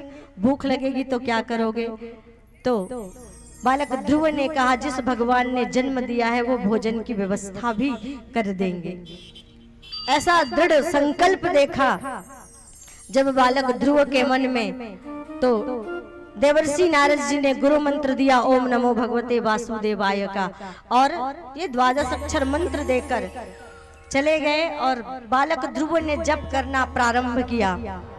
तो क्या करते हैं, जब उनका कैसे चलता है कि रात्रि में एक बार शरीर के निर्वहन के लिए एक बार फल खा लेते हैं 3 दिन में। फिर उसके बाद जब दूसरा महीना आया तो फल खाना बंद कर दिया। 6 दिन में एक बार पत्तों का सेवन करने लगे। पत्ते, जिस पेड़ के पत्ते खाए जा सकते थे, उन पेड़ के पत्तों को 6 दिन में केवल एक बार। फिर 9 दिन में पत्ते का भी त्याग कर दिया। 9 दिन में एक बार जल पी लेते बालक ध्रुव। फिर चौथा महीना आया तो 12 दिन में एक बार वायु पी लेते, वायु को खींच लेते, प्राणवायु को। और जब 5वां महीना आया तो बालक ध्रुव ने वायु भी लेना बंद कर दिया और अपनी सांसें रोक दी। और जब अपनी सांसें रोकी तो सारे देवताओं की सांसें रुक गई। सारे देवता छटपटाने लगे, हमारी सांसें कैसे रुक गई? दौड़ के ब्रह्मा जी के पास गए। तो ब्रह्मा जी ने कहा कि मैं तो कोई सहायता नहीं कर सकता, ये तो भगवान नारायण के छोटे से भक्त हैं जिनका नाम ध्रुव है, और भगवान को प्रसन्न करने के लिए तपस्या में लीन है और अपनी सांसें रोक ली है, जिसके कारण आप सबकी सांसें रुक गई है। सभी निवेदन लेकर ब्रह्मा जी के साथ भगवान नारायण के पास गए और बालक ध्रुव को दर्शन देने का आग्रह किया, निवेदन किया। और सभी देवताओं के निवेदन पर बालक ध्रुव पर प्रसन्न होकर भगवान तीनों लोकों के स्वामी नारायण शंख चक्र पद्म और गदा लेकर प्रकट हो गए। बोलिए नारायण भगवान की जय। प्रकट हो गए। एक तरफ जरा दृश्य दिखाते हैं श्री सुखदेव जी महाराज राजा परीक्षित को। कहते हैं देखो परीक्षित, एक तरफ नन्हा सा 5 साल का बालक है और दूसरी तरफ तीनों लोकों के स्वामी, और दोनों एक दूसरे को देख के केवल मुस्कुरा रहे हैं। अब बालक ध्रुव ने तो कोई विद्या सीखी नहीं, तो कोई मंत्र जानते नहीं, तो क्या बोले, कैसी स्तुति करे। और ये भगवान नारायण इसलिए मुस्कुरा रहे, इतना छोटा सा मेरा प्यारा सा भक्त है जो, अरे बड़े बड़े तपस्वी, जिंदगी निकल गई, कई युग निकल गए, मेरा दर्शन प्राप्त नहीं कर पाए, और 5 वर्ष में ही मुझे प्रसन्न कर लिया। मुस्कुरा रहे हैं और भगवान को मुस्कुराता देख ध्रुव मुस्कुरा रहे हैं। अब भगवान ने अपने शंख से बालक ध्रुव के कपोलों को छुलाया और जैसे स्पर्श हुआ भगवान का, वैसे ही बालक ध्रुव के अंदर ज्ञान प्रकट हो गया और कई मंत्रों से बालक ध्रुव ने स्तुति की। मुकम करोति वाचालम पंगुम लंघयते गिरिम यत् कृपातमहं वन्दे परमानंद माधवम। कई मंत्रों से स्तुति की और इसके बाद अचल पद का वरदान दिया। तो बालक ध्रुव ने कहा अब राजपाट की इच्छा नहीं है, फिर भी कहा कि अपना कर्तव्य का निर्वहन करो, जाकर अपने पिता की जिम्मेदारी संभालो। पिता को भी बड़ी ग्लानि हुई कि कैसे एक स्त्री के कहने पर इतने विद्वान बालक का उन्होंने त्याग कर दिया था। बालक ध्रुव के आने की समाचार सुनी, पिता ने स्वागत किया, माता ने भी क्षमा मांगी और कई वर्षों तक राज्य किया। और फिर एक बार आपको कहेंगे, जैसी माता वैसा पुत्र, सुनीति सद्गुणी थी, वैदिक रीति नीति का आचरण करने वाली थी, तो बेटा भी वैसा निकला। और सुरुचि का बेटा जिसका नाम उत्तम था, बड़ा उदंड था, एक दिन वह कुबेर के बगीचे को उजाड़ने लगा तो कुबेर के यक्षों ने उसे मार डाला। तो बालक ध्रुव बदला लेना चाहता था तो उसका ही भाई।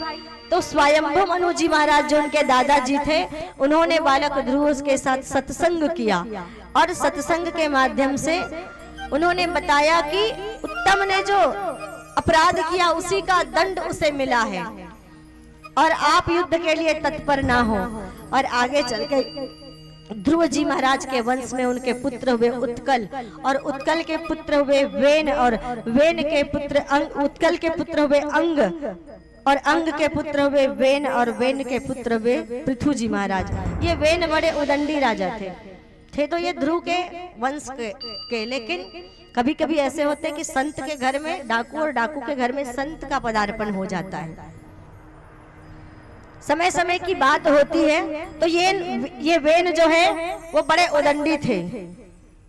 यदा देवेषु वेदेषु गोसु विप्रेषु साधुषु धर्मे मयि च विद्वेषा सवासु विनश्यति। ये वेदों का, संतों का, धर्म ग्रंथों का, गायों का, सबका अपमान करते थे। तो भागवत का श्लोक बताता है कि यदा देवेषु वेदेषु गोसु विप्रेषु साधुषु, जहां पर वेदों का, देवताओं का, गौ माता का, साधु संतों का और विप्रों का अपमान होता है, वहां पर किसी भी प्रकार की कोई पूजा कर्मकांड फलीभूत नहीं होती, सब कुछ वहां नष्ट होता हुआ चला जाता है। इसलिए हमें कभी भी अपने देवताओं का अपमान नहीं करना चाहिए। हम किसी भी पंथ को मानने वाले हैं। आजकल क्या चलन में आ गया है कि अगर हम किसी पंथ के उपासक हैं तो हम दूसरे के पंथ की बुराई करते हैं। ये सबसे बड़ी गलत बात है, बहुत गलत बात है ये। ठीक है, आप अपने पंथ पर आपका अपना विश्वास है और विश्वास बना के रखिए, आप उसका सम्मान, उस पंथ का सम्मान करें और उससे जुड़े देवी देवताओं की आप उपासना कर रहे हैं, अच्छी बात है।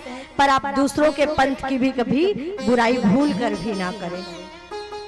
दूसरे के पंथ और दूसरे के देवी देवताओं की बुराई कभी आप भूल कर ना करें। कभी देवताओं का अपमान ना करें। देवताओं का, वेद शास्त्रों का, गौ माता का, विप्रों का, साधु संतों का कभी अपमान ना करें। अगर हमें कोई साधु संत समझ में नहीं आते हैं, कोई बात नहीं, ना माने, पर माने नहीं कोई बात नहीं, पर अपमान भी हम ना करें। इस चीज से बचे, क्योंकि अगर हम ऐसा करते हैं तो किसी भी प्रकार की पूजा पाठ हमारी फलीभूत नहीं होगी और सब कुछ हमारा नष्ट हो जाएगा। नाम, पद, प्रतिष्ठा, परिवार, धन, संपदा, सब कुछ हमारा नष्ट हो जाएगा। ये वेन पाप करते थे, पर वेन उदंड थे, पर उनके पुत्र पृथु को भगवान के अवतार माने गए। एक अवतार, 24 अवतार में एक अवतार पृथु अवतार। ये परिश्रम करते, पिता के पाप कर्मों के कारण धरती पर क्या हो गया? सूखा पड़ गया, अकाल पड़ गया। जब धरती पर पाप का बोझ ज्यादा बढ़ जाता है तब क्या होता है? अनावृष्टि होती है, अर्थात अकाल पड़ जाता है, सूखा पड़ जाता है। तो कभी अतिवृष्टि होती है, कभी इतनी भयंकर बारिश होती है सबको बहा कर ले जाती है। कभी ज्वालामुखी, कभी भूकंप, कभी ग्लेशियर का पिघलना। ये सब क्या है? ये सब मनुष्य के जो अधर्म पूर्वक जो व्यवहार करते हैं उसके कारण है, उनकी नकारात्मक सोच के कारण है। और मनुष्य की सारी नकारात्मक सोच जो है कहाँ जाकर समाहित हो जाती है? पृथ्वी में, वातावरण में जाकर समाहित हो जाती है, जिसके कारण से ऐसे वातावरण अतिवृष्टि, अनावृष्टि के बनते चले जाते हैं। जो प्राकृतिक विपदाएं आती है इसका कारण कोई पशु पक्षी नहीं है। जो प्राकृतिक आपदाएं आती है इसका कारण हम मानव है। तब अब ये पृथु जी महाराज परिश्रम करते, अनाज बोते तो एक अनाज डालते बोरी भर के, लेकिन एक अन्न का दाना भी नहीं उगता। एक दिन बहुत क्रोधित हो गए पृथु और तलवार निकाली और धरती माता को गुस्से से मारने दौड़े। तो धरती माता ने गौ माता का रूप बना लिया और गौ माता का रूप बनाकर क्या किया, पृथु जी महाराज को उपदेश किया और उपदेश करते हुए कहा, अस्ति चेदीश्वर कश्चिद फल रूपण्य कर्मणाम कर्तारं भजते सोऽपि न सकतुः प्रभु ही सह। ईश्वर यदि है, हे पृथु, अगर भगवान कहीं भी है तो वो भगवान केवल उन्हीं का फल देते हैं जो मनुष्य कर्म करता है। और कहते हैं, ना भुक्ते छियते कर्म जन्म कोटि सतैरपै अवश्यमेव भोक्तव्यम कृता कर्म शुभाशुभम। वो धरती रूपी गौ माता पृथु को कहती है कि ना भुक्तम छियते कर्म जन्म कोटि सतैरपै अवश्यमेव भोक्तव्यम कृता कर्म शुभाशुभम, कि आज पृथु हमने बुरा कर्म किया है तो हमारा बुरा भाग्य बनेगा, और अगर हमने श्रेष्ठ और अच्छा कर्म किया है तो हमारा अच्छा भाग्य बनेगा। इसमें भगवान की कोई गलती नहीं, भगवान का कोई दोष नहीं। भगवान की किसी से ना मित्रता है ना किसी से दुश्मनी है। भगवान के लिए उनके सारे पुत्र प्यारे हैं, चाहे वो जैसे भी हो, वो भगवान को सब प्यारे हैं। भगवान उसी का फल देते हैं जो वो कर्म करते हैं, चाहे एकादशी करे चाहे तीजा, बुरे काम का बुरा नतीजा। और जैसी करनी वैसा फल, और आज नहीं तो निश्चय कल। मनुष्य जैसा कर्म करेंगे उसी के अनुरूप जो है उनको फल प्राप्त होगा। हमें और कहीं से कुछ कोई चीजें एक्स्ट्रा नहीं मिलती है, वो हमारे कर्म का ही परिणाम स्वरूप है जो हमारे जीवन में घटनाक्रम घटते रहते हैं। जो हमारे जीवन में सुख दुख जो भी आते हैं वो हमारे अपने कर्मों के ही द्वारा हम क्या करते हैं, हम प्राप्त करते हैं। सदना, भगवान के एक बहुत बड़े भक्त हुए सदना, जिनका नाम सदन कसाई। कसाई आप समझ गए होंगे, मांस काटने वाले को कसाई कहा जाता है। ये सदना कसाई परिवार में जिनका जन्म हुआ था, ऐसे परिवार में जिनका जन्म हुआ था जिनका काम कसाई का था, पशुओं को मारना और पशुओं को मार के उसके मांस को बाजार में बेचना, ये उनके परिवार का व्यवसाय था। पर ये जो सदना था, ये भगवान नारायण के बहुत बड़े भक्त थे ये सदन। और चूंकि ये परिवार का व्यवसाय था मांस बेचना, तो क्या करते, निरपराध जीवों को मारना उसे गमारा नहीं होता था। वो निरपराध जीवों को मारते नहीं थे, उसके पूर्वज तो मार के बेचते थे मांस, लेकिन उन्होंने क्या किया, उन्होंने कभी अपने जीवन में किसी पशु पक्षी को नहीं मारा। वो दूसरी दुकान में जाते और वहां से कटा हुआ मांस खरीद कर लाते और उसे अपने दुकान में बेचते। और उसके बाद उसके पास जो मांस को तौलने का बाट था, वो क्या था, वो शालिग्राम का प्रतीक था, वो शालिग्राम था। उसी शालिग्राम को अनजाने में उसने बाट बना लिया था, पत्थर समझकर शालिग्राम भगवान को उन्होंने बाट बना लिया था। और उसी शालिग्राम भगवान को बाट में रखकर मांस तौला करते थे। एक दिन उधर से एक संत गुजरे, उनकी नजर सदना के जो नाप तौल वाला था उसमें पड़ गया। अब देखा कि उसके बाट में तो क्या रखा हुआ है, शालिग्राम भगवान रखा हुआ है। तो वो पास में आए और बताया, अरे सदना, ये तो क्या कर रहा है, कैसा अपराध कर रहा है, ये तो शालिग्राम भगवान है और तू इसे मांस तौलने के काम में ला रहा है। तू कैसा अपराध कर रहा है। और शालिग्राम भगवान की पूरी महिमा उस संत ने सदना को बता दिया। सदना को बड़ी ग्लानि हुई, अरे मैं कैसा मूर्ख हूँ, कैसा ज्ञानी हूँ, और अनजाने में मैंने ये क्या कर डाला। भगवान की प्रतिमूर्ति शालिग्राम को ही मैंने मांस तौलने के काम में ला दिया। ना जाने इसका कितना बड़ा पाप मेरे जीवन में चढ़ेगा। अब ये साधु महाराज ले गए शालिग्राम भगवान को, और शालिग्राम भगवान को ले जाकर बढ़िया सिंहासन में बिठाया, और सिंहासन में बिठाकर उनकी पूजा अर्चना की, उनको पंचामृत से नहलाया, पत्र पुष्प चढ़ाए। पर शालिग्राम भगवान का मन नहीं लग रहा है संत के सिंहासन में, क्योंकि सदना बैठता था मांस बेचने, लेकिन उसका मन नहीं करता था, बस घर चलाना था, पूर्वजों का व्यवसाय था, इसलिए वो आगे बढ़ा रहा था, पर मन बिल्कुल नहीं करता था।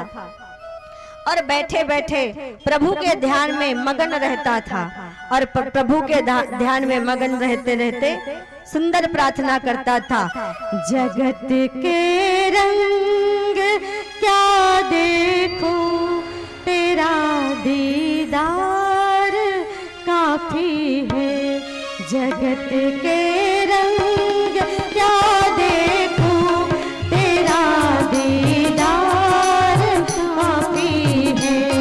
जो भटकूं मैं रुके दर पर, जो भटकूं मैं रुके दर पर, तेरा दरबार काफी है। जो भटकूं रुके दर पर, जो भटकूं मैं रुके दर पर, तेरा दरबार काफी है। जगत के रंग क्या देखूं, तेरा दीदार काफी है।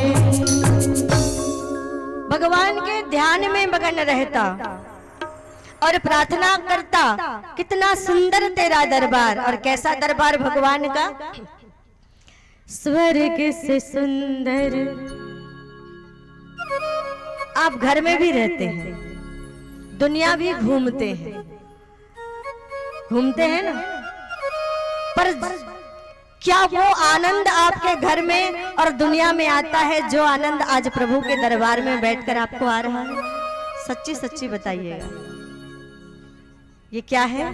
स्वर्ग से सुंदर, सपनों से प्यारा है तेरा दरबार।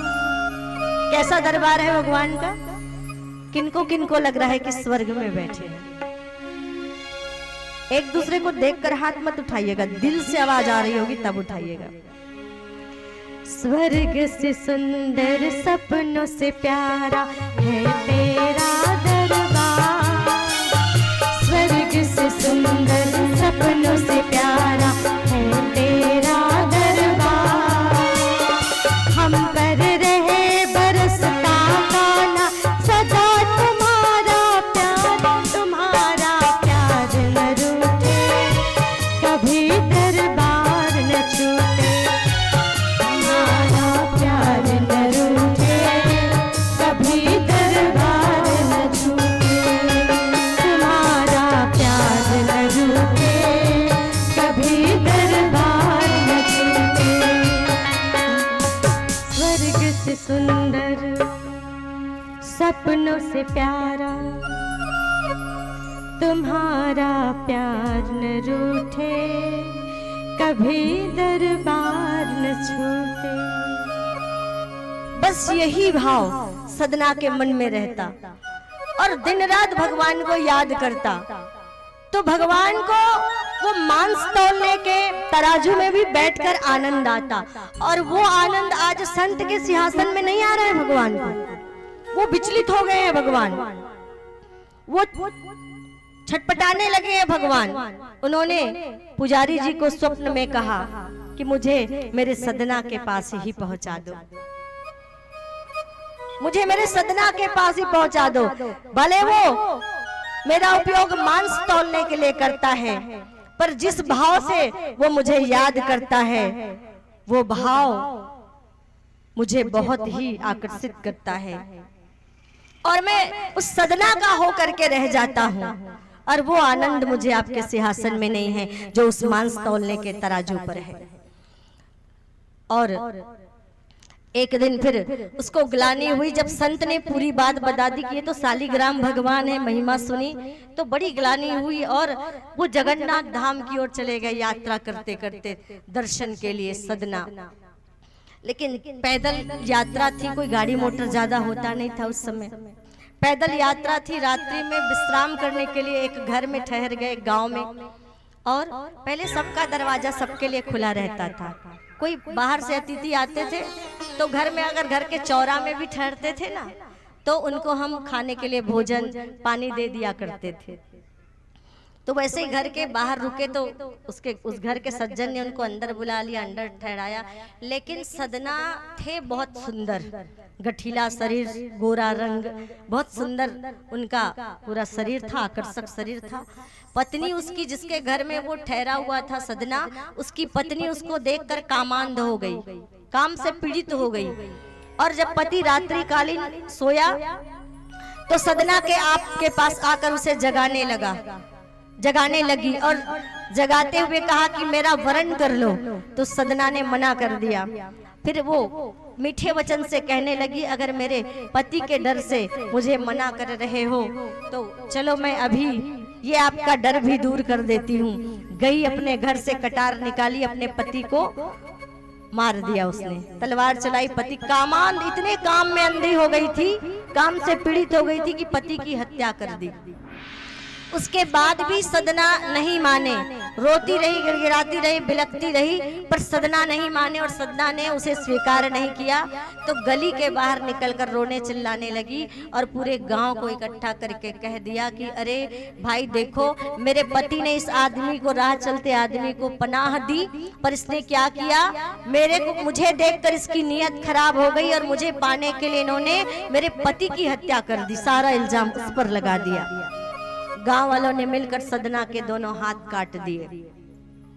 और सदना का जब दोनों हाथ कट गया तब भी सदना रोते रोते बिलखते, रक्त की धार बह रही थी और चले गए जगन्नाथ के मंदिर में। और जैसे ही दरवाजे पर पहुंचे तो पुजारी जी को भगवान ने स्वयं कहा कि जाओ पुजारी जी, मेरा एक बहुत बड़ा भक्त, मेरा प्रिय भक्त सदना आ रहा है, उसके लिए आप पालकी लेकर जाओ और उसे मेरे मंदिर तक पालकी में बिठा कर लेकर आओ। पुजारी जी पालकी लेकर गए, सदना को पालकी में बिठाया। तब सदना ने पूछा, भगवान जब आप मुझसे इतने प्रेम करते हैं कि मेरे लिए पालकी आपने भेज दी, तो मैं तो लगातार आपकी भक्ति कर रहा था, फिर मेरे हाथ क्यों कट गए? तब कहा, ये तुम्हारे पूर्व जन्म का फल है सदना। अगर हम 100 वर्ष भी पहले, 100 जन्म पहले भी अगर हमने कोई कर्म किया है तो वह कर्म हमें वैसे ही ढूंढता हुआ आ जाता है, जैसे हजारों के बीच में एक बछड़ा अपनी गाय, अपनी माँ को ढूंढ लेता है।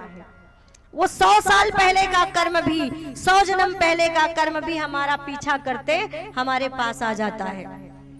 और ये तो तुम्हारे पिछले जन्म का कर्म था। वो स्त्री कोई और नहीं, वो स्त्री पहले जन्म में गौ माता थी, और वो जो उसका पति था वो पहले जन्म में कसाई था, और वो गौ माता कसाई के हाथ से छूटकर भाग रही थी। कसाई के हाथ से छूटकर भाग रही थी तो तुमने क्या किया, तुम उधर से गुजर रहे थे, तुमने अपने दोनों हाथों से उस गौ माता का गला कस के पकड़ लिया, और ये जानते हुए भी कि अगर तुम कसाई को, अगर उस गौ माता को सौंपोगे तो वो कसाई उस गौ माता की हत्या कर देगा, ये जानते हुए भी तुमने उस गौ माता को उस कसाई के हाथ में सौंप दिया। और वो कसाई वही था, कौन? ये जो उसका पति था ना, वो वही कसाई था। तो ये कर्म का परिणाम था। वो गौ माता बनकर आई, और कहते हैं ना, जैसी करनी वैसा फल। और जैसे उस कसाई ने गौ माता को काटा था, वो गौ माता आज स्त्री बनकर आकर वैसे ही कटार से अपने पति का गला काट देती है। ये उसके पति का कर्म का परिणाम था, जिसको उसे भोगना पड़ा। और तुमने गौ माता को पकड़कर उसके हवाले किया था ना, तो तो इन हाथों का प्रयोग किया था, हाथों में ही गला दबा के पकड़ा था ना, इसलिए तुम्हारे ये दोनों हाथ कटे। ये तुम्हारे कर्म का परिणाम है। अब तुम्हें तुम्हारे कर्म की सजा मिल गई है, तो तुम पाप मुक्त हो गए हो सदना, तुम पाप मुक्त हो गए हो, और सदा सदा के लिए भगवान ने अपने धाम में उसे स्थान दे दिया। ये कर्म का फल। एक बार धृतराष्ट्र ने पूछा, मेरी आंखें अंधी क्यों हो गई?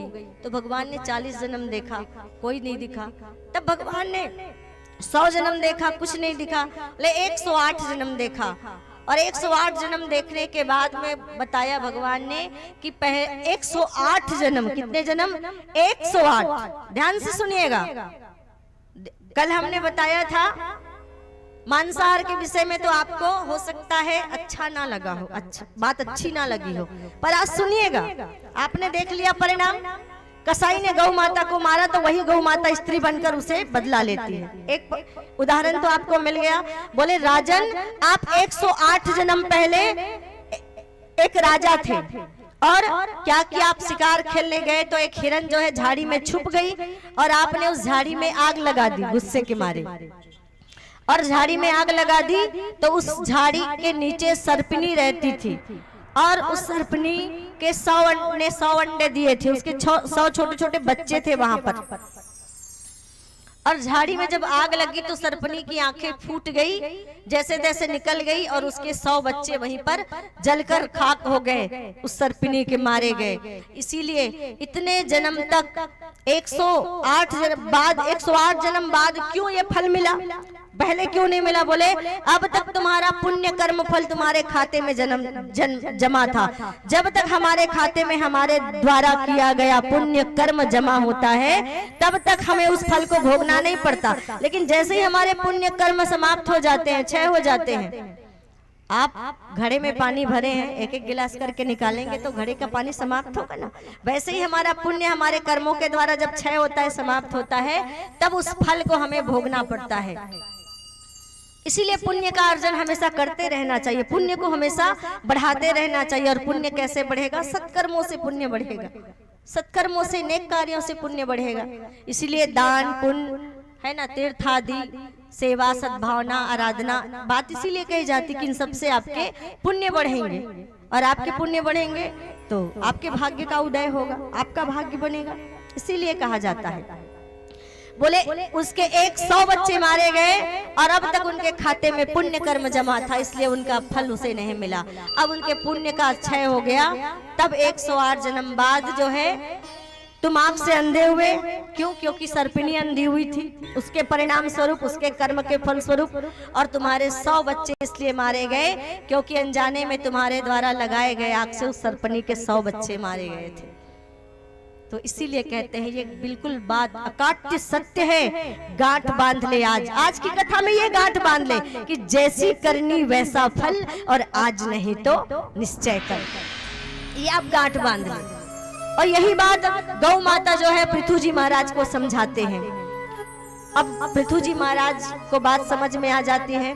पृथु जी महाराज जो है 99 अश्वमेध यज्ञ करते हैं, 100 अश्वमेध यज्ञ करने वाला इंद्र के पद को प्राप्त होता है।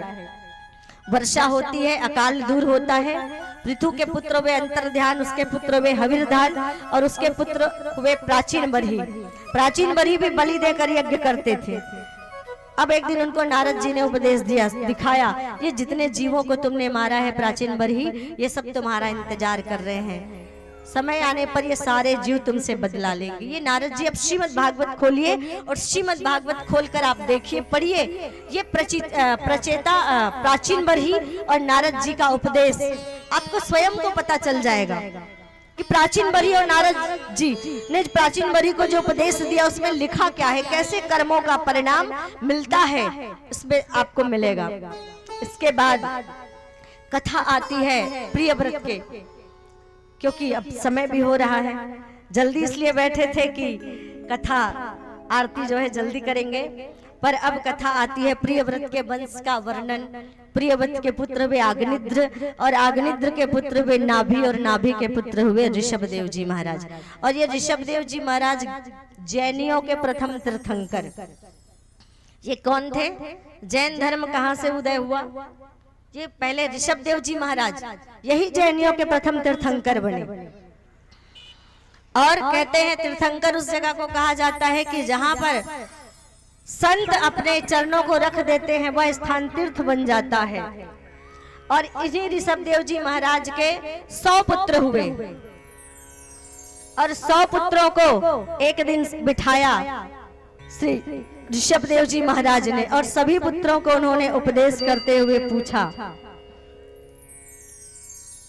ऋषभ देव जी महाराज ने अपने सभी पुत्रों से पूछा कि यह शरीर तुम्हें क्यों मिला है। तो किसी ने कहा खाने पीने के लिए, मौज मस्ती करने के लिए। तब ज्ञानोपदेश आत्मोपदेश किया ऋषभ देव जी महाराज ने, तो उनके सभी पुत्र उसी समय सन्यासी हो गए। एक पुत्र भरत जी महाराज हुए जिनको उन्होंने राजगद्दी सौंपी और राजगद्दी सौंपकर स्वयं जो है निकल गए यात्रा पर। अब ये भरत जी महाराज भी कई वर्षों तक राज्य करते रहे और कई वर्षों के बाद राज्य करने के बाद एक दिन मन में भाव आया कि मेरे सभी भाई तो पिता का उपन्यासी हो गए, मैं ही संसार सागर में पड़ा हूँ। अब मुझे भी अपने बेटे को राजगद्दी सौंप देनी चाहिए। बेटे का नाम सुमति। बेटे को राजगद्दी सौंपी और चले गए। नेपाल में गंडकी नदी है और गंडकी नदी कहाँ से निकली है? दामोदर कुंड से निकली है। और कहते हैं कि उस दामोदर कुंड में ही असली शालिग्राम भगवान प्रकट होते हैं। तुलसी के पत्र आप डालेंगे तो जो असली शालिग्राम होंगे तुलसी के पत्र उसमें जाकर चिपक जाते हैं और जिसमें तुलसी के पत्र चिपके समझ लो वही असली शालिग्राम। तो ये दामोदर कुंड से निकली जो है नदी, उसी नदी में जाकर वो खड़े हो गए और खड़े होकर जल में कहते हैं खड़े होकर आप अगर तप करते हैं तो फल कई गुना ज्यादा मिलता है। जल में समाधि लगा ली। पर शुरुआत में क्या करते थे? शुरुआत में 20 घंटे भजन करते थे, 20 घंटे, पर आंखें खुली रहती थी।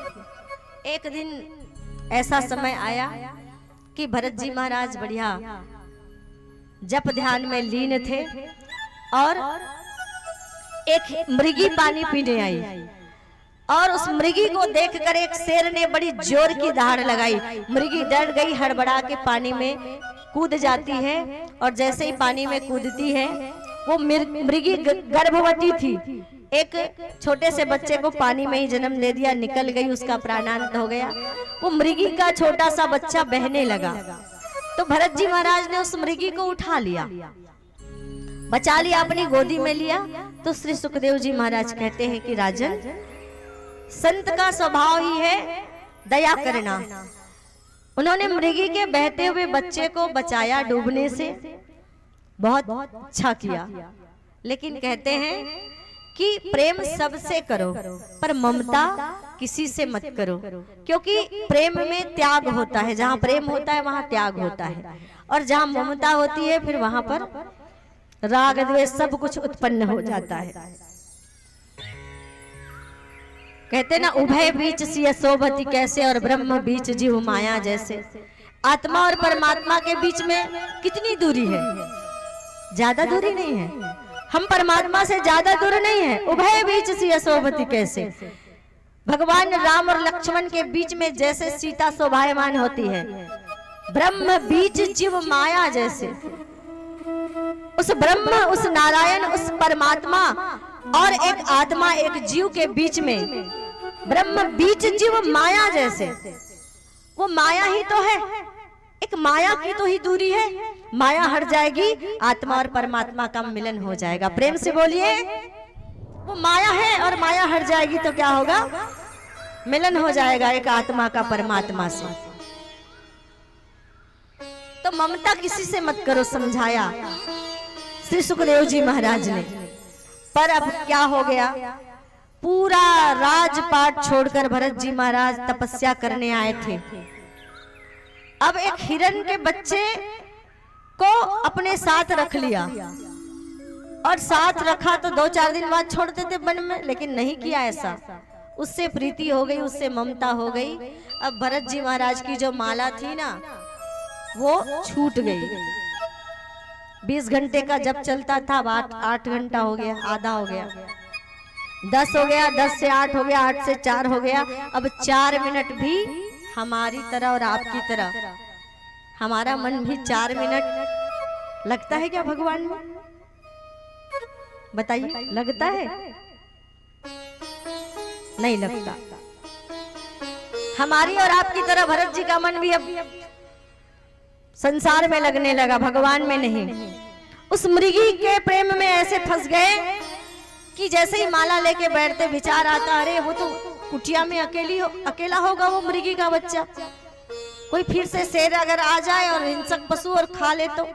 ऐसे करते करते उसी की रखवाली करने लगे। अब इतना बड़ा राज्य छोड़कर उसकी रखवाली करने तो नहीं आए थे भरत जी महाराज, पर फंस गए। क्या करें, माया बड़ी प्रबल है, अच्छे अच्छों को नचा देती है माया,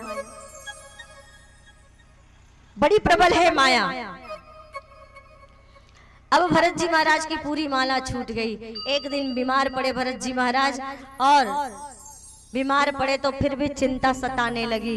और कैसी चिंता सताने लगी, अरे मैं मर गया और मर कर कहीं मेरा प्राणांत हो गया तो ये मृगी के बच्चे का ध्यान कौन रखेगा,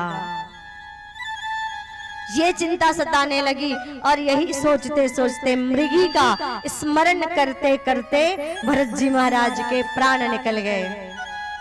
तो दूसरी योनि भरत जी महाराज को हिरण की मिली। गीता के 8वें अध्याय के 6वें श्लोक में भगवान श्री कृष्ण कहते हैं, यम यम वापि स्मरण भावम त्यज्यन्ते कलेवरम तम तमय वेति कौन्तेय सदा तद भाव भावितः। यम यम वापि स्मरण भाव, अंत काल में जो मनुष्य मेरा स्मरण करते हुए शरीर छोड़ता है वह उसी भाव से भावित होता हुआ उसी को प्राप्त हो जाता है। इससे पहले 5वें श्लोक में क्या कहा, अंत काले च मामेव स्मरण मुक्तवा कलेवरम यह प्रयाति समद भावः नास यत्र संशयः। जो अंत काल में मेरा स्मरण करते हुए प्राण त्यागता है वो मुझे प्राप्त करता है। और 6वें में क्या कह रहे हैं कि यम यम वापि स्मरण भावम त्यज्यन्ते कलेवरम तम तमय वेति कौन्तेय सदा तद भाव भावितः।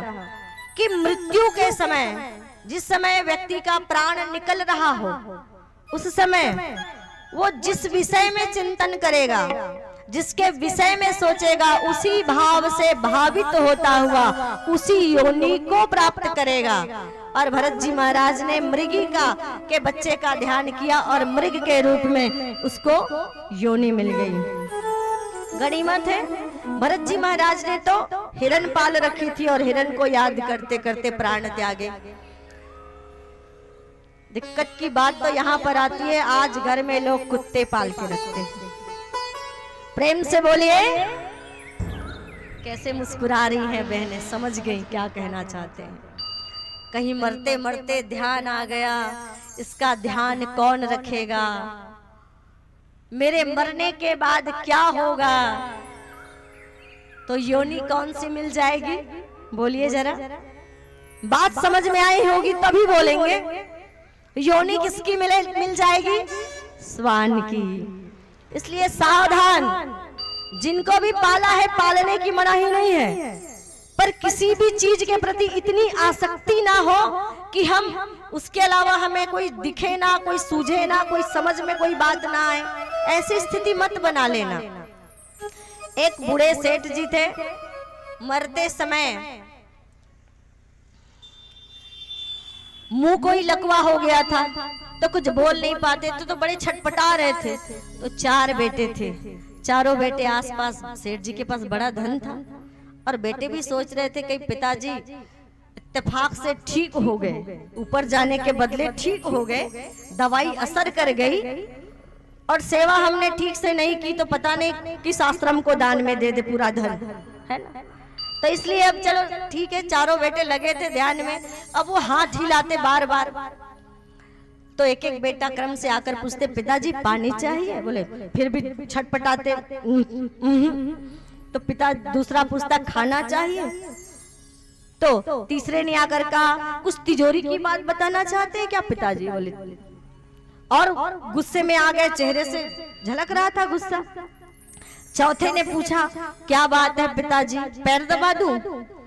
अब उसके अंदर की जो तड़प थी वो इतनी बढ़ गई कि वो जो बोल नहीं पा रहे थे उसके मुंह से आवाज निकल गई और कहने लगा अरे मूर्खों, धन दौलत की बात करते हो, देख नहीं रही हो आंगन में वो छोटा सा बछड़ा कब से झाड़ू को खाया जा रहा है, एक झाड़ू संभाली नहीं जाती, जायदाद कैसे संभालोगे? मर रहा है, ध्यान किस पर है? झाड़ू पर। उसको चिंता लगी कि घर का बछड़ा झाड़ू खा रहा है ना? कौन सी योनि मिलेगी? धन के प्रति आसक्ति है, लोभ का प्रतीक कल बताया था।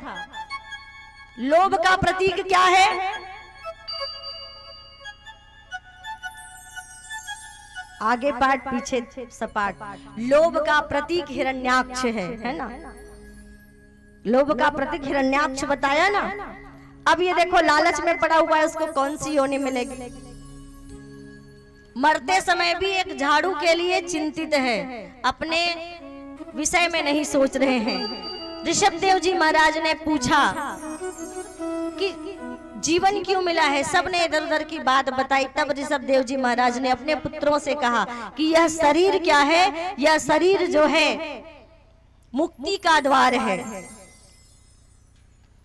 और इसी शरीर को प्राप्त करके हम भगवत प्राप्ति कर सकते हैं, भगवान को प्राप्त कर सकते हैं।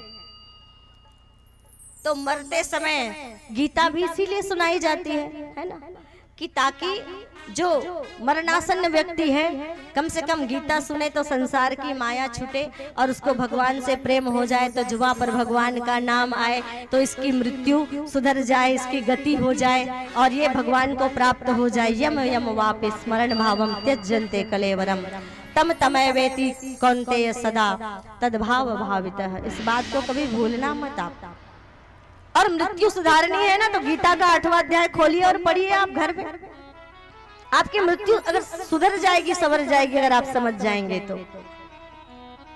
तो इस प्रकार जो है भरत जी महाराज को हिरण की योनि मिल गई। भागवत ये कहती है कि अंत समय में जो हमारा विचार होता है, जिसके विषय में हम सोचते हैं, वही योनि हमको मिलती है।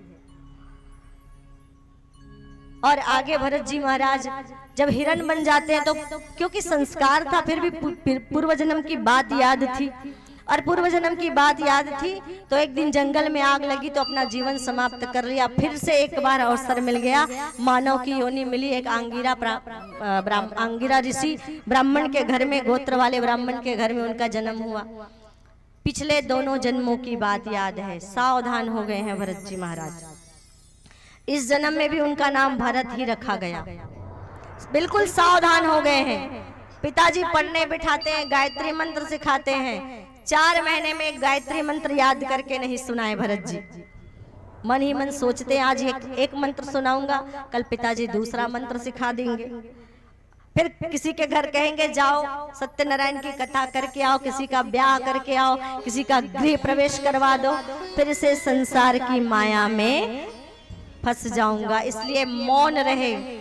जन्म से लेकर 40 बरस हो गया, भाभियां गाली देती थी कि कुछ काम करते नहीं। एक दिन खेत की रखवाली के लिए भेज दिया भाभी ने, डांट डपट कर भाभी भैया ने, तो सारी चिड़िया आके दाना चुगने लगी। तो ये भी मजे से गाना गाने लगे, राम की चिड़िया राम का खेत और भर भर खाओ, क्या है, राम की चिड़िया राम का खेत और खाओ रे चिड़िया भर भर पेट, कि पेट भर के खा लो भाई, राम का खेत है, राम की चिड़िया है, हमें क्या है। भाइयों ने डांटा, घर से निकाल दिया, निकल गए। और जब जा रहे थे तो राजा रहुगन की पालकी आ रही थी। राजा रहुगन की का एक कहार बीमार हो गया था, तो राजा रहुगन ने कहा ये जो आ रहा है ना मोटा ताजा, इसी को कहार में बुला लो उठाने के लिए। और उसको बुला लिया गया। अब ये भरत जी महाराज ये तो ठहरे संत ज्ञानी, चुपचाप आए, पालकी उठाने लगे। लेकिन ये भरत जी महाराज, और इन्होंने कभी कोई मंत्र नहीं सुनाया, तो इसके पिता समझने लगे ये जड़ बुद्धि का है बालक है, निकृष्ट बुद्धि का बालक है, इसलिए नाम पड़ गया जड़ भरत। जड़ बुद्धि का बालक, कम बुद्धि का बालक, और लोग उसे जड़ भरत कहने लगे। और ये जड़ भरत जी महाराज ने राजा रहुगण की पालकी उठा ली। पर इनका नियम क्या था, जब ये चलते थे ना तो 5 हाथ पीछे और आगे देखकर चलते थे, आत्मज्ञानी थे। एक चींटी भी आ जाती तो उसमें परमात्मा का दर्शन कर लेते और उछल के आगे बढ़ जाते कि कहीं चींटी पैर में ना आ जाए। और जब ये जड़ भरत जी उछलते तो राजा का सिर पालकी से टकराता, बार बार ऐसा होने लगा। तो ये जड़ भरत जी महाराज को इन्होंने कहा, राजा रहुगण ने, कि जानते नहीं किसकी पालकी उठा रहे हो। बड़े अभिमानी राजा थे, कपिल मुनि के आश्रम में जा रहे थे, कपिल भगवान के आश्रम में जा रहे थे उपदेश श्रवण करने। पर देहाभिमान का अहंकार था, राजा होने का अहंकार था। राजा रहुगण को कहा, जानते नहीं किसकी पालकी उठा रहे हो, इतने मोटे ताजे हो। फिर कहते हैं मुर्दा हो या जीवित कुछ बोलते नहीं, क्योंकि मौन। 40 बरस हो गया, लोगों ने चिढ़ाया, भाभियों ने डांटा, भाइयों ने गाली दी, पिता ने दुत्कारा, एक शब्द नहीं बोले हैं आज तक। 40 बसंत हो गया, 40 बरस हो गए, मौन है जड़ भरत जी महाराज। आगे कहते तुम्हारी चिकित्सा करूंगा, अर्थात तुम्हें दंड दूंगा। अब जड़ भरत जी महाराजों के आंखों में आंसू आ गए। जड़ भरत जी महाराज ने पालकी नीचे रखी और कहा, अगर राजा रहुगण आज मैंने कुछ नहीं कहा तो लोग कहेंगे कि जिस रहुगण की पालकी जड़ भरत ने उठाई वह रहुगण अज्ञानी का अज्ञानी ही रहा। और कहने लगे कि राजन ये बताओ कि मोटा पतला होने का धर्म किसका है। ना मैं मोटा हूं ना मैं पतला हूं, बड़ा कठिन प्रसंग है। बोले जमीन पर चलने का श्रम उसे लगेगा राजन जो जमीन पर चलेगा, और मैं तो जमीन पर चल ही नहीं रहा हूं, और मैं मोटा पतला भी नहीं हूं, और ना मेरा जन्म हुआ है ना मेरी मृत्यु होगी। और मुझे क्या दंड दोगे, फूलों का रस निकाल कर इत्र बनाओगे, इत्र को भला और क्या बनाओगे, गेहूं को पीसकर मैदा बनाओगे, मैदे से भला और क्या बनाओगे, उसको पीसकर। इस प्रकार से आत्म उपदेश, अर्थात कहने का तात्पर्य है कि आत्मा अजर अमर है, आत्मा कभी मरती नहीं। और राजन मैं शरीर नहीं, मोटा पतला होना शरीर का धर्म है, मैं तो चिन्मयी आत्मा हूं जो न कभी जन्म लेती है ना कभी मरती है। और जमीन पर मेरा शरीर चल रहा है तो श्रम मेरे शरीर को होगा, मेरी आत्मा जमीन पर नहीं चल रही है। अब आप मुझे क्या दंड देंगे, मेरी क्या चिकित्सा करेंगे आप। और इस प्रकार से जब आत्म उपदेश किया, हम अपने आप को क्या मानते हैं, हम अपने आप को शरीर मानते हैं, लेकिन ये जड़ भरत की कथा हमें आत्मज्ञान की शिक्षा देती है कि हम शरीर नहीं है, क्या है, हम चिन्मयी आत्मा है। नैनम छिन्दन्ति शास्त्राणि शस्त्राणि नैनम दहति पावकः न चैनम क्लेदन्यतापो न शोषयति मारुतः। इस आत्मा को अग्नि जला नहीं सकती, शस्त्र काट नहीं सकते, जल गीला नहीं कर सकती, हवा सुखा नहीं सकती, ये तो सबसे परे है राजन। और इस प्रकार से आत्मोपदेश किया जड़ भरत जी महाराज को। और आत्मोपदेश करने के बाद राजा रहुगण पालकी से उतरे और पालकी से उतर करके उनको प्रणाम किया और उनसे क्षमा याचना की। आइए बहुत सुंदर भजन श्रवण करते हैं और भजन के बाद जो है वो पकड़ लो हाथ बनवारी नहीं तो डूब जाएंगे, पकड़ लो हाथ बनवारी नहीं तो डूब जाएंगे, हमारा कुछ न बिगड़ेगा तुम्हारी लाज जाएगी, हमारा कुछ न बिगड़ेगा तुम्हारी लाज जाएगी। दोनों हाथ उठा के पकड़ लो हाथ बनवारी नहीं तो डूब जाएंगे, पकड़ लो हाथ बनवारी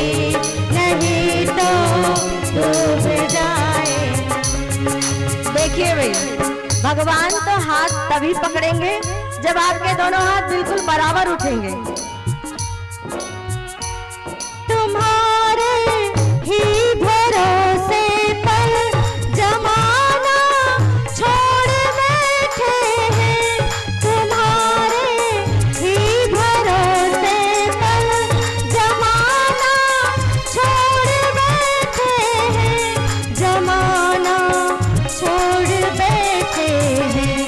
जमाने की तरफ देखो, जमाने की तरफ देखो, इसे कैसे निभाओगे।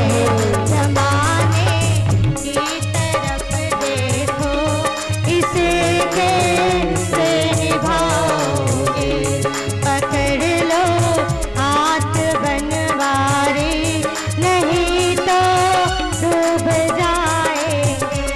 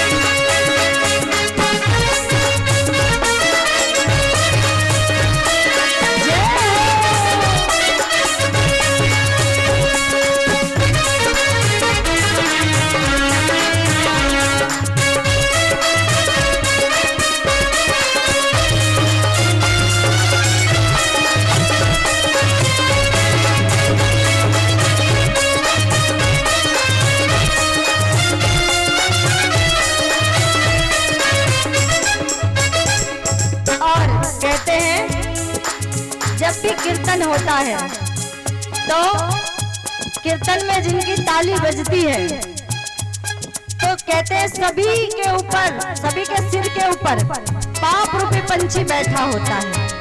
और कीर्तन में जिनकी जिनकी ताली बजती है उनके सिर का जो पाप रूपी पंछी है वो उनके सिर पे जाके बैठ जाता है जिनकी ताली नहीं बजती। तो आसपास देख लो, लगी है पाप की गठरी हमारे सिर पे ये भारी, लगी है पाप की गठरी हमारे सिर पे ये भारी, हमारे सिर पे ये भारी। वजन पापों का भारी, वजन पापों का भारी है, इसे कैसे उठा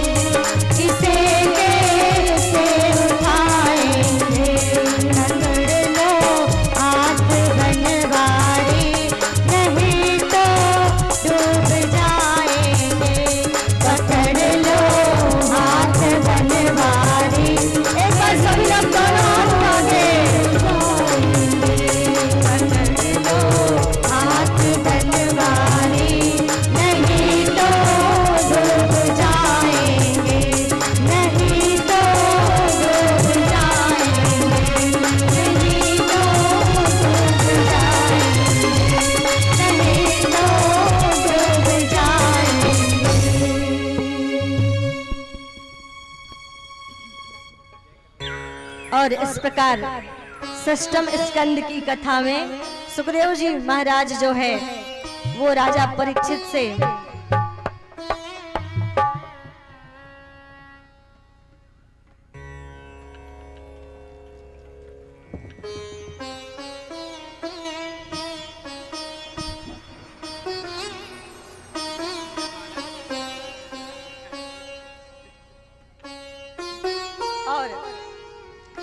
सुखदेव जी महाराज बताते हैं कि नरकों से बचने का उपाय क्या है। 28 प्रकार के नरक बताए गए और उन नरकों से बचने का उपाय भी श्री सुखदेव जी महाराज ने बताया और कहा कि तब राजा परीक्षित ने पूछा कि अगर किसी इंसान से जानबूझकर गलती हो जाए और पता हो गलती का तो वो प्रायश्चित कर ले, लेकिन अगर कोई गलती अनजाने में हो जाए तो उसका प्रायश्चित कैसे करे।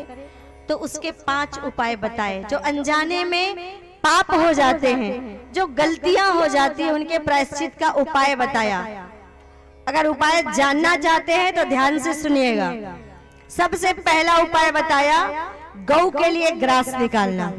जब सुबह भोजन बनाए तो ग्रास गौ के लिए निकाल दे। फिर कहा अग्नि को भोजन कराना। प्रतिदिन आप भोजन बनाएं तो 5 बार अग्नि को समर्पित करें, जिसको आप होम देना कहते हैं। 5 बार आप अग्नि को समर्पित करें और उसके बाद चींटी को 10 ग्राम आटा किसी पेड़ के नीचे प्रतिदिन थोड़ा सा आटा डाल दिया करें। चींटियों का भोजन है आटा। फिर कहते हैं मछली को खाना नहीं है, परीक्षित खिलाना है। आप तीर्थों में जाते तो छोटी छोटी गोलियां मिलती रहती, वो आटे की गोली होती है और मछलियों को खिलाना पुण्य माना जाता है। इसलिए आप तीर्थों में जाते हैं तो लोगों को खरीदते देख के आप भी खरीदते हैं, देखा सीखी, है ना। जानते नहीं है क्या है, क्या काम आता है, वो आटे की गोली होती है। और तीर्थ में जाकर ऐसे अच्छे पुण्य का कार्य करना चाहिए। तो आटे की गोली हम खरीद के नदियों में डालते हैं ना, प्रवाहित करते हैं, जो मछलियों के लिए होता है। तो मछलियों को रोज आटे की गोली बनाकर खिलाना। पक्षी को अन्न देना, घर के छप्पर में थोड़ा सा अन्न प्रतिदिन डाल दे पक्षियों के लिए। फिर कहते हैं कि प्रतिदिन आप ये 5 कार्य करेंगे तो आपको अनजाने में किए हुए पाप से मुक्ति मिलेगी। और फिर कहते हैं कि केचित केवलया भक्त्या वासुदेव परायणः अधम धुवन्ति कानत्सेना निहारमेव भास्कर। पापों के प्रायश्चित के लिए भगवत नाम ही औषधि है। केचित केवलया भक्त्या वासुदेव परायणः। कि भागवत जी का अंतिम श्लोक क्या कहता है, नाम संकीर्तनम यस्य सर्व पाप प्रणाशनम प्रणामो दुख समनस्तम नमामि हरि परम। भगवान का नाम अमृत है और इसका कोई मोल नहीं है। और जिसके जिभ्या पर एक बार गोविंद का नाम आ जाए उसका जीवन सफल हो जाता है। और बहुत सुंदर कथा बताते हैं अजामिल की। किस प्रकार से एक ब्राह्मण बालक अजामिल गलत कर्मों में फंसकर घर परिवार का त्याग करके एक गणिका के साथ गांव के बाहर रहने लगा। लेकिन एक दिन उसके घर संत पधारे। चोरी करना, लूटपाट करना उसका काम धंधा बन गया। एक दिन घर में संत पधारे जब अजामिल बाहर थे। पत्नी ने उन संतों को भोजन कराया, जो गणिका थी उसने भोजन कराया। जाते जाते अजामिल पहुंच गया। अजामिल से दक्षिणा की याचना की संतों ने कि ब्राह्मण को भोजन कराने के बाद दक्षिणा दी जाती है, तो हम दक्षिणा चाहते हैं। अजामिल कहता है अरे मैं तो इतना बड़ा लुटेरा, पंडित जी महाराज की आपके हाथ में ये कमंडल गनीमत बचा हुआ है, इसी को दक्षिणा मानिए। नहीं मैं तो वो भी लूट लूं। बोले कोई धन दौलत नहीं चाहिए। अजामिल आपकी पत्नी पुनः गर्भवती है, जब आपके घर में बालक पैदा हो तो नाम नारायण रख देना। अब शुरू का संस्कार था, बात मान ली संत की, और जब बालक पैदा हुआ तो नाम रख दिया नारायण। मृत्यु की सैया पर था, बीमार पड़ा था। अजामिल अपने बेटे को पुकार रहा था नारायण नारायण। बेटा तो खेलने में मस्त था आंगन में, सुनकर आया नहीं। लेकिन भगवान नारायण ने अपने पार्षदों को भेज दिया। इधर यमदूत भी अजामिल को लेने पहुंचे थे। यमदूतों ने भगवान के पार्षदों से कहा, हम अजामिल को लेने आए हैं, इसके पाप का घड़ा भर चुका है। तो भगवान के दूत, भगवान के पार्षद कहते हैं, इनके सारे दोष, सारे पाप मिट गए जब इन्होंने हमारे भगवान नारायण का नाम लिया। तो यम के दूत कहते हैं कि हे भगवान के दूतों, आपको थोड़ी कोई गलत फहमी हुई है। इन्होंने आपके नारायण का नाम नहीं लिया, इनके बेटे का नाम नारायण है और इन्होंने अपने बेटे को बुलाया है। तब भगवान के दूतों कि किसी व्यक्ति का नाम नारायण होने से क्या नारायण नाम की महत्ता कम हो जाती है? बताइए मुझे कि नारायण नाम की, अगर किसी का नाम राम हो गया तो राम शब्द की महिमा क्या समाप्त हो जाएगी? किसी का नाम कृष्ण हो गया तो क्या कृष्ण के नाम की महत्ता समाप्त हो जाएगी? नहीं होगी ना। बोले भले ही बेटे को पुकारा पर कहा तो नारायण, निकला तो जिब्या से नारायण, और नारायण करते इसके सारे दोष दुर्गुण समाप्त हो गए, इसके पाप धुल गए और भगवान ने हमें इसकी रक्षा के लिए भेजा है। यमदूत वापस चले गए और भगवान के दूतों ने अजामिल की प्राणों की रक्षा की। भगवान ने 12 वर्ष का जीवन और वरदान में दिया अजामिल को, और शेष जो जीवन बचा था उसमें अजामिल ने क्या किया? भगवान का नाम लेकर उस जीवन को बिताया, भगवान की भक्ति करके उस जीवन को उन्होंने बिताया।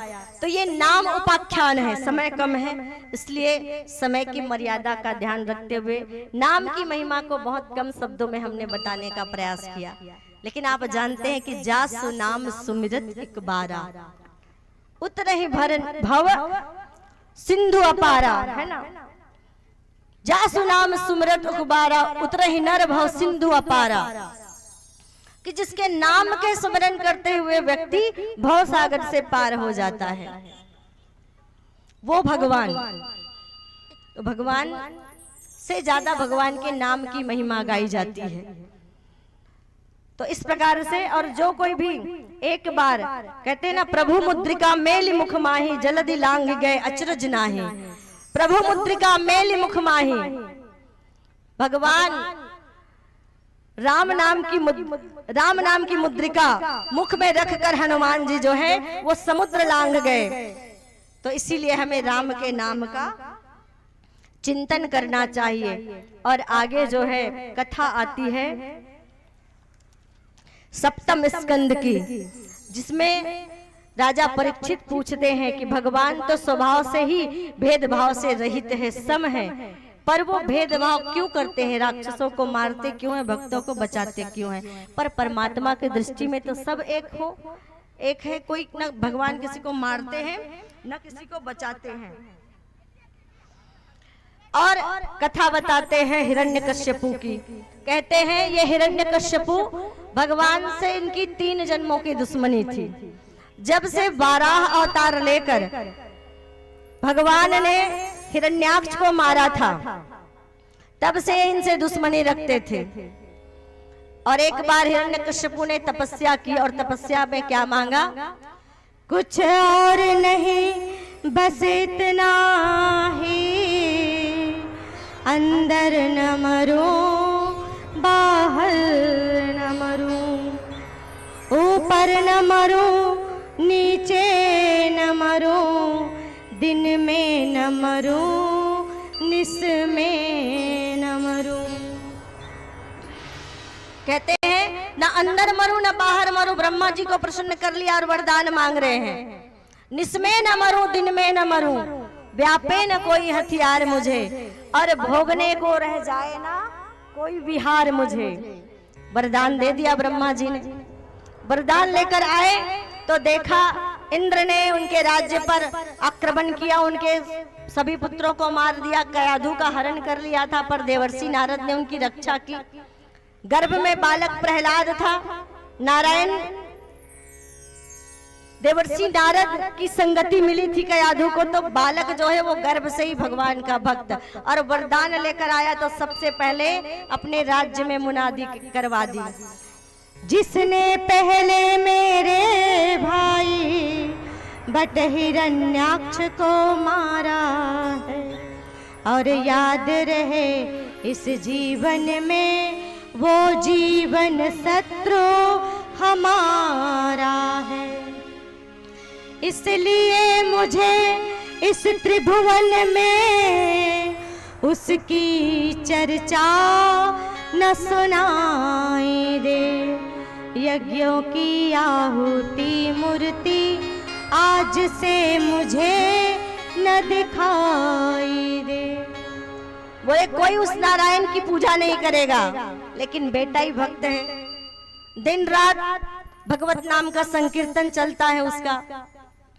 हर प्रकार से उपाय किया प्रहलाद को मारने का, लेकिन मार नहीं पाए। तो एक दिन क्रोधित होकर स्वयं प्रहलाद को मारने के लिए तत्पर हुए हिरण्यकश्यपु। पूछा, कहाँ है तुम्हारा भगवान, बताइए। पूछ लिया, कहाँ है तुम्हारा भगवान। तो प्रहलाद ने क्या कहा, जले विष्णु स्थले विष्णु, विष्णु पर्वत मस्तके, ज्वाला माला कुले विष्णु, सर्व विष्णु मैं जगत मयम जगत। बोले जल में विष्णु, थल में विष्णु, पर्वत मंडल में विष्णु, ज्वाला माला कुले विष्णु, सर्व विष्णु मयम जगत। यह संसार ही, यह पूरा विश्व ही जगत में है। ये पूरा जगत है वो विष्णुमय है, कण कण में परमात्मा बसे हुए हैं। तब हिरण्यकश्यपु ने कहा, अच्छा कण कण में तुम्हारे परमात्मा, अब मेरे प्रहार से तुम्हें कौन बचाएगा। अगर है तुम्हारे परमात्मा हर जगह तो बचा लो। क्या इस खंबे में है तुम्हारा भगवान। बोले हाँ, इस खंबे में है मेरे भगवान, इस खंबे में भी है पिताजी मेरे भगवान।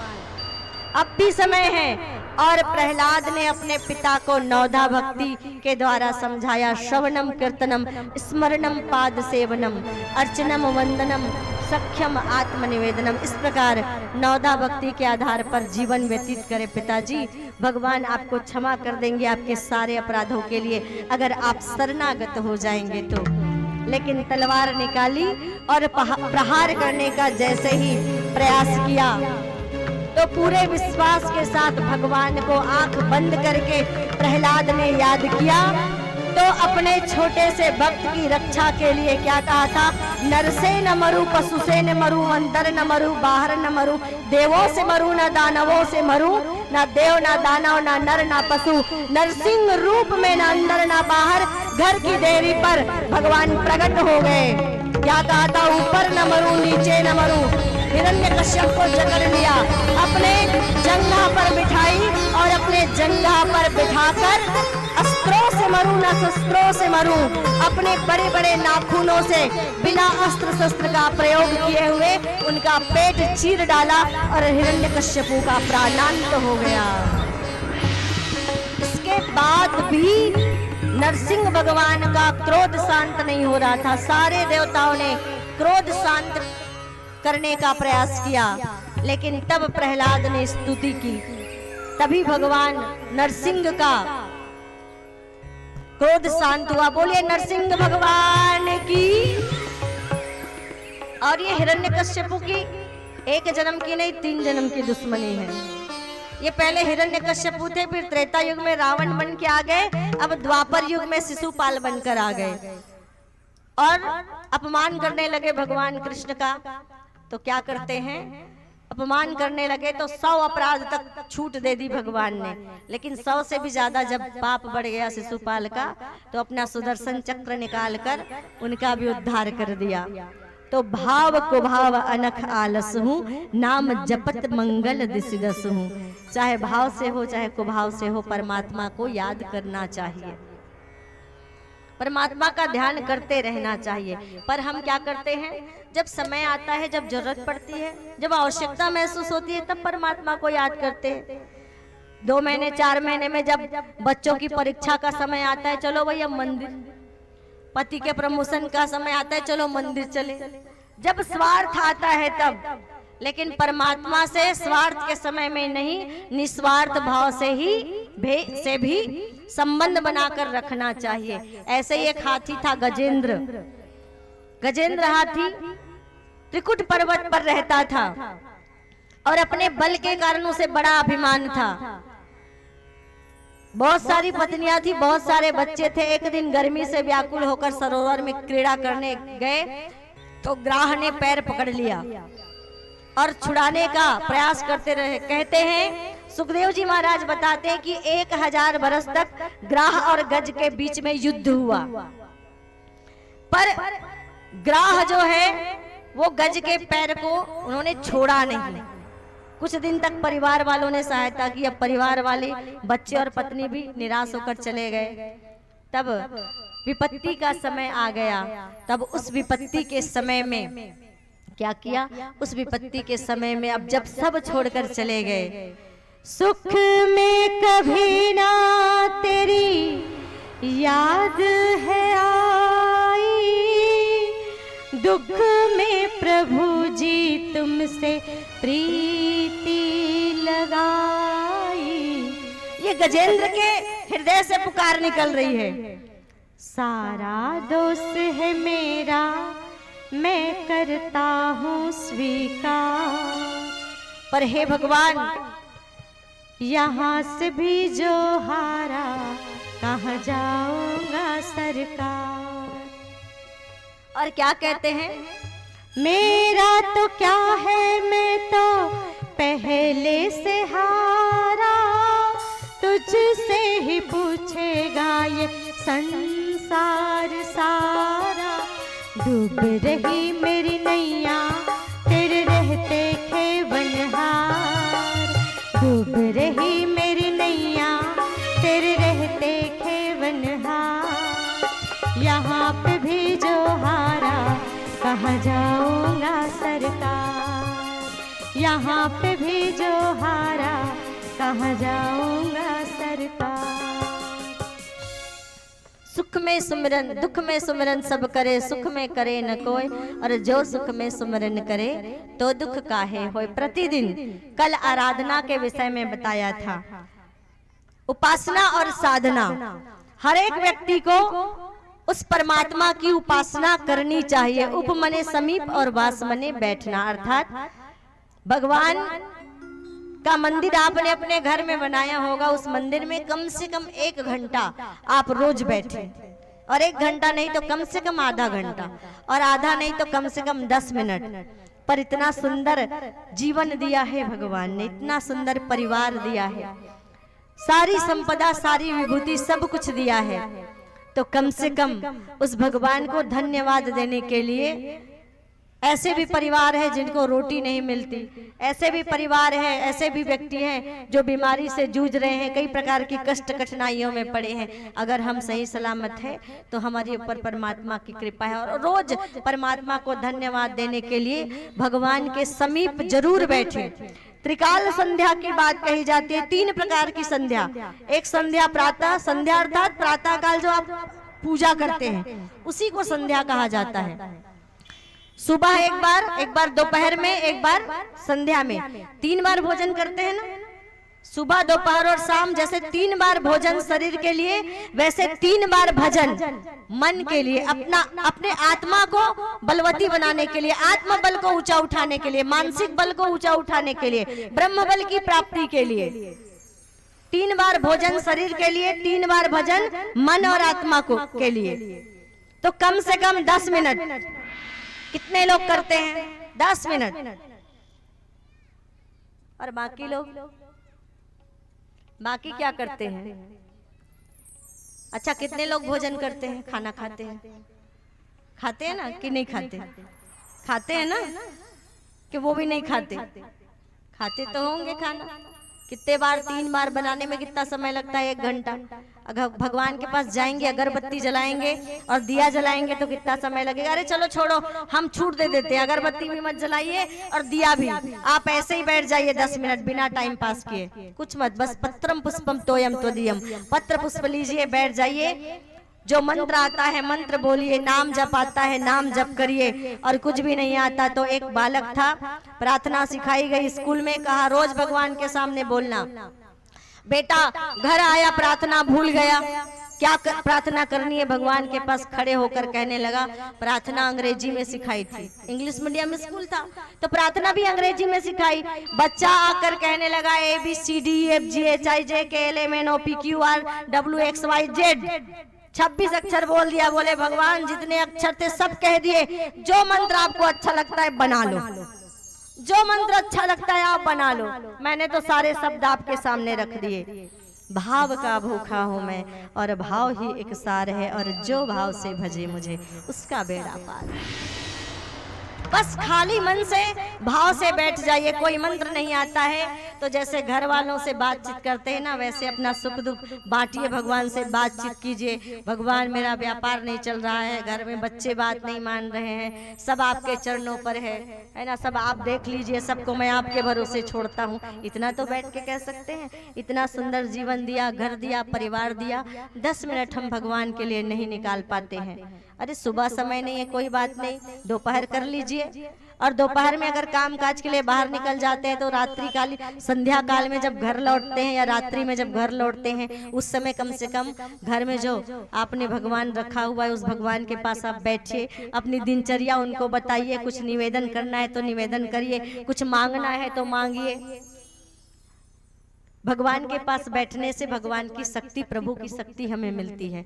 अब जब उनके पास बैठते हैं तो उनके गुण हमारे अंदर आने लगते हैं, ये फायदा होता है। तो कम से कम आप संकल्पित हो जाइए। एक तो अपने कर्मों को याद कीजिए कि 2 चीजें आपको हम कह रहे हैं निवेदन, आपको याद रखना है कि बुरे काम का बुरा नतीजा, जो तुके काटे बुए वाके भी बोवे तो फूल। कबीरदास जी ने कहा जो तुके काटे बुए वाके भी बोवे फूल, क्योंकि फूले को फूले मिले वाके है त्रिशूल। अगर फूल बोओगे तो फूल मिलेगा, कांटे बोओगे तो कांटे मिलेंगे।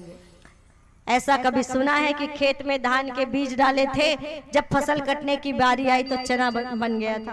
होता है ऐसा? धान बोए थे तो धान ही लेकर आओगे, चना बोया था तो चना ही लेकर आओगे, जो बोगे वही पाओगे। तो पेड़ बबूल का बो करके आमों को पैसे पाएगा, जो बोया था सो पाया है, आक्षेप लगाना ठीक नहीं। और भगवान ने तो पहले से ही कह दिया है, तेरी इच्छा पर निर्भर, शुभ कर्म करे या पाप करे, पर फल पाने में बंधा हुआ वह न्याय भुलाना ठीक नहीं। इस बात को याद करके जो भी कर्म करना है, इस बात को याद करके कर्म करिए कि उस कर्म का परिणाम हमारा पड़ोसी नहीं, हमारे पति नहीं, हमारी पत्नी नहीं, हमको स्वयं को भोगना पड़ेगा। इस बात को याद रख के कर्म कीजिए। आप इस बात को याद करके कर्म कीजिए। एक बात आज की कथा में गांठ बांधिए। और दूसरी बात, जिस परमात्मा ने आपको जन्म दिया है, संकल्पित हो जाइए इस दरबार में कि आज से हम चाहे किसी भी समय हो, जिस समय भी हमको समय मिलेगा, 10 मिनट भगवान के सामने बैठेंगे ही बैठेंगे। 10 मिनट तो काकरोसन मोबाइल में गोठिया बिता देता है। 3 घंटे की फिल्म समाप्त हो जाती है, आई अब्बर जल्दी सी रागिस पता नहीं चली। होता है ना? क्यों? क्योंकि हमारा मन उसमें रम जाता है, हम उसमें डूब जाते हैं, इसलिए समय का पता नहीं चलता। एक बार भगवान की भक्ति में डूब कर देखिए। वो तो पीते हैं सत्संग का प्याला, ये अंगूरों की मदिरा नहीं। मेरे बाके बिहारी सवरिया, तेरा जलवा कहाँ पर नहीं। तो उनका जलवा तो सब जगह। एक बार प्रभु से प्रेम करके देखिए, उनको अपना के देखिए। भगवान ने तो गीता में कहा है, तुम मेरी तरफ 1 कदम बढ़ाओ, मैं तुम्हारी तरफ 100 कदम बढ़ाऊंगा। अरे आप 1 कदम बढ़ाइए ना। आप एक भी कदम नहीं बढ़ाएंगे तो भगवान कैसे आपकी तरफ कदम बढ़ाएंगे? वो आपके 1 कदम की प्रतीक्षा कर रहे हैं, वो आपकी तरफ 100 कदम बढ़ाने के लिए तैयार है। पर आप 1 कदम पहले उठाइए तो सही। फिर कहते हैं, आइए एक बार जो है समुद्र मंथन की कथा में भगवान आते हैं। जब पुकारा उन्होंने गजेंद्र ने और ग्राह का उद्धार किया, गजेंद्र को बचा लिया। इसका जीवन चरित्र भी है कि ये पहले जन्म में कौन थे, पर समय अब कह रहा है कि कथा जो है हम आगे की ओर ले जाएं। देवताओं की माता हुई अदिति, उनको एक दिन बड़ा दुख हुआ कि मेरे देवता श्री विहीन हो गए हैं, लक्ष्मी से विहीन हो गए हैं, क्योंकि राजा बलि ने उनके स्वर्ग पर कब्जा कर लिया है, तीनों लोगों पर कब्जा कर लिया है। तो कश्यप जी महाराज से, कश्यप जी महाराज की 13 पत्नी और ये 13 कन्याएं कौन है? राजा दक्ष की पुत्रियां हैं। बड़ी दिति जो हिरण्याक्ष और हिरण्यकश्यप की माता, जिन्होंने राक्षस पुत्र को जन्म दिया, और छोटी अदिति जो देवताओं की माता है। अब इनको चिंता होने लगी मेरे देवता पुत्र कहाँ रहेंगे। तो कश्यप ऋषि से निवेदन किया, मुझे ऐसा पुत्र दे दीजिए, मुझे ऐसा पुत्र दे दीजिए जो मेरे पुत्रों को उनकी त्रिलोकी वापस लौटा दे। तो कहा कि भाई देखो, भगवान से उन्होंने निवेदन किया तो भगवान ने भी असमर्थता जताई। कहा कि देखो ऋषि कश्यप, इस समय राजा बलि के ऊपर 3 लोगों की कृपा है। गौ माता की कृपा है, संत की कृपा है और गुरु की कृपा है। क्योंकि राजा बलि ने प्रश्न किया था शुक्राचार्य से, कहा था कि देवताओं ने अमृत का पान कर लिया है, गुरुवर तो मैं उसे मार तो नहीं सकता, क्या पर उसे पराजित भी नहीं कर सकता? बोले पराजित कर सकते हो, पर देवताओं को पराजित करने के लिए गौ माता का आशीर्वाद चाहिए, संत का आशीर्वाद चाहिए और तुम्हारे गुरु का आशीर्वाद। पहले तीनों की सेवा करके उसे प्रसन्न करके उनसे आशीर्वाद, उनसे वरदान प्राप्त करो। ऐसा करके राजा बलि ने चढ़ाई की और त्रिलोकी जीत ली। श्रीविहीन हो गए इंद्र और सारे देवता, त्रिलोकी आ गई राजा बलि के कब्जे में। 12 भागवत में राजा बलि का नाम आता है और प्रहलाद के पौत्र हैं राजा बलि। और ये राजा बलि एक दिन अपने घर में यज्ञ कर रहे थे, तो यज्ञ जब कर रहे थे तो इधर अदिति की माता भी उपासना कर रही थी। अदिति देवताओं की माता उपासना कर रही थी श्रेष्ठ पुत्र पाने के लिए। तो भादो का महीना था, द्वादशी तिथि थी और भादो के महीने के द्वादशी तिथि के दिन ठीक दिन के 12 बजे बामन भगवान, बिल्कुल बामन अंगुल के, बोलिए बामन भगवान की, अदिति माता के सामने प्रकट हो जाते हैं। तो माता के सामने जब बामन भगवान प्रकट हुए तो माता ने कोपिन पहना दी, बृहस्पति देव ने उसी समय जनेऊ धारण करवा दिया, ब्रह्मा जी ने कमंडल दे दिया, सप्त ऋषियों ने कुसा और खड़ाऊ प्रदान कर दी। तो उमा देवी ने उनको भिक्षा का पात्र दिया और थोड़ी भिक्षा डाल दी। अब थोड़ी भिक्षा दे दी उमा देवी ने, तो उस भिक्षा को लेकर बामन भगवान गुरु बृहस्पति के पास पहुंचे और बृहस्पति के पास पहुंचकर जब उनको जनेऊ धारण और गुरु मंत्र के बदले दक्षिणा देनी चाहिए, तब बृहस्पति ने कहा कि मुझे भिक्षा में ये कमंडल का, ये भिक्षा पात्र का धन नहीं, त्रिलोकी चाहिए, त्रिलोकी चाहिए मुझे गुरु दक्षिणा में। मुझे अगर दक्षिणा देना चाहते हो तो त्रिलोकी ला कर दो। अब राजा बलि यज्ञ कर रहे हैं, राजा बलि के दरबार में बामन अंगुल के बामन भगवान पहुंचे और बामन भगवान जैसे ही पहुंचे तो बामन भगवान का बहुत सुंदर सा रूप देखकर राजा बलि बड़े आकर्षित हुए और उनके पास आ गए और आके कहने लगे, बामन भगवान आपके चरणों में प्रणाम है, कहिए आपकी क्या सेवा करूं? आप अगर आज्ञा दे तो आधा राज्य आपके नाम लिख दूं, इतने प्यारे हैं आप, आधा राज्य आपको दे दूं। बामन भगवान बिल्कुल खामोश है ना, बिल्कुल खामोश। बोले आप कहेंगे तो आधा राज्य आपको दे दूंगा और कहेंगे तो आपका ब्याह भी करवा दूंगा और आपके जब बच्चे होंगे तो उनके लिए पाठशाला भी खुलवा दूंगा। बोलिए बामन भगवान की जय। देखिए बामन भगवान प्रकट हो गए और इसके पश्चात कहते हैं, फिर भी बामन भगवान बिल्कुल शांत चुपचाप खड़े हैं। अब राजा बलि की आस्था और बढ़ती गई। शुक्राचार्य की ओर इशारा करके पूछा कि गुरुवर ये कुछ बोलते क्यों नहीं? बोले देखो राजा बलि, इनके हाथ में जप की माला है, जब तक माला पूरी नहीं होगी ये कुछ नहीं बोलेंगे। और आस्था बढ़ गई। और आस्था बढ़ गई। आप और हम तो माला पकड़े पकड़े ना जाने कितनी बात बोल जाते हैं।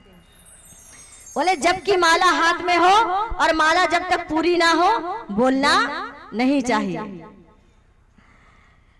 अब शांत है। अब माला जैसे ही पूरी हुई, अब निवेदन किया राजा बलि ने, क्या सेवा करूं, आज्ञा दीजिए। बामन भगवान, तो राजा बलि से बामन भगवान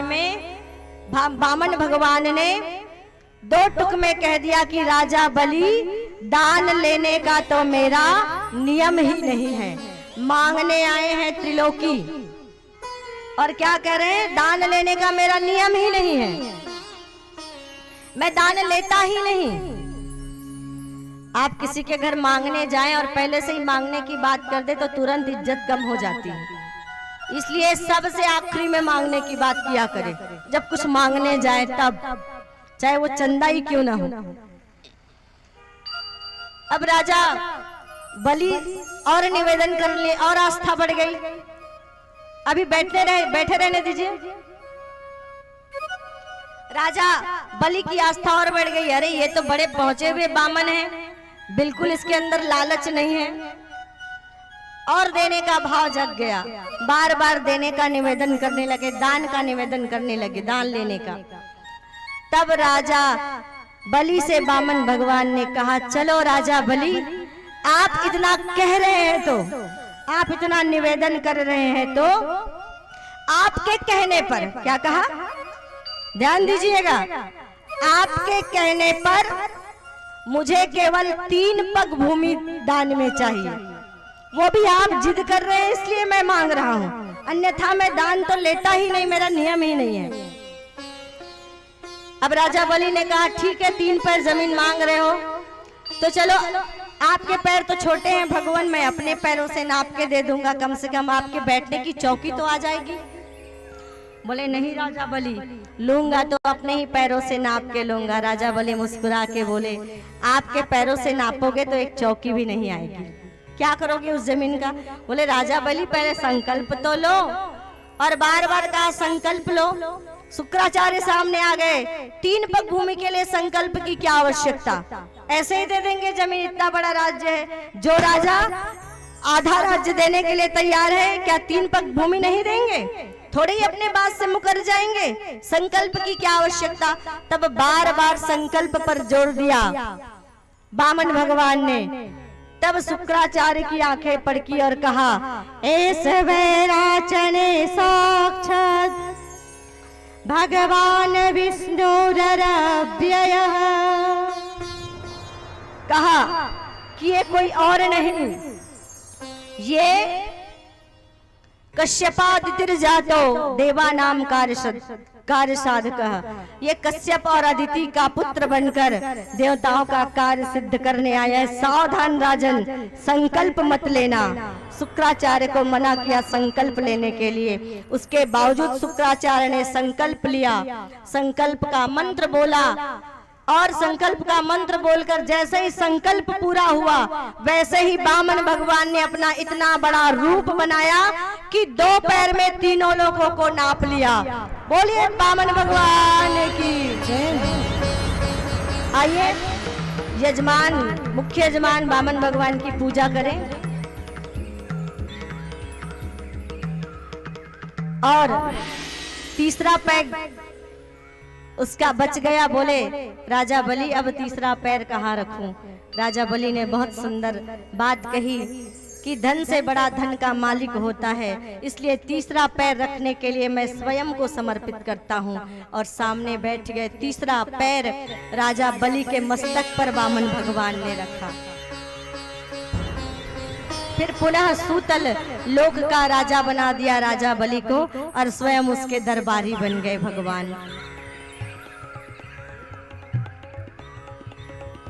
तेरे द्वार खड़ा भगवान, भगत भर दे रे झोली। तेरे द्वार खड़ा भगवान, भगत भर दे रे झोली। भगत भर दे रे झोली। तेरा हो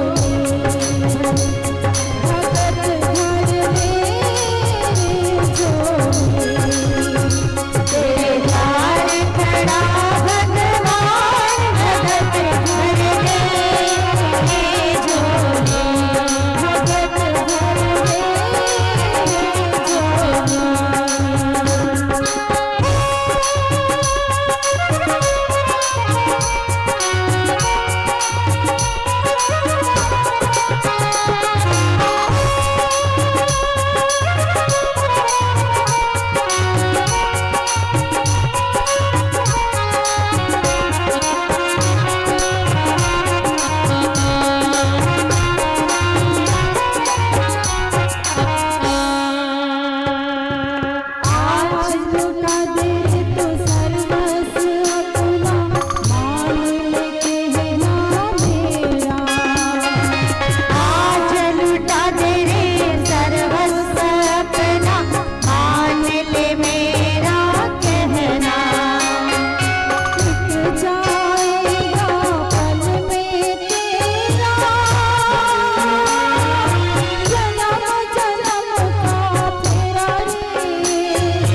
जन्म जन्म का फेरा तू छोड़ सकल अभिमान अमर कर ले तू अपना नाम। भगत भर दे रे झोले, भगत भर दे रे झोले। तेरे द्वार खड़ा भगवान, भगत भर दे रे झोले, भगत भर दे रे झोले। तेरा होगा बनाए है तू जुग जुग तेरी रहेगी शान। भगत भर दे रे झोले, भगत भर दे रे झोले। तेरे द्वार खड़ा भगवान, भगत भर दे रे झोले, भगत भर दे रे झोले।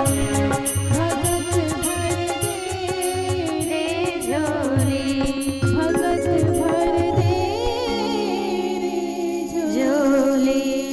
बोलिए भक्त और भगवान की जय। इस प्रकार वामन भगवान के रूप में आकर भगवान ने देवताओं की त्रिलोकी लौटाई और स्वयं द्वारपाल बन गए राजा बलि के।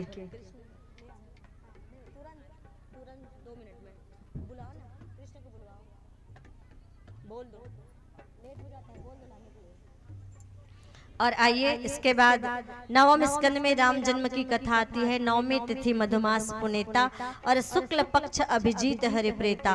ऐसे सुंदर चैत्र मास के महीने में नवमी तिथि के दिन अभिजीत मुहूर्त में भगवान रामचंद्र जी सूर्यवंश में दिन के ठीक 12 बजे उत्पन्न होते हैं। बोलिए रामचंद्र भगवान की। और उनके नामकरण के लिए दशरथ जी महाराज निवेदन करते हैं वशिष्ठ मुनि जी महाराज को। तो बालक को देख कर कहते हैं, इनके नाम अनेक अनूपा, मैं नृप कहूं सुमति अनुरूपा। बोले इनके तो अनेकों नाम है, इनके नाम अनेक अनूपा। मैं अपनी मति के अनुसार, अपनी बुद्धि के अनुसार इनके नाम को रखने का प्रयास। सुनिए आप लोग बैठिए, मत लगाइएगा। वो वामन भगवान को उधर ही भेज दीजिएगा। आप लोग मत आइए, वामन भगवान ही उधर जाएंगे। बैठ जाइए अपनी जगह पे, माता जी सभी लोग बैठ जाएं, भगवान उधर ही जाएंगे। और राम जी का चरित्र तो आपने श्रवण किया। इसके बाद इसी नवम स्कंद में भगवान कृष्ण के वंश का वर्णन आता है। नहुष जी महाराज हुए जिनके 6 पुत्र हुए, यति, ययाति, संयाति, आयति और वियति। ययाति के ज्येष्ठ पुत्र यदु जी महाराज हुए जिनके नाम और यश कीर्ति के कारण जो चंद्रवंश कहलाता था वो आगे चलकर यदुवंश कहलाता था। और इसी यदुवंश में अर्जन्य, पर्जन्य और नंद बाबा हुए। और दूसरी पत्नी का पुत्र हुए, राजा देवमिड़ की दूसरी पत्नी के पुत्र हुए सूरसेन जी महाराज। और इस प्रकार से जब संक्षिप्त में वर्णन किया तो परीक्षित ने कहा कि मेरे बाबाओं के वंश का वर्णन जो है अच्छे से कीजिए। तो कहते हैं कि वसुदेव गृहे साक्षात भगवान पुरुषः परः जनिष्यते प्रीत प्रयार्थम संभवन्तु सुरस्त्रयः। कि भगवान का अवतार होगा, फिर माता पृथ्वी आपके कष्टों की निवृत्ति होगी, ऐसा कहा गया माता पृथ्वी से, क्योंकि कंस का आतंक बढ़ गया था। और इस प्रकार कहते हैं कि भादों का महीना था और अष्टमी की तिथि थी और घोर काली अंधेरी रात थी। और इस काली अंधेरी रात में भगवान कृष्ण का प्राकट्य जेल में होता है जब जन्मे कृष्ण भगवान, जेल दरमियान मुरलिया वाले खुल गए जेल के ताले। अब शंख चक्र पद्म लेकर गदा लेकर प्रकट हुए भगवान नारायण की जय, बाल कृष्ण भगवान की जय। जब प्रकट हुए तो माता के निवेदन पर उन्होंने अपना सुंदर शिशु रूप बनाया और सुंदर शिशु रूप बनाकर आइए भगवान का स्वागत करते हैं, भगवान का जन्मोत्सव मनाते हैं यहाँ पर।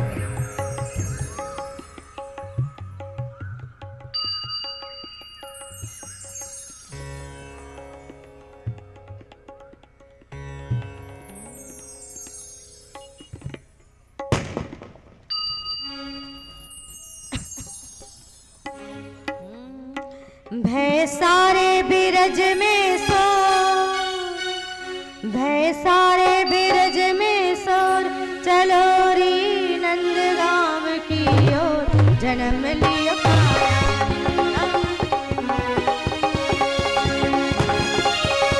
भय सारे बिरज में सो,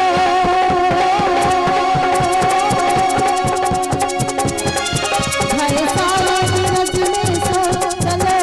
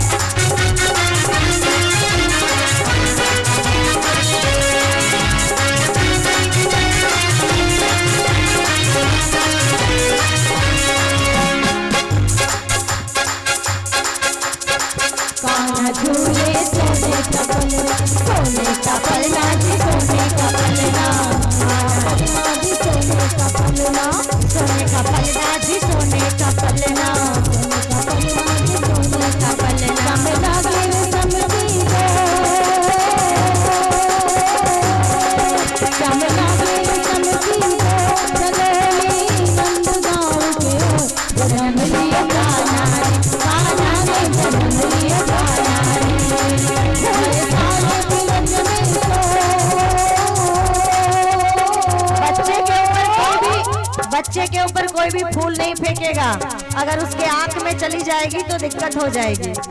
तो बच्चे के ऊपर कोई फूल नहीं फेंकेगा, केवल प्रणाम करें। भय सारे बिरज में सो, भय सारे बिरज में सो, चलो रे नंदगाम की ओर, जन्म लियो कान्हा, कान्हा ने जन्म लियो कान्हा।